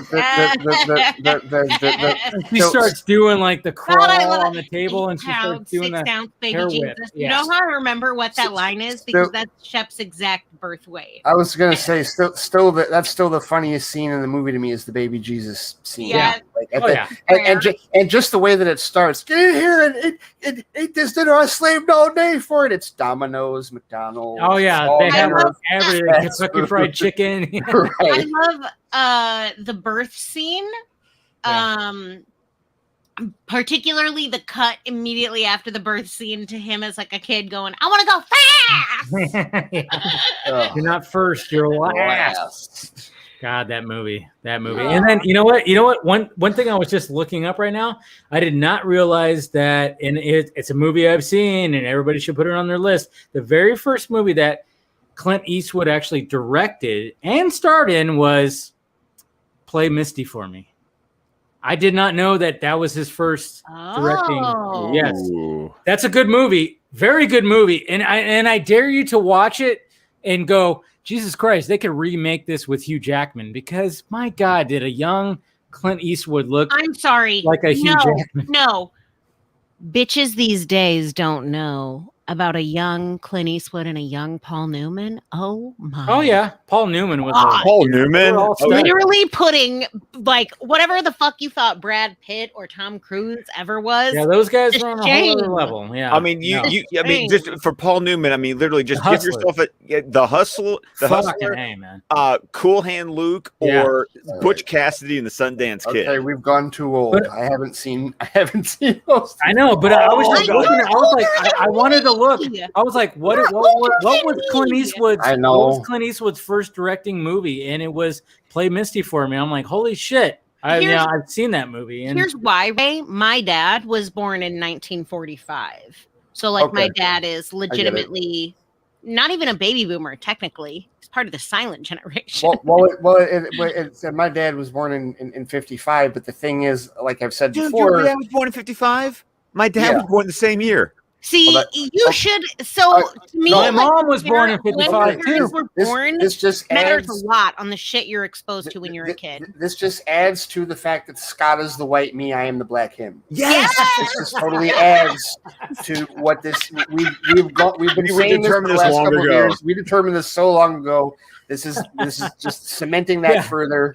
Oh my Totally. god, that's But like, Ebony and ivory and live forever in harmony. Cause There we the go. world is- There we What go. is this, Steven? Oh, There you go. That's oh my Oh, wow. god, look at those eyes. I literally, you know what? Okay, and like I have so many old Newman movies to watch I because feel like they smell like sweat, and I would still fuck either of them, both of them. I feel like the only old Newman movie I've actually remember watching is Slapshot. oh yeah, I think Slapshot. that's, I dude. think that's it. Yeah. The one that I have to make you watch, Ray, is The Sting. I was just No, gonna that's say not, the Sting's on my the Sting is I on was my also list. in that. Oh God, I It was love also- it. You also but you also got to watch The Color of Money, which is the sequel to The Hustler. Watch The With Hustler Tom Cruise. first, with What Tom about Cruise, Chinatown? Chinatown. Jack Nicholson. Yes. That's Nicholson, yeah. Yes. But no, it's like Amanda, like my dad, Again. like he was born. My dad was born in 55, but again, like as I've said, he is like the Planet Hollywood guys. Like so, any of those action movies, like the Die Hard movies, or anything with Arnold, or anything with Okay, Sly, okay. or Lethal Weapon. So that's what I was like. That's like I grew up Steven on. having this particular knack for Dire Straits. Like there's a What's wrong with exact. Dire Straits? There's nothing Hey, wrong with Dire that Straits. steel There's, like, guitar, an man. exact, Dude. Okay. Venn diagram of Dire Straits in the middle. You want to know the movie that Shoulders does to not Swing? sound like this would be like a father teaching a son about, but for some reason there's my Is it the dad. sex ed episode of Schmigadoon? It is not. It is not. My dad was the one who, like, my dad got me into all the Mel Brooks movies. Like, he could quote Young Frankenstein like nobody's business. That's Frankenstein. Frankenstein. It's like rolling in the head, rolling. My, what big knockers! Why, thank you. You know, my dad would quote that all the time. I was like, Dad, this is really inappropriate, but it's hilarious. But it's really Steven's inappropriate. like giggling because his family does the same shit. But With the same movie. The movie that my dad like swore up and down for years and was like, "You've got to see this movie. You got to see this movie." And then we showed it to my mom and my sister. They're like, "It's okay." Well, my dad and I were like, "This movie's amazing." Somewhere in Time. Oh, Which okay. Christopher All Reeve, right. James Seymour. Mhm. Okay, I have not seen that. Oh wait, I've With heard of John it. but Barry doing the music. Okay. I mean, and here's the craziest thing: it's based on a novel by Richard Matheson, who's the guy who wrote "I Am Legend," "What Dreams May Come," and Terror at 20,000 Feet. What dreams may come? What the fuck? I'm so psychic. But this is like a love What story. Dreams May Come? That's that Robin Williams. Williams That is a Robin Yes. Williams movie where he's a literal killer. and Cuba Gooding Jr. Yes. Yeah, but Which all was of excellent. those. Remember when Cuba Gooding Jr. wasn't crazy? Yeah, remember when he was, dude? What was that He movie? was like with the him and next De big Niro? thing, and then it's like, let's not talk about him anymore. What was that movie with him and De Niro where he like was Armie like the Hammer? underwater? Oh, he was a diver. He was the Navy Oh, diver. man. Man of Man War something. or Man of something. It's Man of Man- Man overboard. Honor. Man of Man Honor. of Honor. Man of Honor. Man of yes, Honor. yeah. That was Great- actually a good great movie. I like Great that movie. That Great was movie. like that was during the war film period. 'Cause, Yep. like Saving Private But- Ryan. Oh, yeah. and U571 and the Thin Red Line. Oh, dude. Submarine. You know what's funny about U571? People don't talk about that, but it was like, hey, McConaughey was trying to be something right there, guys. I'm just saying. No, it was. You know, he wasn't just abs in a fucking romantic. Oh, comedy. by the way, guys, seriously, read McConaughey's book Green Lights. I need to. Yeah. That book is like, yeah, it's like philosophy. It's cowboy philosophy, and it's legit good. It's cowboy and dude, you don't even know what's going on, bro. But it's actually like, and if you can get the audio book because McConaughey reads it. It's more believable if I didn't know that he had U571 is also Ayer's first screenplay. Okay, what? So I'm not gonna read his book. I'm gonna listen to it. I'm gonna fucking David Ayer's first screenplay was U571. No shit. That was his? Really? Yeah, you didn't know that? No shit. Yeah, because he was on a. Love it, David. My dad is a fan. It comes full circle. Because he's on. Because he was on a submarine. Yeah, he was. So, That's right. He was on a submarine. Yeah, which is interesting because sense. you look at all of the life experience he drew from for U571 and then Fast and Furious and then Training Day was his first 3. Oh fuck! Oh yeah! Wow, dude, Jeez. come on, man. I mean, this is you know, it's a good way to actually, yeah. No, Dave is like, is that a segue into that? Is this a good way to end? No, I'm just kind of like, it's a good way to like full circle it, you know. Yeah. I mean, it is almost. Is he a little bit Van Gogh? I'm not saying totally, like, because Van Gogh was legitimately not known during his lifetime. Well, this is what I love about Ayer. I feel like he will be more appreciated 20 years from now. I just don't understand how more people talk about people talk about it, but I don't feel like people talk about it enough because Suicide Squad came out like right after. But Fury was excellent. Well, also Fury was a victim of the Sony leaks. Oh, was it? It was leaked in full on the internet as a part of the Sony leaks, and so as a result, it was so. It didn't get like a huge box, and also it arrived at a time when people were. Shia LaBeouf said he converted to Christianity because of that movie. Yeah, I mean, he also pulled a tooth. He also pulled a tooth to play that role. I'm not saying that he's the most reliable narrator. I'm just saying. So what were you saying, Stephen? Well, so it didn't make like a big splash, but also people were kind of like not really into World War II movies at the time because it's like been there, done that. Not realizing how like unique that scene all the way up. The scene in Fury when it came to like them Fury and Dunkirk. Well, the way it draws from the submarine experience, like the way it's got that like inside the tank is very much like a modern submarine. But that scene where they shack up in that apartment where those 2 girls are, oh my god, and the way Brad Pitt commands heart attacks. John Bernthal just wilding out that whole movie. You know, that's on my list. That scene, oh come on, Ray. There's a scene in there where you're just like the whole time you're like, this is so uncomfortable. But Brad Pitt, the way he commands that scene, I'm just kind of going like, why do people give shit to Brad Pitt if like, oh yeah, he just acts like Brad Pitt? I'm like, have you watched? There's movies where he fucking commands scenes. And Fury, that scene in Fury at the table with all the dudes and those 2 girls. Oh my god! Weirdly, Brad Pitt's best work is when he is eating explicitly the leader of a group of yes, Steven. Yeah. You know the first movie that I actually like gave Brad Pitt credit for because I thought was Meet Joe Black. Yeah. Okay. I will go even further back. David Ayer wrote that too. California with a K. California with a K. You guys need to watch it. You guys probably haven't watched that. David Duchovny. This is before Brad Pitt was Brad Pitt. This is what I love about Dave is he's got some of these deep. Wait. No. I'm telling you, you guys need to watch California. Okay. Time out though. All right, let's test Dave on this. Okay. What movie was he in when even before that when nobody knew who he was? Well, actually, it was the same year. No, this is a movie where everyone runs through it, where everyone else in the cast completely overshadows the fact that he's even in it. True Romance. Yes.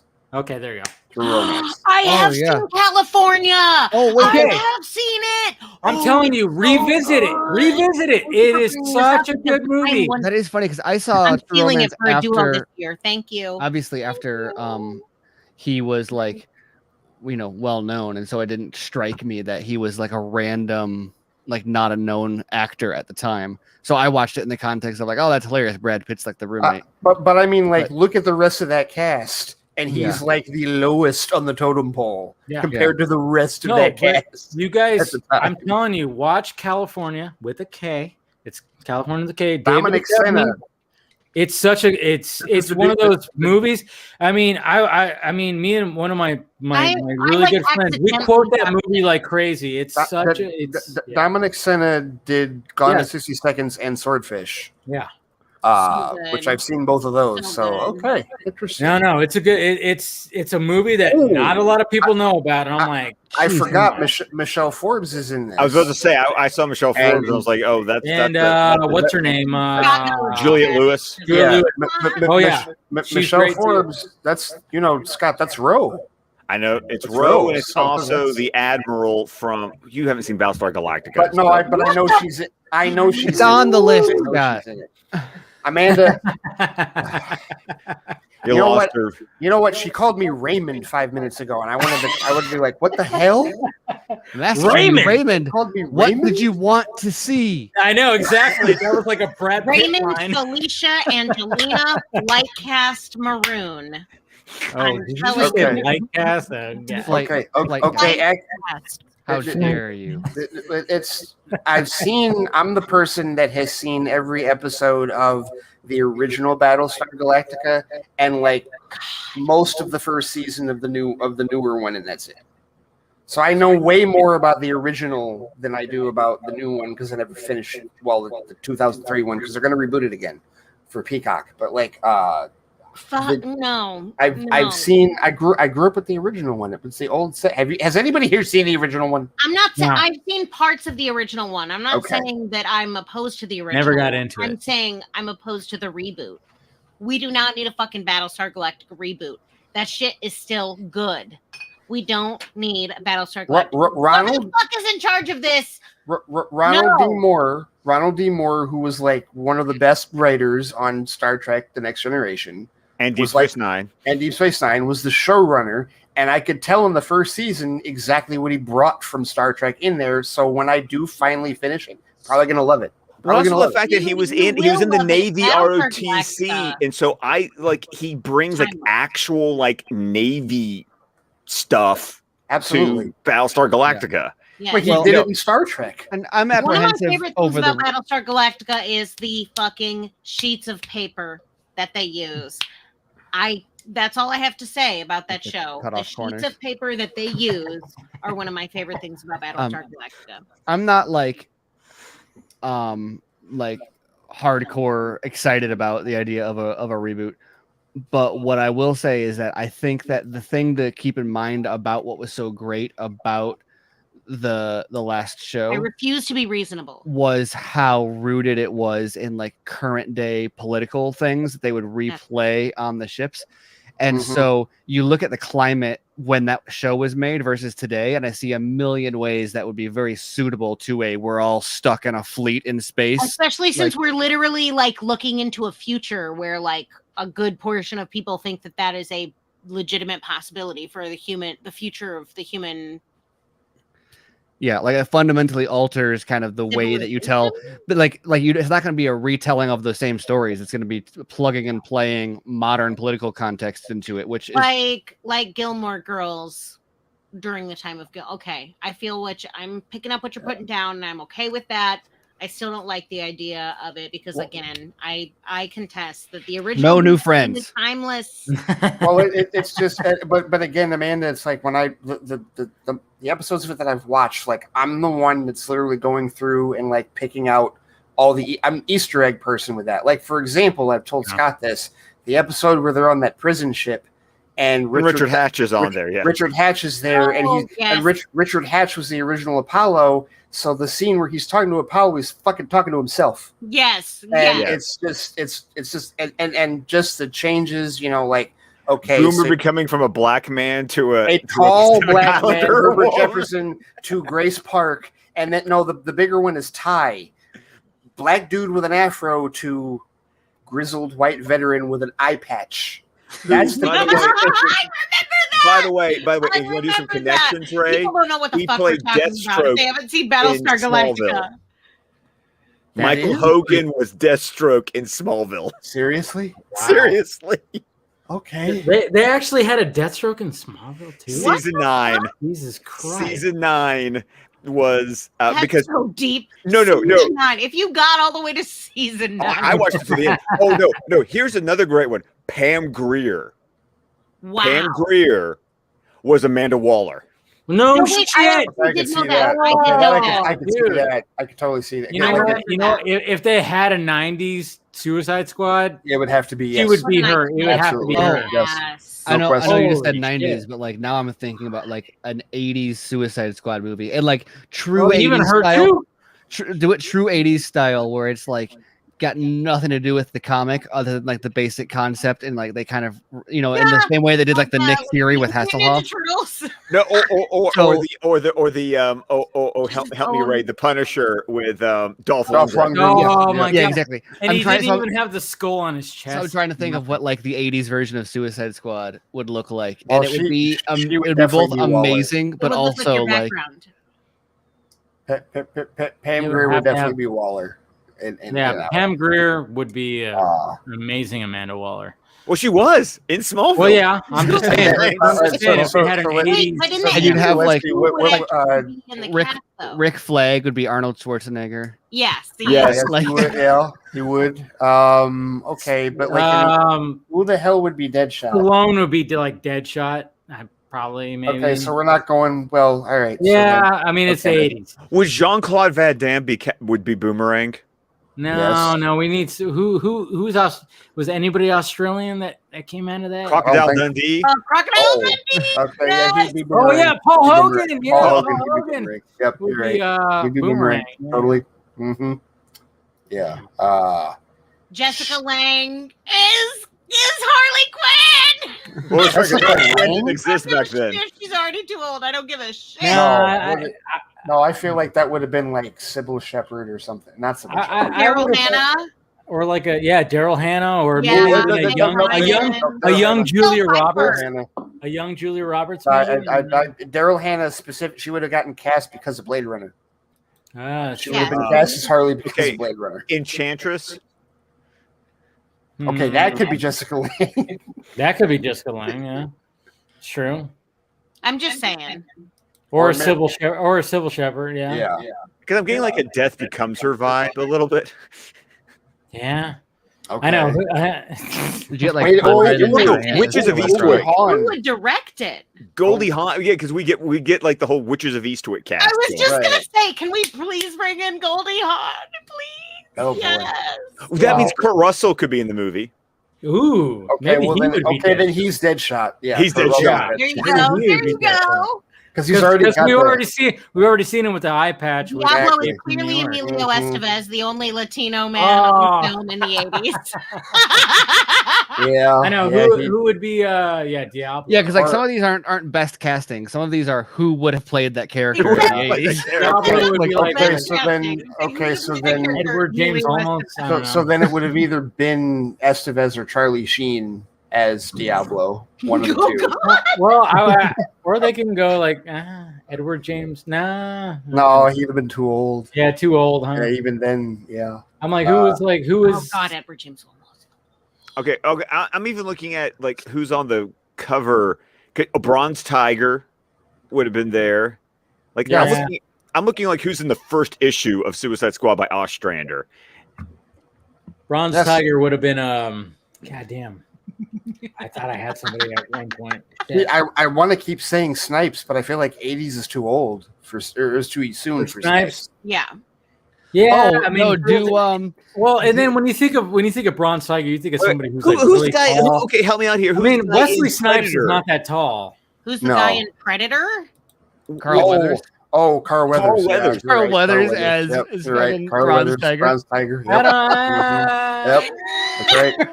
I don't know. No, about- no, we're not talking good casting. We're talking about Yeah, who would true. make Would have it. been cast. Yeah. Okay, but then that opens up the possibility, like if you want to do like a modern thing, that opens up Keith David being Deadshot or Bloodsport. Keith David could be Bloodsport. True. Keith David's. I mean, that fight, like in They Live with him and what's his name? I mean, come on, you can't overlook that. This is a great. We should make this an actual party game. I know. Like anachronistic castings. Make like Anachronistic. Jesse. No, this is what Wizard Magazine did back in the day. I'm telling you. So, Wizard. Man, the 80s. I remember. All this stemming from Pam Grier being Amanda Waller in Small. Legitimately, I last year two of the students that I coach at UIC ran a script, a program script, which means like it used different sources of literature around the argument that like blaxploitation films were exploitative, right? Like explaining what a blaxploitation film was, basically. So I spent the last year like dabbling in the sorry. Mr. Mr. T is Bronze Tiger. Ah, there it is. Look at how excited Steven got. Especially because the A-Team. Right, yeah, definitely. For sure. Wait, can we have like a there has to be a celebrity cameo though. There has to be like a gratuitous Michael Jackson, but not Michael Jackson. In the 80s? What, George Michael? I don't know. You play Mom will be there one more. I'm sorry. All right. I had that's yes. That's Bill Duke would be Killer Croc. Julia Nixon would be what? Would Bill Duke do the makeup? I don't know. Well, what would the makeup look like? What about No, they wouldn't do much. Right. No, they wouldn't. No, not at all. Much, yeah. Yeah, Bill Duke was because Bill Duke was also in Predator. He was in Predator with I was gonna say not to totally rip off the Predator cast, right? Yeah, but that's what they did those back in the. But that's what the 80s. That is absolutely yes. Because come on, Carl Weathers, he basically got Predator because he was in Rocky, and then after that they tried to give him his own Action Jackson. So that was just like I feel like who Perd Hapley. Is that his Perd Hapley from Parks and Rec? Is the modern day version of Perd Hapley, the guy who plays Perd. Okay, this is like how meta this is. Perd Hapley is like a token black newscaster out of context, used for humor on Parks and Rec. However, also the actor who plays Perd Hapley is continuously typecast as the newscaster who interrupts, like in movies. I've seen him 1,000 different fucking places. He's like a live action Ollie Williams, basically. Steven, how do you explain this? Say it again. Oh, he's an actual newscaster. Well, yeah, but I mean, like this guy, like he's literally he is the Wilhelm Scream of newscasters in movies. Oh, right. Is how I would put it. He is like, if you need a newscaster in a movie, you call this guy. So who would he be? His name is Jay Jackson. He actually just played a newscaster in Without Remorse. I just told you. I'm gonna backtrack a little bit. So I think Schwarzenegger would be a good bet for who they would do as Rick Flag. Oh yeah, but totally. Also there's a very realistic chance of it being Mel Gibson or Bruce Willis. I was about to say Bruce Willis. I feel early for them though. If we're doing like really actually no, because at that time Willis would have done because this would be their movie star. He'd go into Die Hard. This would be who do they want as the lead for their 80s action movie, and so Schwarzenegger is a good bet, but also they're looking for like more of an officer type Which is why they would go Gibson or Willis. Either one, yes. Because at the same time Willis got into Die Hard, Gibson got into Lethal Weapon. Cheaper than Arnold at the time. I don't know about that because Arnold. I mean, I get. Well, did Terminator like push him past those guys after in '84? Maybe, I don't know. But he's still. I thought his Nazi roots did that already. But Did I say that he's wore a swastika on a belt like in 2006? Well, he was because he's Austrian, right? So. Yeah, that's not something you should fucking be proud of. Like, No, what the fuck? God, what okay. the fuck, Austria, bitches? I met a lot of Austrian people. None of them were fucking proud of that shit. Oh. Apparently. All right. Okay, so not Arnold. Anyway, Okay. we got past, we got past 5.5 hours, and I made it weird and conspiratorial. I'm sorry. No, I Kurt Russell would be Deadshot. I think. Kurt Russell. Yeah, I was gonna say Kurt Russell is Kurt Russell, probably. I think would definitely be that. And Wait, that's who did we say was gold? Was And he would have a. Goldie Hawn was going to be Enchantress. If Kurt Russell is Deadshot, then Goldie Hawn has to be in the movie in some form. Yeah, And Deadshot would If just have an Goldie eye Hawn patch. as Enchantress would be cool. Yeah. Deadshot would just have an eye patch instead of I like would a actually monocle thing. Goldie Hawn kind of carried like I can see the Kara. Sorry, I can see the parallel. And I'm sticking with Daryl Hannah as Harley. I think Daryl Hannah would be Harley Quinn. Even though Harley wasn't around then. Yeah, it's true. So Harley wouldn't exist. Is that so? You're Harley saying doesn't Harley exist. wouldn't- Harley didn't This would exist have to until be old 1992. I know. So she wouldn't. So then she. Oh, yeah. She wouldn't so she doesn't- exist. So she Well, wouldn't and be in also this casting. if she did, they wouldn't put her as a member of the squad in the '80s action movie. That is true. They'd put her in Batman '89. And also, that's not. They wouldn't really cast. They wouldn't really cast that type of role. Like, I don't think you'd be looking for like character act or like not character actor, but like You'd be really- looking for tits. yeah, but like you wouldn't be looking for like a performance like that. Yeah, no, Harley that's true. tits. That's true. So then, all right, we'll strike Harley from the casting. Okay. All right. And the same thing. I was trying to think of like, would they have like a Hannah. katana? And I was like, I don't even know.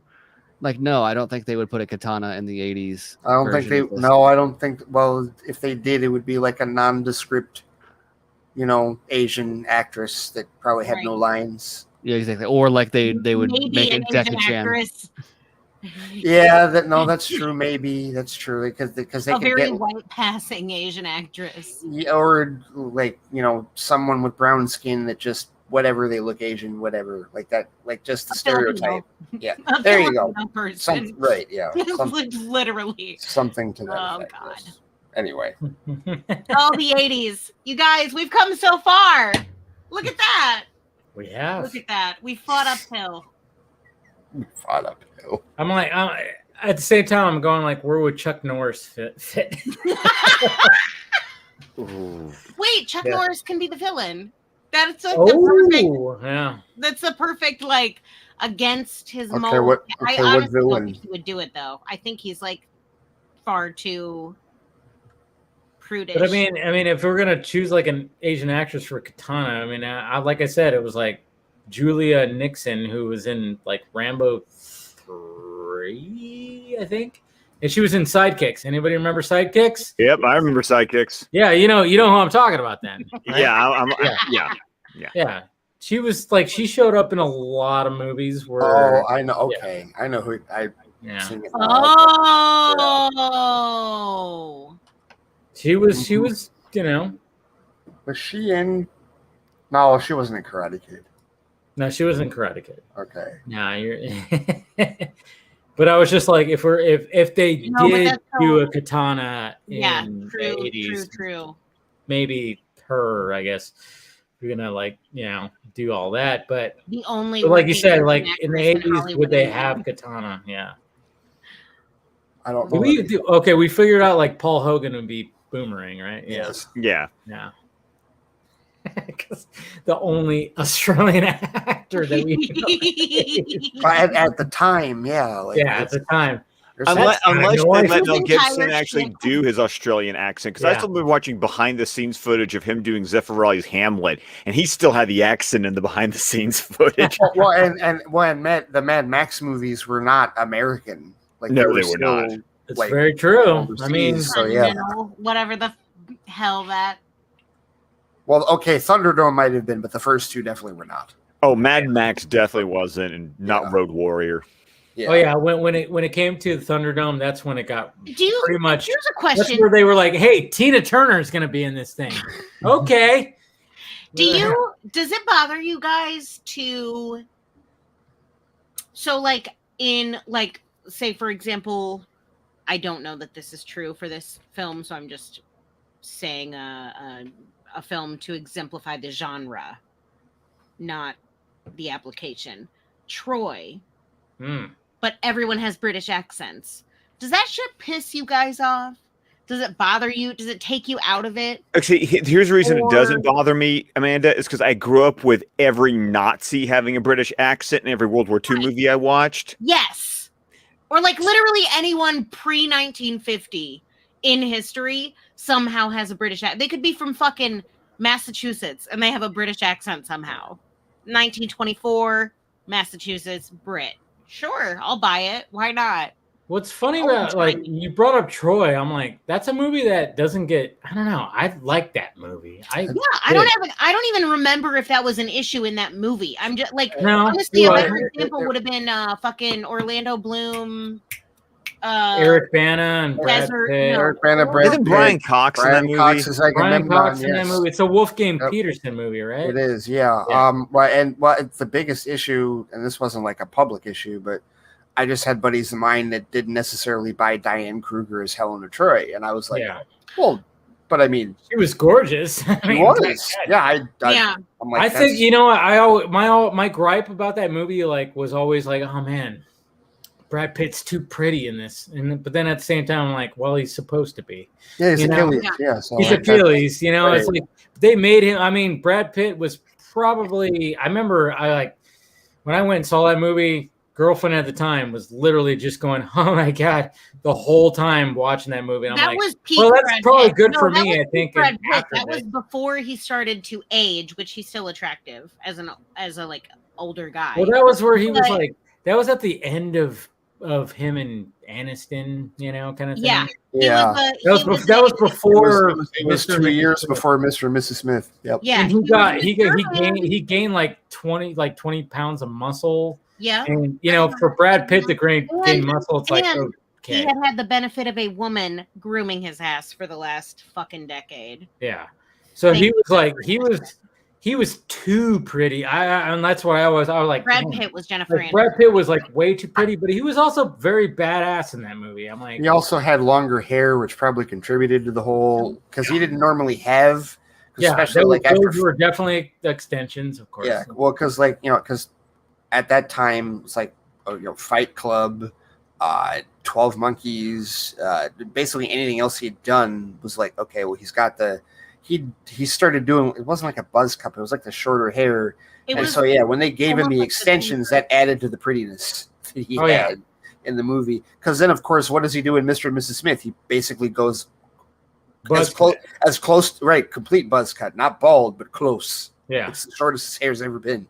Which I love that movie too. Like Mr. and Mrs. Smith is fucking. It's such a great like action comedy, romantic comedy, whatever the fuck you want to call it. It's so great, dude. Just the like it's so over the top. It's over the top, but like I love the feels like a live action Incredibles. Yeah. Well, just like the banter, like the chemistry between those two, like at the time, like I love when they're, after they've decided they're not going to kill each other, and they're in that car chase in the minivan, and they're like, oh my god, and they're like revealing like new details about each other, and he's like, John, my parents, I'm an orphan. Who's that kindly fellow that gave you away at your wedding?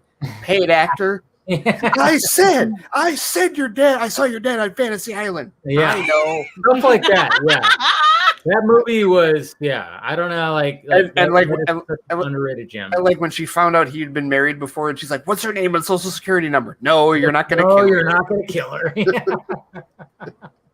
Yeah, everything. There's an unrated version of that movie I still have to watch. Yeah. Oh my god, Vince Vaughn being like a side character was such a good. We're on high alert here. there. I almost killed you right there. Okay, so Vince Vaughn reminds me of Tom Arnold's character in True Lies. Yes, a little. Yes. Oh wow! You were. You know Absolutely. what? I never thought about that, Scott. Yes, but yeah, very much so. because True Lies. I mean, Like a both foil. these movies are very like, oh wow, how is this even possible? Kind of thing, like Secret Lives kind of thing. Mhm. But yeah, you're right. Tom Arnold and Vince Vaughn are pretty much kind of like the same character. Yeah, Absolutely.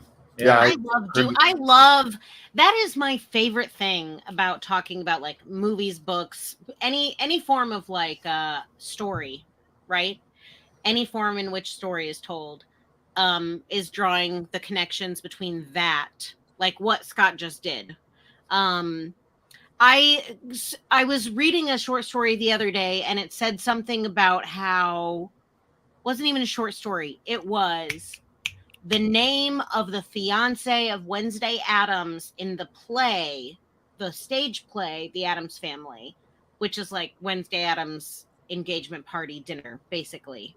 A stage play. Her fiance's name is Lucas something something, and they casually offhand mention like, oh, randomly he's named after his uncle who lived in the woods, and I was like, there's something about that name, and I looked it up and found out that like the root of the word Lucas some people believe that it is from lycos, which is wolf in Latin, right? So Right, because lycanthropy is werewolfism, yeah. Right. So they were saying that like I drew that connection and I was like, oh, this is so cool. And the student that I was coaching at the time was like, I don't see how this is relevant. And I was like, I'm not sure that it is. I just think it's like it's not an accident. Yeah. The writer chose to say that his name was Lucas and he was named after his uncle who lived in the woods. I was watching Peacock did Brave New World show last year, which didn't get picked up for a second season, which sucks because the first season was really good. I've read the book before, but it's been years since I've read the book. And one of the main Peacock show we've mentioned in like 15 minutes, by the way. That's crazy, isn't it? But like the one of the main characters in the book and in the show is a woman by the name of Lenina Crown. And I'm like, wait a minute, Lenina Crown. And that's when it hit me that Demolition Man is a farcical action remake of Brave New World because Sandra Bullock's character's name is Lenina Huxley. Huxley is the last name of Aldous Huxley, who wrote Brave New World. Yes. And it's the same plot, just cryo prison and craziness action with Sly and Wesley Snipes. But that's what it is. Demolition Man is a farcical action remake of Brave New World. They're not going to beat you over the head with it. They won't beat you over the head with it. That's my favorite thing. They don't. They're like, find this if you want to. Mm-hmm. If you don't, the story still works without you knowing that connection. You know what I mean? Like as a piece of art or entertainment, it still communicates a whole message, it's like a complete thought in a sentence, right? Yeah, because when I was a kid, I saw Demolition Man, had no idea Brave New World was I didn't read Brave New World to college. Exactly. Almost like Demolition Man is your prototype of Brave New World, as Brave New World was the prototype for Demolition Man. Yes. Because it was your primary exposure, not saying that it's like the superior version or whatever, but no, it's like the same, it's like the, like how Throw Mama from the Train is a farcical remake of Strangers on a Train. Yes. And it even has Strangers on a Train in the movie. like the book or the movie? The movie. Because Owen is watching Danny DeVito's character Owen is watching the movie at one point during the movie. And that's where he gets the idea to kill Larry's wife and Larry will kill his mother because he watched Strangers from a Train and got the inspiration for it.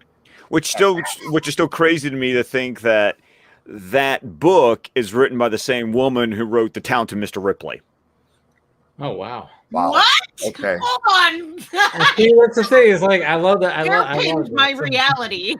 Yeah, Patricia Highsmith wrote The Talented Mr. Ripley, but also wrote Strangers on a Train because one of the characters of Strangers on a Train is it's not even in the book. It's not even latent homosexuality because he's basically in love with the other guy, and that's why he wants to help the guy out because he's kind of in love with him.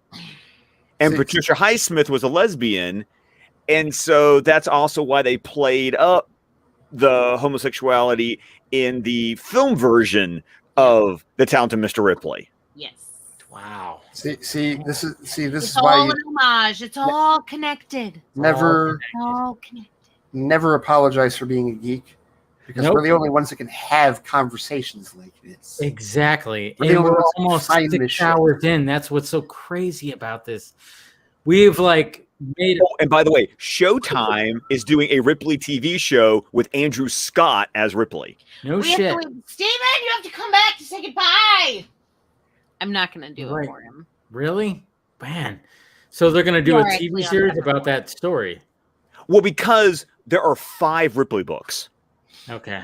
Now the ones that get okay. the Yeah. ones that get adapted the most are the first book, The Talented Mr. Ripley, and the third book, Ripley's Game, which Ripley's Game was adapted into a movie And called then the 5th book, which is Ripley's Believe It or Not. No, just stop it. Because Ripley's Game has been adapted once into a movie called An American Friend that had Dennis Hopper playing Ripley. Holy shit. Wow. Holy shit. And Hold then- on. I see.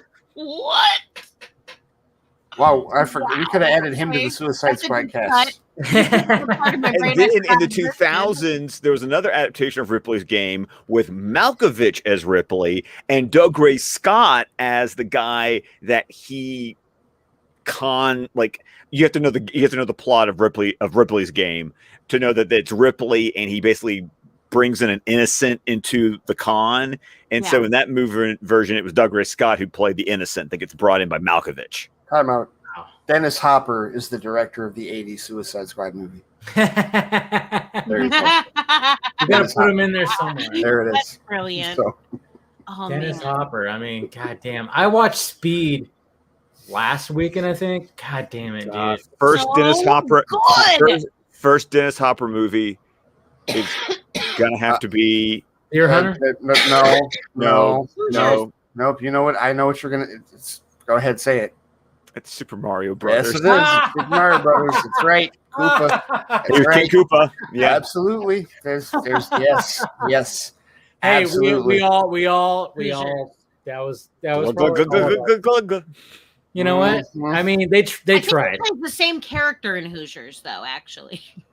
I mean, they tried. You know, he was Koopa. Hey, whatever. Hey, it gave me Samantha Mathis. I don't blame. It's, you know what? Actually, now I think about it, Super Mario Brothers is probably also my first John Leguizamo. Leguizamo, yeah, and Bob Hoskins. No, but if it weren't No. for Roger Rabbit. Rabbit, it would have been. But that was that's what sold the movie. I think that's when I saw that Eddie was going to be Mario. Yeah. Yes, that was that's why I was. But yeah, I would probably Okay, be. hold I up, probably hold be right there. I mean, I went. You know, but yeah, when it came to Dennis Hopper, yeah, that's probably my first introduction. Everyone in this stream is between 30 and 40. Okay. Yeah. Yes. Who grew up as a child watching Who Framed Roger Rabbit? A child. Yeah. Oh, because Christopher Lloyd scared the shit out of me. Yeah, no, wildly inappropriate. Oh my Which god. was kind of weird because Terrifying. he was Doc Brown, and then all of a sudden, like Doc Brown was like a died hero. in Back to the Future because I loved him. Yeah. Well, that's why I was really glad as a kid that he was wearing, because he's still wearing heavy makeup. Yeah. And he doesn't look like Doc at all. Yeah, in the movie, and that's a good thing, because otherwise, yes, that would have fucked me up. There's no way. I had nightmares where I had crossovers between Doc, this fucking thing, and Indiana Jones. For no fucking reason. I know why. It's Well, it's because of Toad, Ronald Lacey's character in Raiders of the Lost Ark. And when he wearing melts, a hat and a suit, the same way that Judge Doom. Yes. Yeah. Well, and so the melting scene is like very similar to like the steamroller. Very similar. Mm-hmm. Yeah, I know exactly what you mean.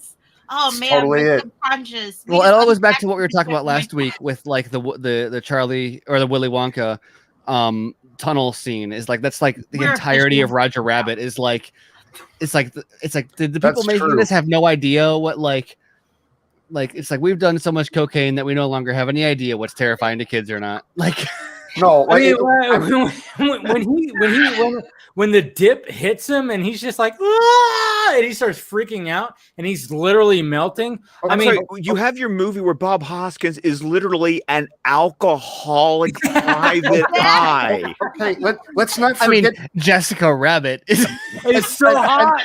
And let's not forget the fact that the main plot of the movie is they're trying to kill cartoons. Yes. Right. Yes. Kill correct. Build They're an trying to interstate. out. He made the dip that literally can kill a tune. Right. And he created this crazy contraption that would kill an entire Which, by the town. way, And don't forget Joker, that Roger Joker- Rabbit hires Bob because he thinks his wife is having an affair. Fair. And the affair, and Joker what's the And affair? she's doing patty cake. Right. dive pit thingy. Patty I don't cake know what was to call cheating. it. Patty cake was cheating in the Toon World. Right. I That mean, was cheating. Like that Oh, was like God. a high offense. But yeah, no, there's nothing appropriate for a child. Oh my Yeah, god! No, whatsoever. I watched the first like 5 minutes of it with high school campers that I was working Baby. with the last 2 weeks. Not even. I wasn't Oh, you had a even- baby I watched smoking the a fucking cigar. trailer.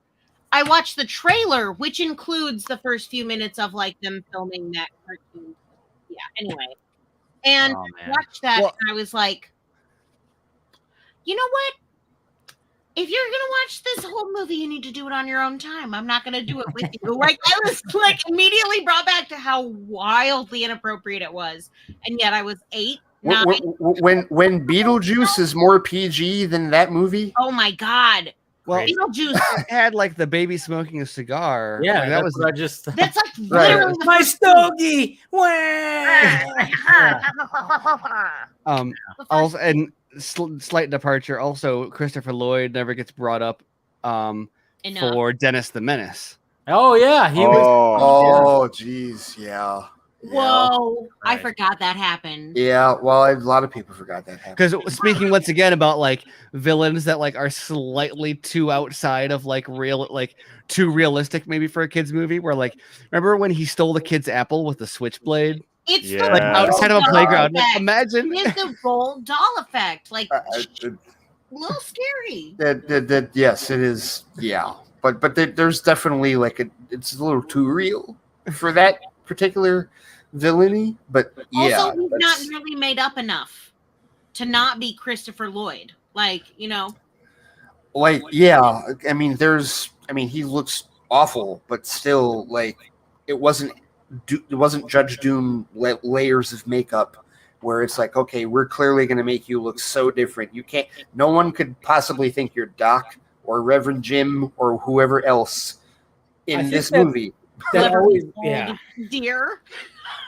I think that always helped. It was the fact that like anytime that he wasn't Doc, you know, obviously he played Doc, you know, in the trilogy, but like when he was other characters, he didn't have the crazy white hair or anything like that. I mean, he was in Clue. He was in Clue. He was Professor Yeah. Plum. It was Yeah. Professor You know? Plum. Yep. Yeah, it was that too. And it was like he has been around, and it's crazy. Who Like is actually Larry Goodman, what FBI.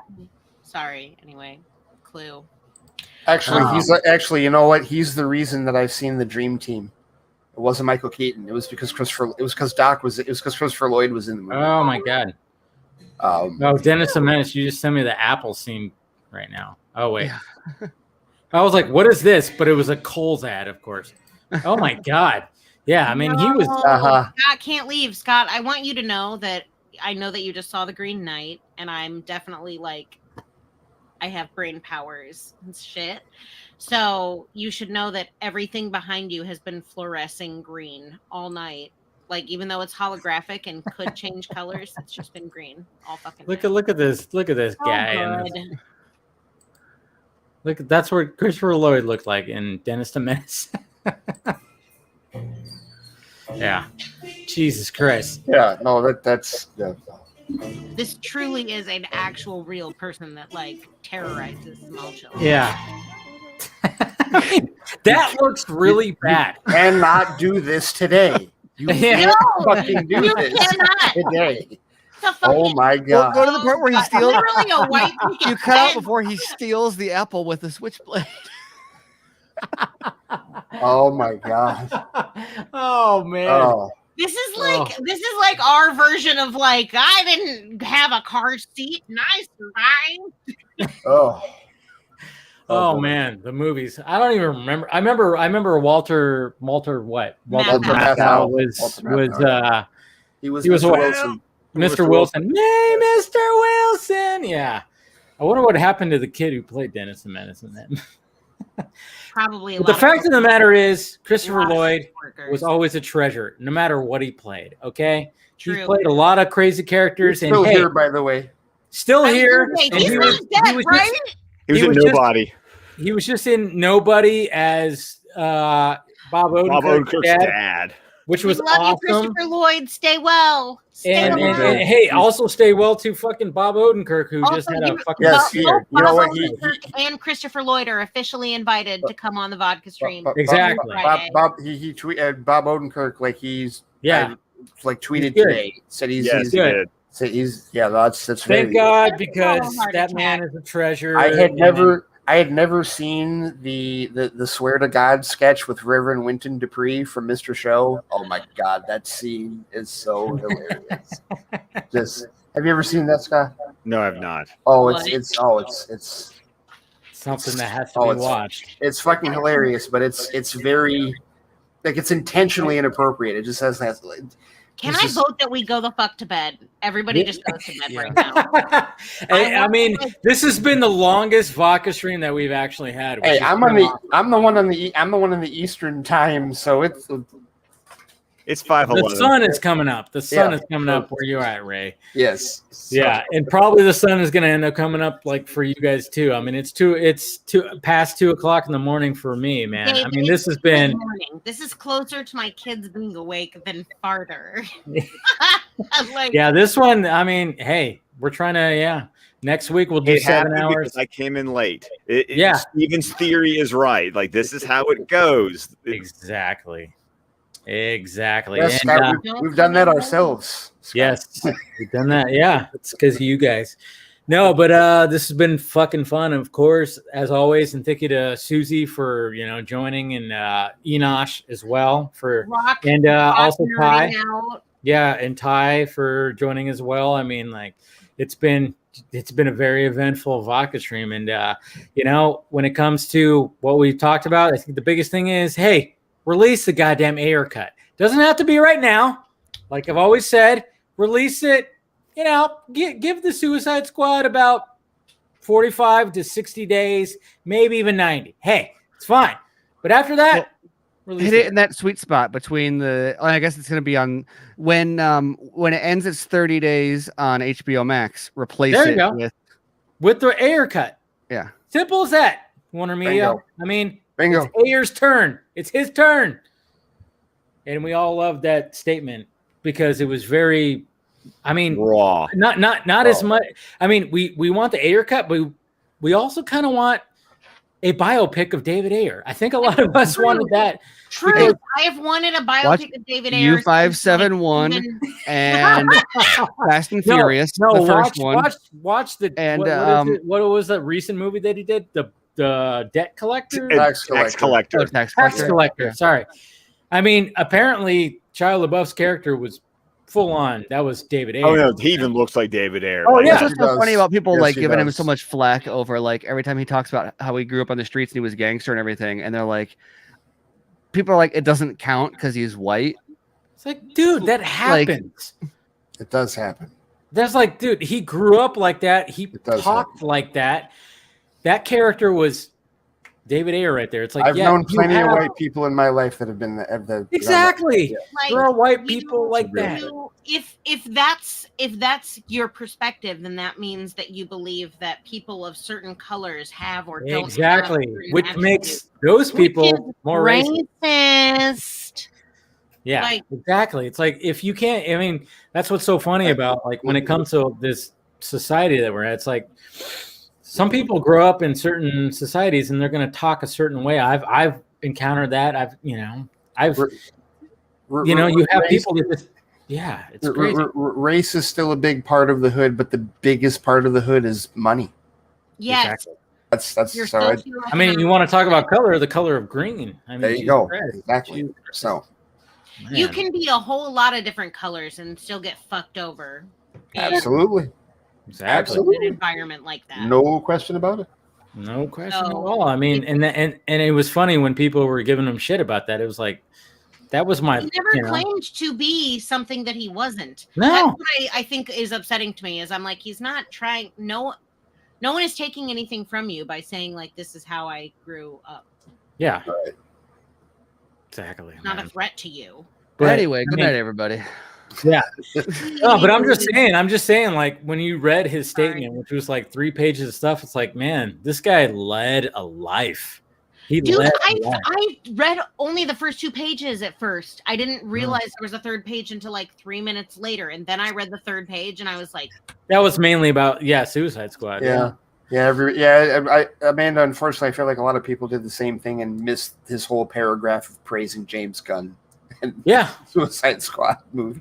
So That's the thing. That's the thing. Another thing too is like he has mutual respect. I mean, no matter the fuckery that happened with the studio, he still goes, "Hey, James Gunn, I'm looking forward to all this. He's great. This, that, and this." That's what's always been great about this whole thing is like they've always shown their mutual respect for one another. And even apparently, even James Gunn. With his Suicide Squad, gave some praise to David Ayer in the credits. Not a spoiler thing, but somebody mentioned that, and I was like, "Oh, that's cool." The fact that James Gunn was like full on, like, "Hey, I'm even going to mention you in my movie," kind of thing. When it comes to thanking people, it's like, yeah. So James Gunn showed that respect. David Ayer shown that respect. So they respect one another. It's the studio. That they don't. Exactly. It's the studio. And Scott, I'm going to need a spoiler, not spoiler, a spoiler minimal pre-prep study guide for The Green Knight before I go into it. Yeah. It's one of those movies I'm sure where you'll you're have like, it done by 8 a.m. tomorrow. I know. Sadly, tomorrow Scott and I are not going to have our Batman the Fanimated stream because he has Callum's birthday, and then I'm going to a comedy show tomorrow night too. So we just couldn't figure. So we're gonna postpone it till the following week. So just letting you guys He know said if comedy anybody's. show, but what he meant was never mind. No. It's a comedy show. I'm going to see Tim Dillon. Anybody know Tim Dillon? All right, he's funny. Anyways, it was like a thing that just happened yesterday. Anyways, so that's what's happening. We're not going to have a Batman the Fanimated stream tomorrow. It's okay, but let's go around the horn and let's promote ourselves. Go ahead, Ray. At the Flightcast on Twitter, arguing about something. Who knows? But also on Facebook, Instagram. Theflightcast.com is where you can find my podcast, The Flightcast, as well as my blog postings that I swear I'm going to get back to writing pretty soon. And I'm also still on Squadcast Media. I do Squadcast movies with Scott. Occasionally we do Fans Without Borders Plus for our patrons. And I also co-host Fans Without Borders, the main show, with Brent. There it is. Amanda. I love this. I'm mostly just here on the Vodka stream and League of Mayhem. So I guess thanks, Dave. I'm your bar back, I guess. And you can find me on Twitter at Pie Sugar Pie. I'm married to that guy who has like a really great camera setup. Kind of looks like he belongs in Gunpowder Milkshake right now. That's on my list too. I got to watch that.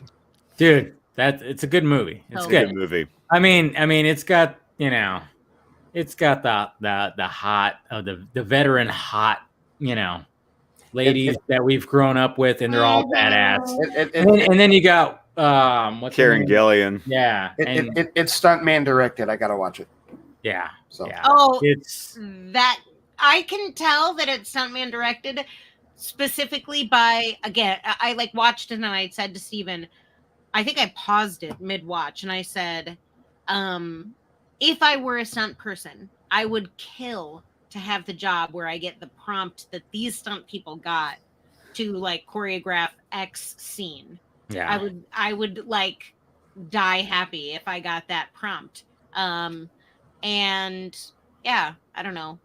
Good for them. It was great. I loved it. Gunpowder Milkshake. That's my plug.